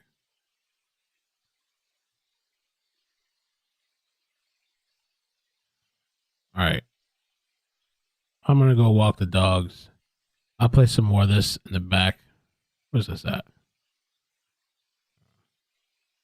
Let's say one of you goes and says, let me go get the toilet paper now. Then y'all are in trouble. Oh. That's what we have here, and that's what the evidence is going to show. There was an agreement among the members of YSL to obtain property and things of value through a pattern of illegal activity. And it is their actions over the course of the last 10 years. It did not stop, by the way, in 2015. It didn't stop at all. It continued up through and even into 2023, after this case was indicted, as the evidence will show. But their actions are what the state will be looking to you to evaluate and determine. Does this action show that they are agreeing to participate in this organization, this enterprise, through racketeering activity?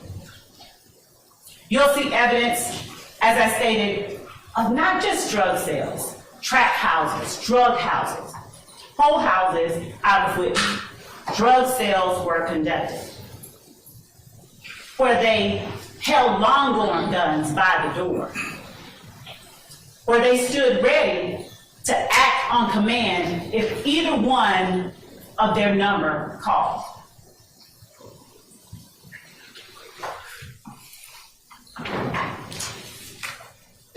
Who's on trial before you today is Rodelius Ryan, Fomarius Nichols, Marquavius Huey, Jeffrey Williams, Shannon Stilwell, Diamante Kendrick, and their actions during the dates that are listed in this indictment are what we are asking that you pay close attention to and you evaluate. Your Honor. You have an objection? Yes, sir. Basis.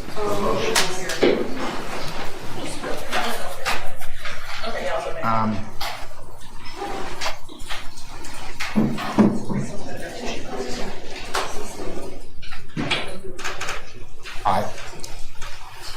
Ladies and gentlemen, this is one of our breaks. I'm going to need to probably ask you to retire to your headquarters at your deliberation room, and we'll call you back in just a minute, okay, when we finish up our business, all right?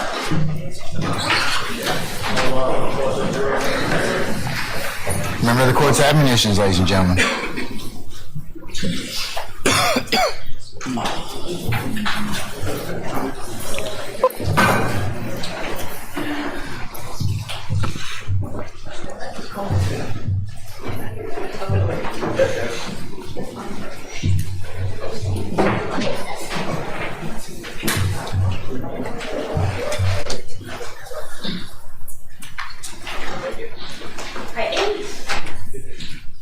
All right, please be seated. Our jury has left us.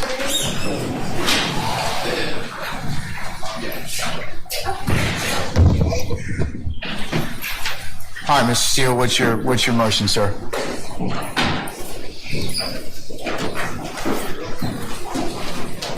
Good morning again, Your Honor. Your Honor, last week, 2 weeks, 3 weeks ago, you ordered the parties to share all of their displays in opening statement to the others so we don't have to have these interruptions. I did that. The state shared with me 4 attachments. That's all they had. That's what I got. What you just saw on your screen, if you don't remember, I'll ask the state to put it up and I asked for it to be marked as exhibit, is what you already excluded. It states that Mr. Ryan was convicted of murder, and I represent the co-defendant who's not on trial on the appeal. How did that not get sent to me so I could bring it to this honorable court's attention? 1. And 2, how do we just violate court orders? So, yes, I have a serious motion for a mistrial because it's intentional misconduct.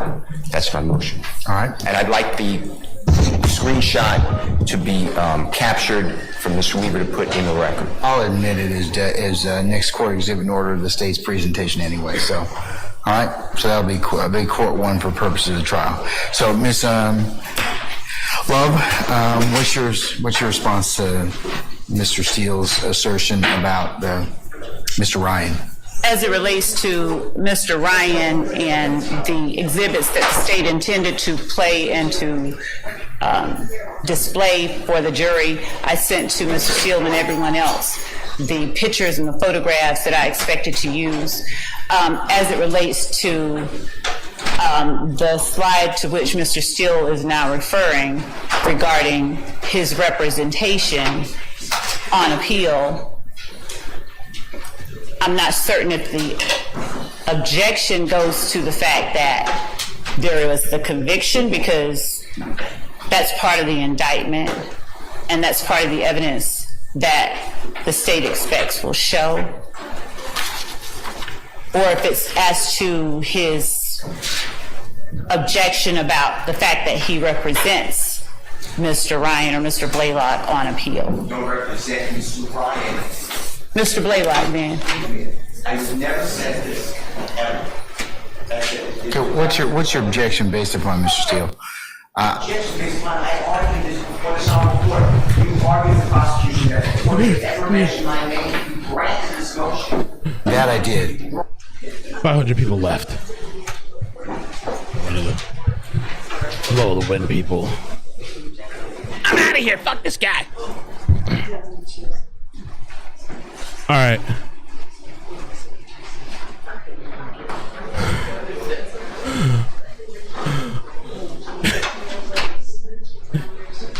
All right, they said we got 15 minutes anyway, though. The only reason I ran is because I knew people were gonna jump ship. So let me come back real quick. Not the main people. You know what I'm saying?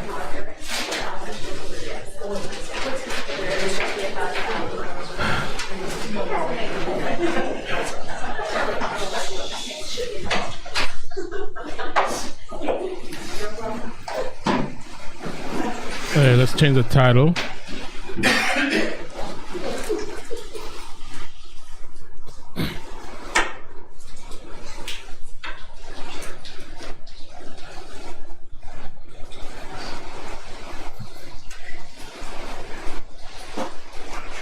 Y'all tell me why.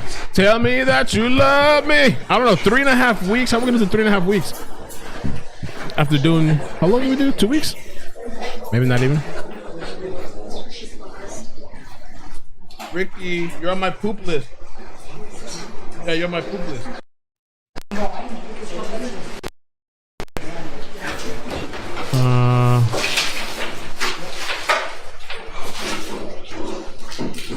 The moment is here. You guys ready, man?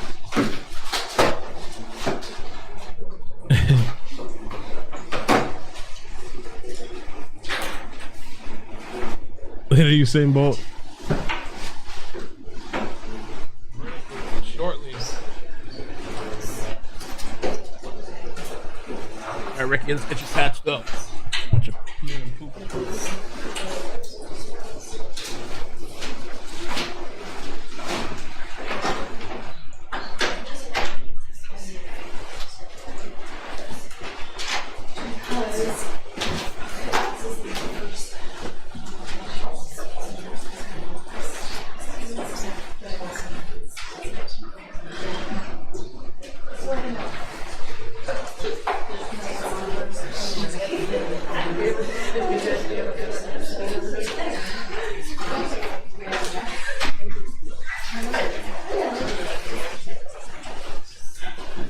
So, shit, am I even gonna be here for the verdict? The way life works, right?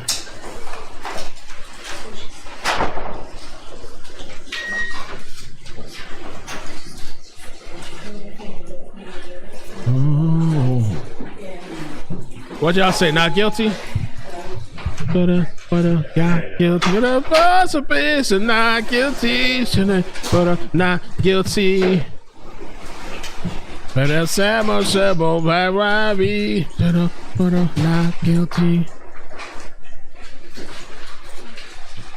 Y'all ready? It's time, man.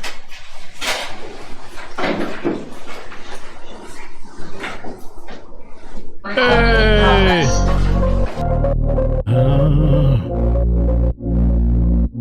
It's time. Let's go.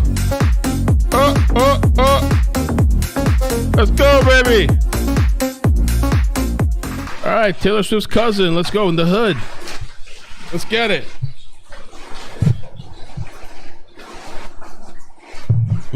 So not guilty, guilty. We're here, baby. 4,200 votes. Where did all the other people go? 39% say guilty. 32% say not guilty. 28% say hung jury. It's not hung. That's right.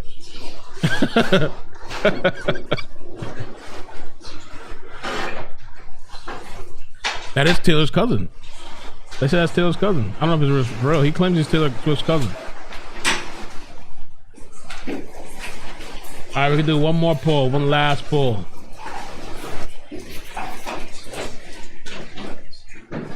What is the verdict?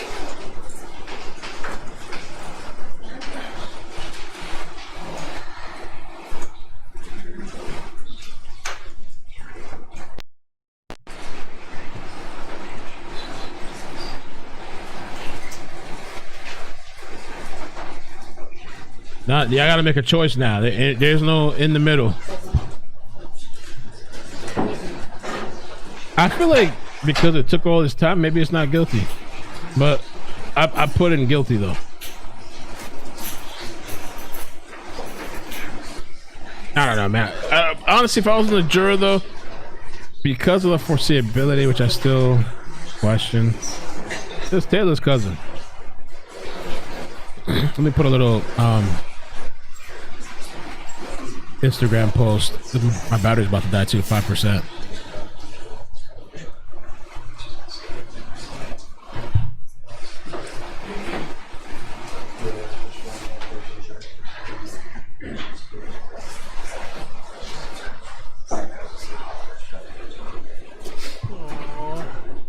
So innocent. Right before you shit it in my kitchen. You're so cute. You want to come up now? Hey, oh, let's see. How'd you do this? Hey, y'all, come on down. They have a verdict now. We're almost at 3,000, trying to fill the room back up. They got a verdict for Jennifer Crumbley. Will she be held accountable for her son, the school shooter, Oxford High School or Oxford school shooter? Will she be held accountable? 4 charges of manslaughter. I don't know, man. Some of y'all parents out there, you might be on high alert. They might start locking y'all ass up too. Come click the link. Come join us. Absolutely not. I might be not guilty, man. I don't know. What would I be more surprised of? Guilty or not guilty? Not sure. If it's guilty, a lot of people it's gonna be a shit show, right? A lot of people are gonna feel it's gonna be really.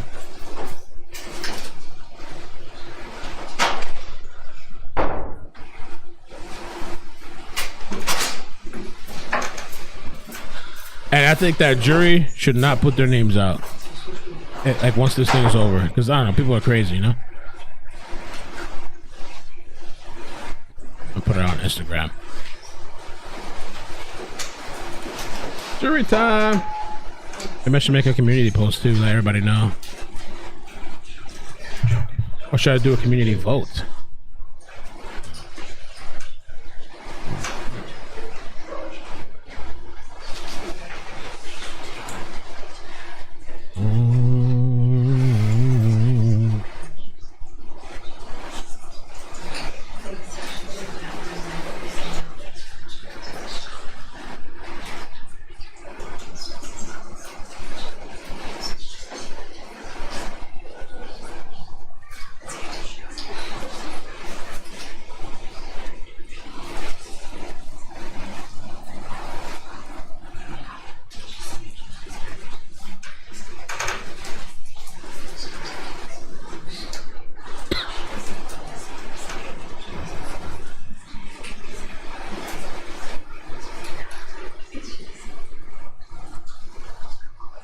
Guilty or not guilty?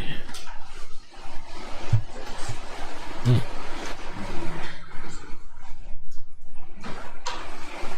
think there's gonna be riots and stuff in the street? People gonna protest?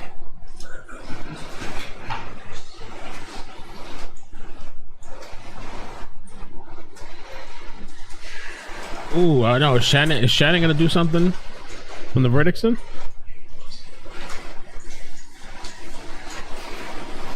The guy that was on the screen, the rapper song we just did.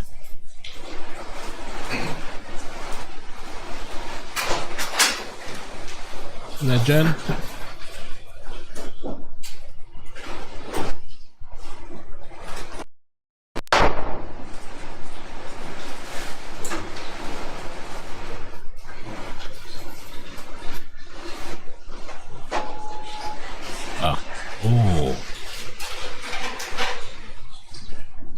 Sandy Hook family settled $73 million with gunmaker Remington. Holy crap.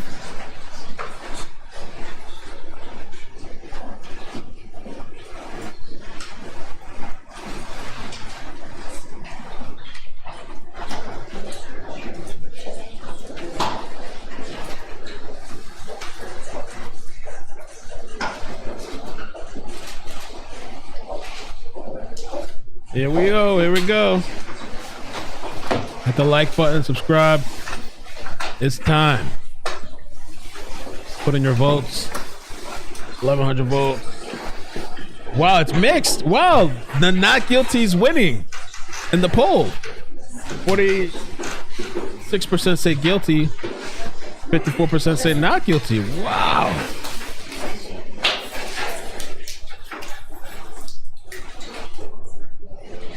Wow, it's gonna be crazy, baby. The chat gonna be lit.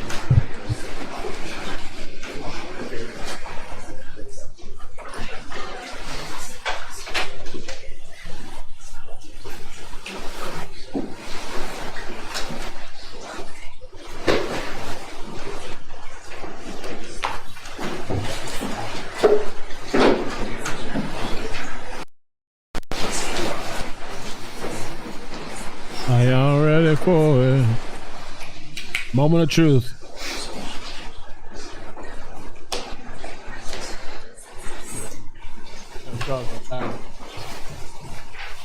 Let me get my phone charger.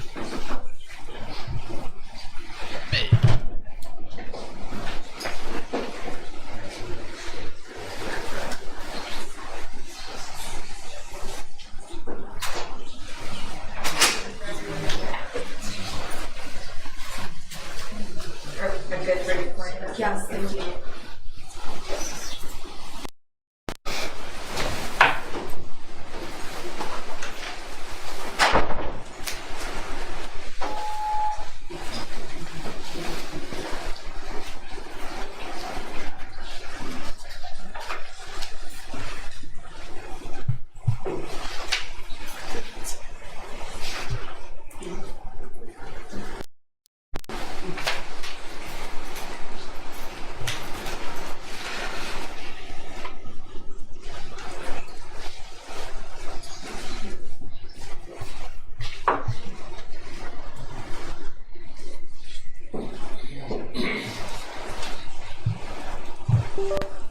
Jennifer takes me for a ride home.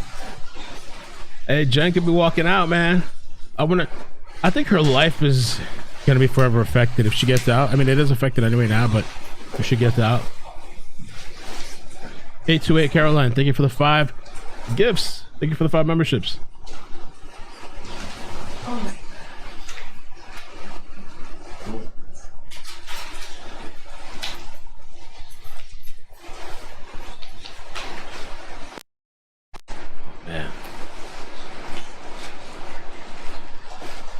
This is a big deal, man. This could be the difference between some of y'all getting locked up and not.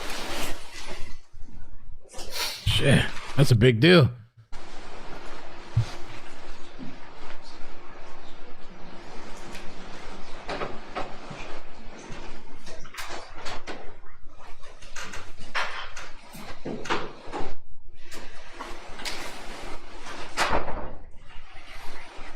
I wonder if the jury picked up on the gun lock being in a fresh bag that's never been opened before.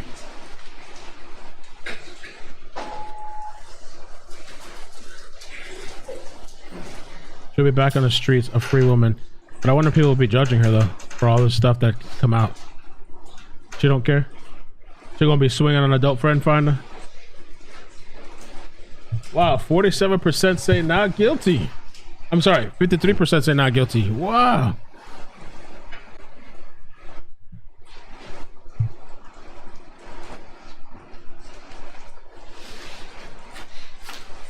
Detroit too.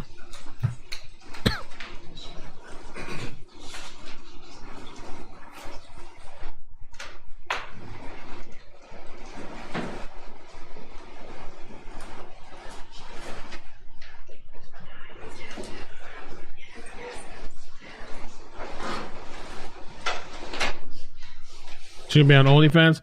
That could be the come up. That might be the come up for real.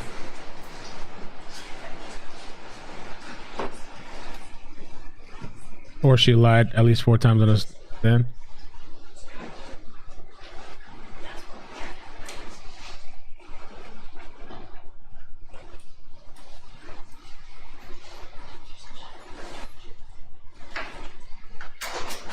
Oh. Oh, there she goes. I'm gonna...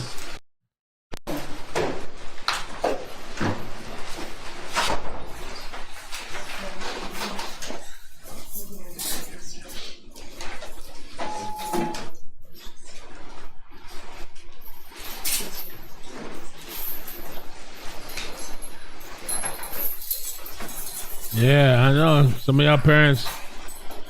Nah, not all of us. Most of y'all, not all of us.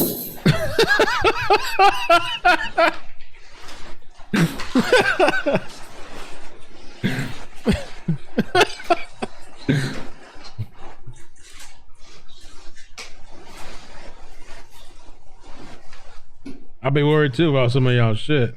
Where y'all having these rugrats fucking terrorizing people and terrorizing other kids and shit.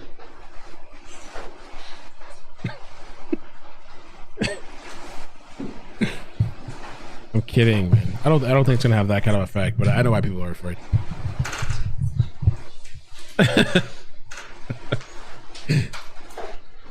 Beating up kids all day long in school and shit, terrorizing, bullying people, making people kill themselves. This to finally hold these motherfuckers accountable.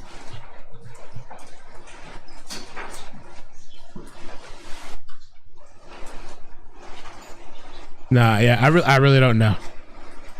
I really have no idea where this is going.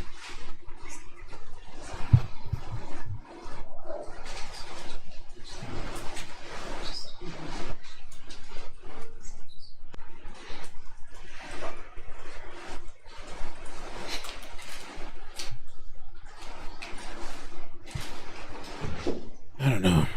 And the jury didn't get to see, you know, a lot of Ethan's stuff, so they can't base it off of that. But so we got a very, very interesting mix today, man. I'm surprised. 47% guilty, 53% not guilty.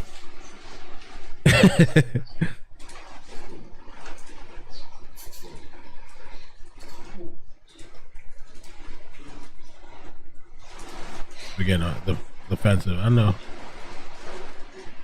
Yeah, I know. To me, if I was able to see, it wouldn't be brought in anyway. But if I was able to see Ethan's testimony about like the guns weren't locked up, which I already suspected anyway, that it wasn't locked and whatever, that would have been pretty for me. But they can't show that.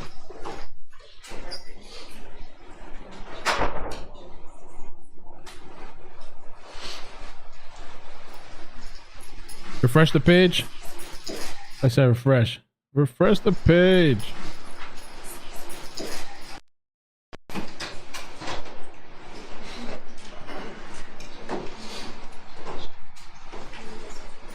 Maybe you need to fast forward to where we're at.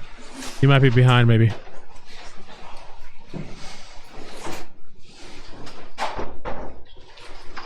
Beans process, she was overcharged. All right, court is now in session. The Honorable Shirley Matthews presiding.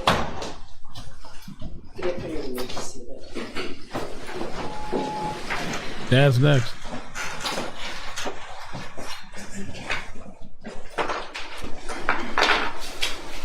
I just give it to us, Judge. This whole trial, even. Your Honor, calling People v. Jennifer Crumbley, case number 22279-990, FH. Good afternoon, Karen McDonald on behalf of the people. Thank you, Marquise, on behalf of the people. Good afternoon, I'm Shannon Smith on behalf of Jennifer Crumbley, who sits to my left. All right, are you ready for the jury? Yes. Yes, ma'am. All right, I'm going to ask when the jury reads their verdict. After that, I want everyone to remain seated. Okay.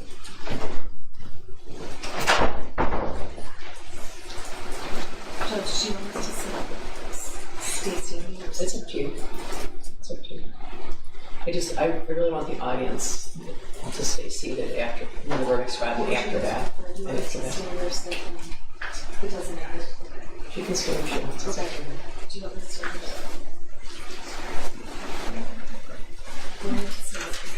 Come on.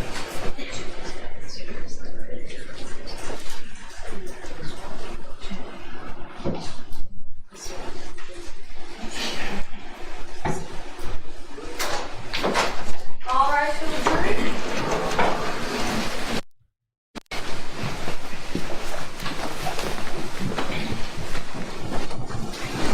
All aboard.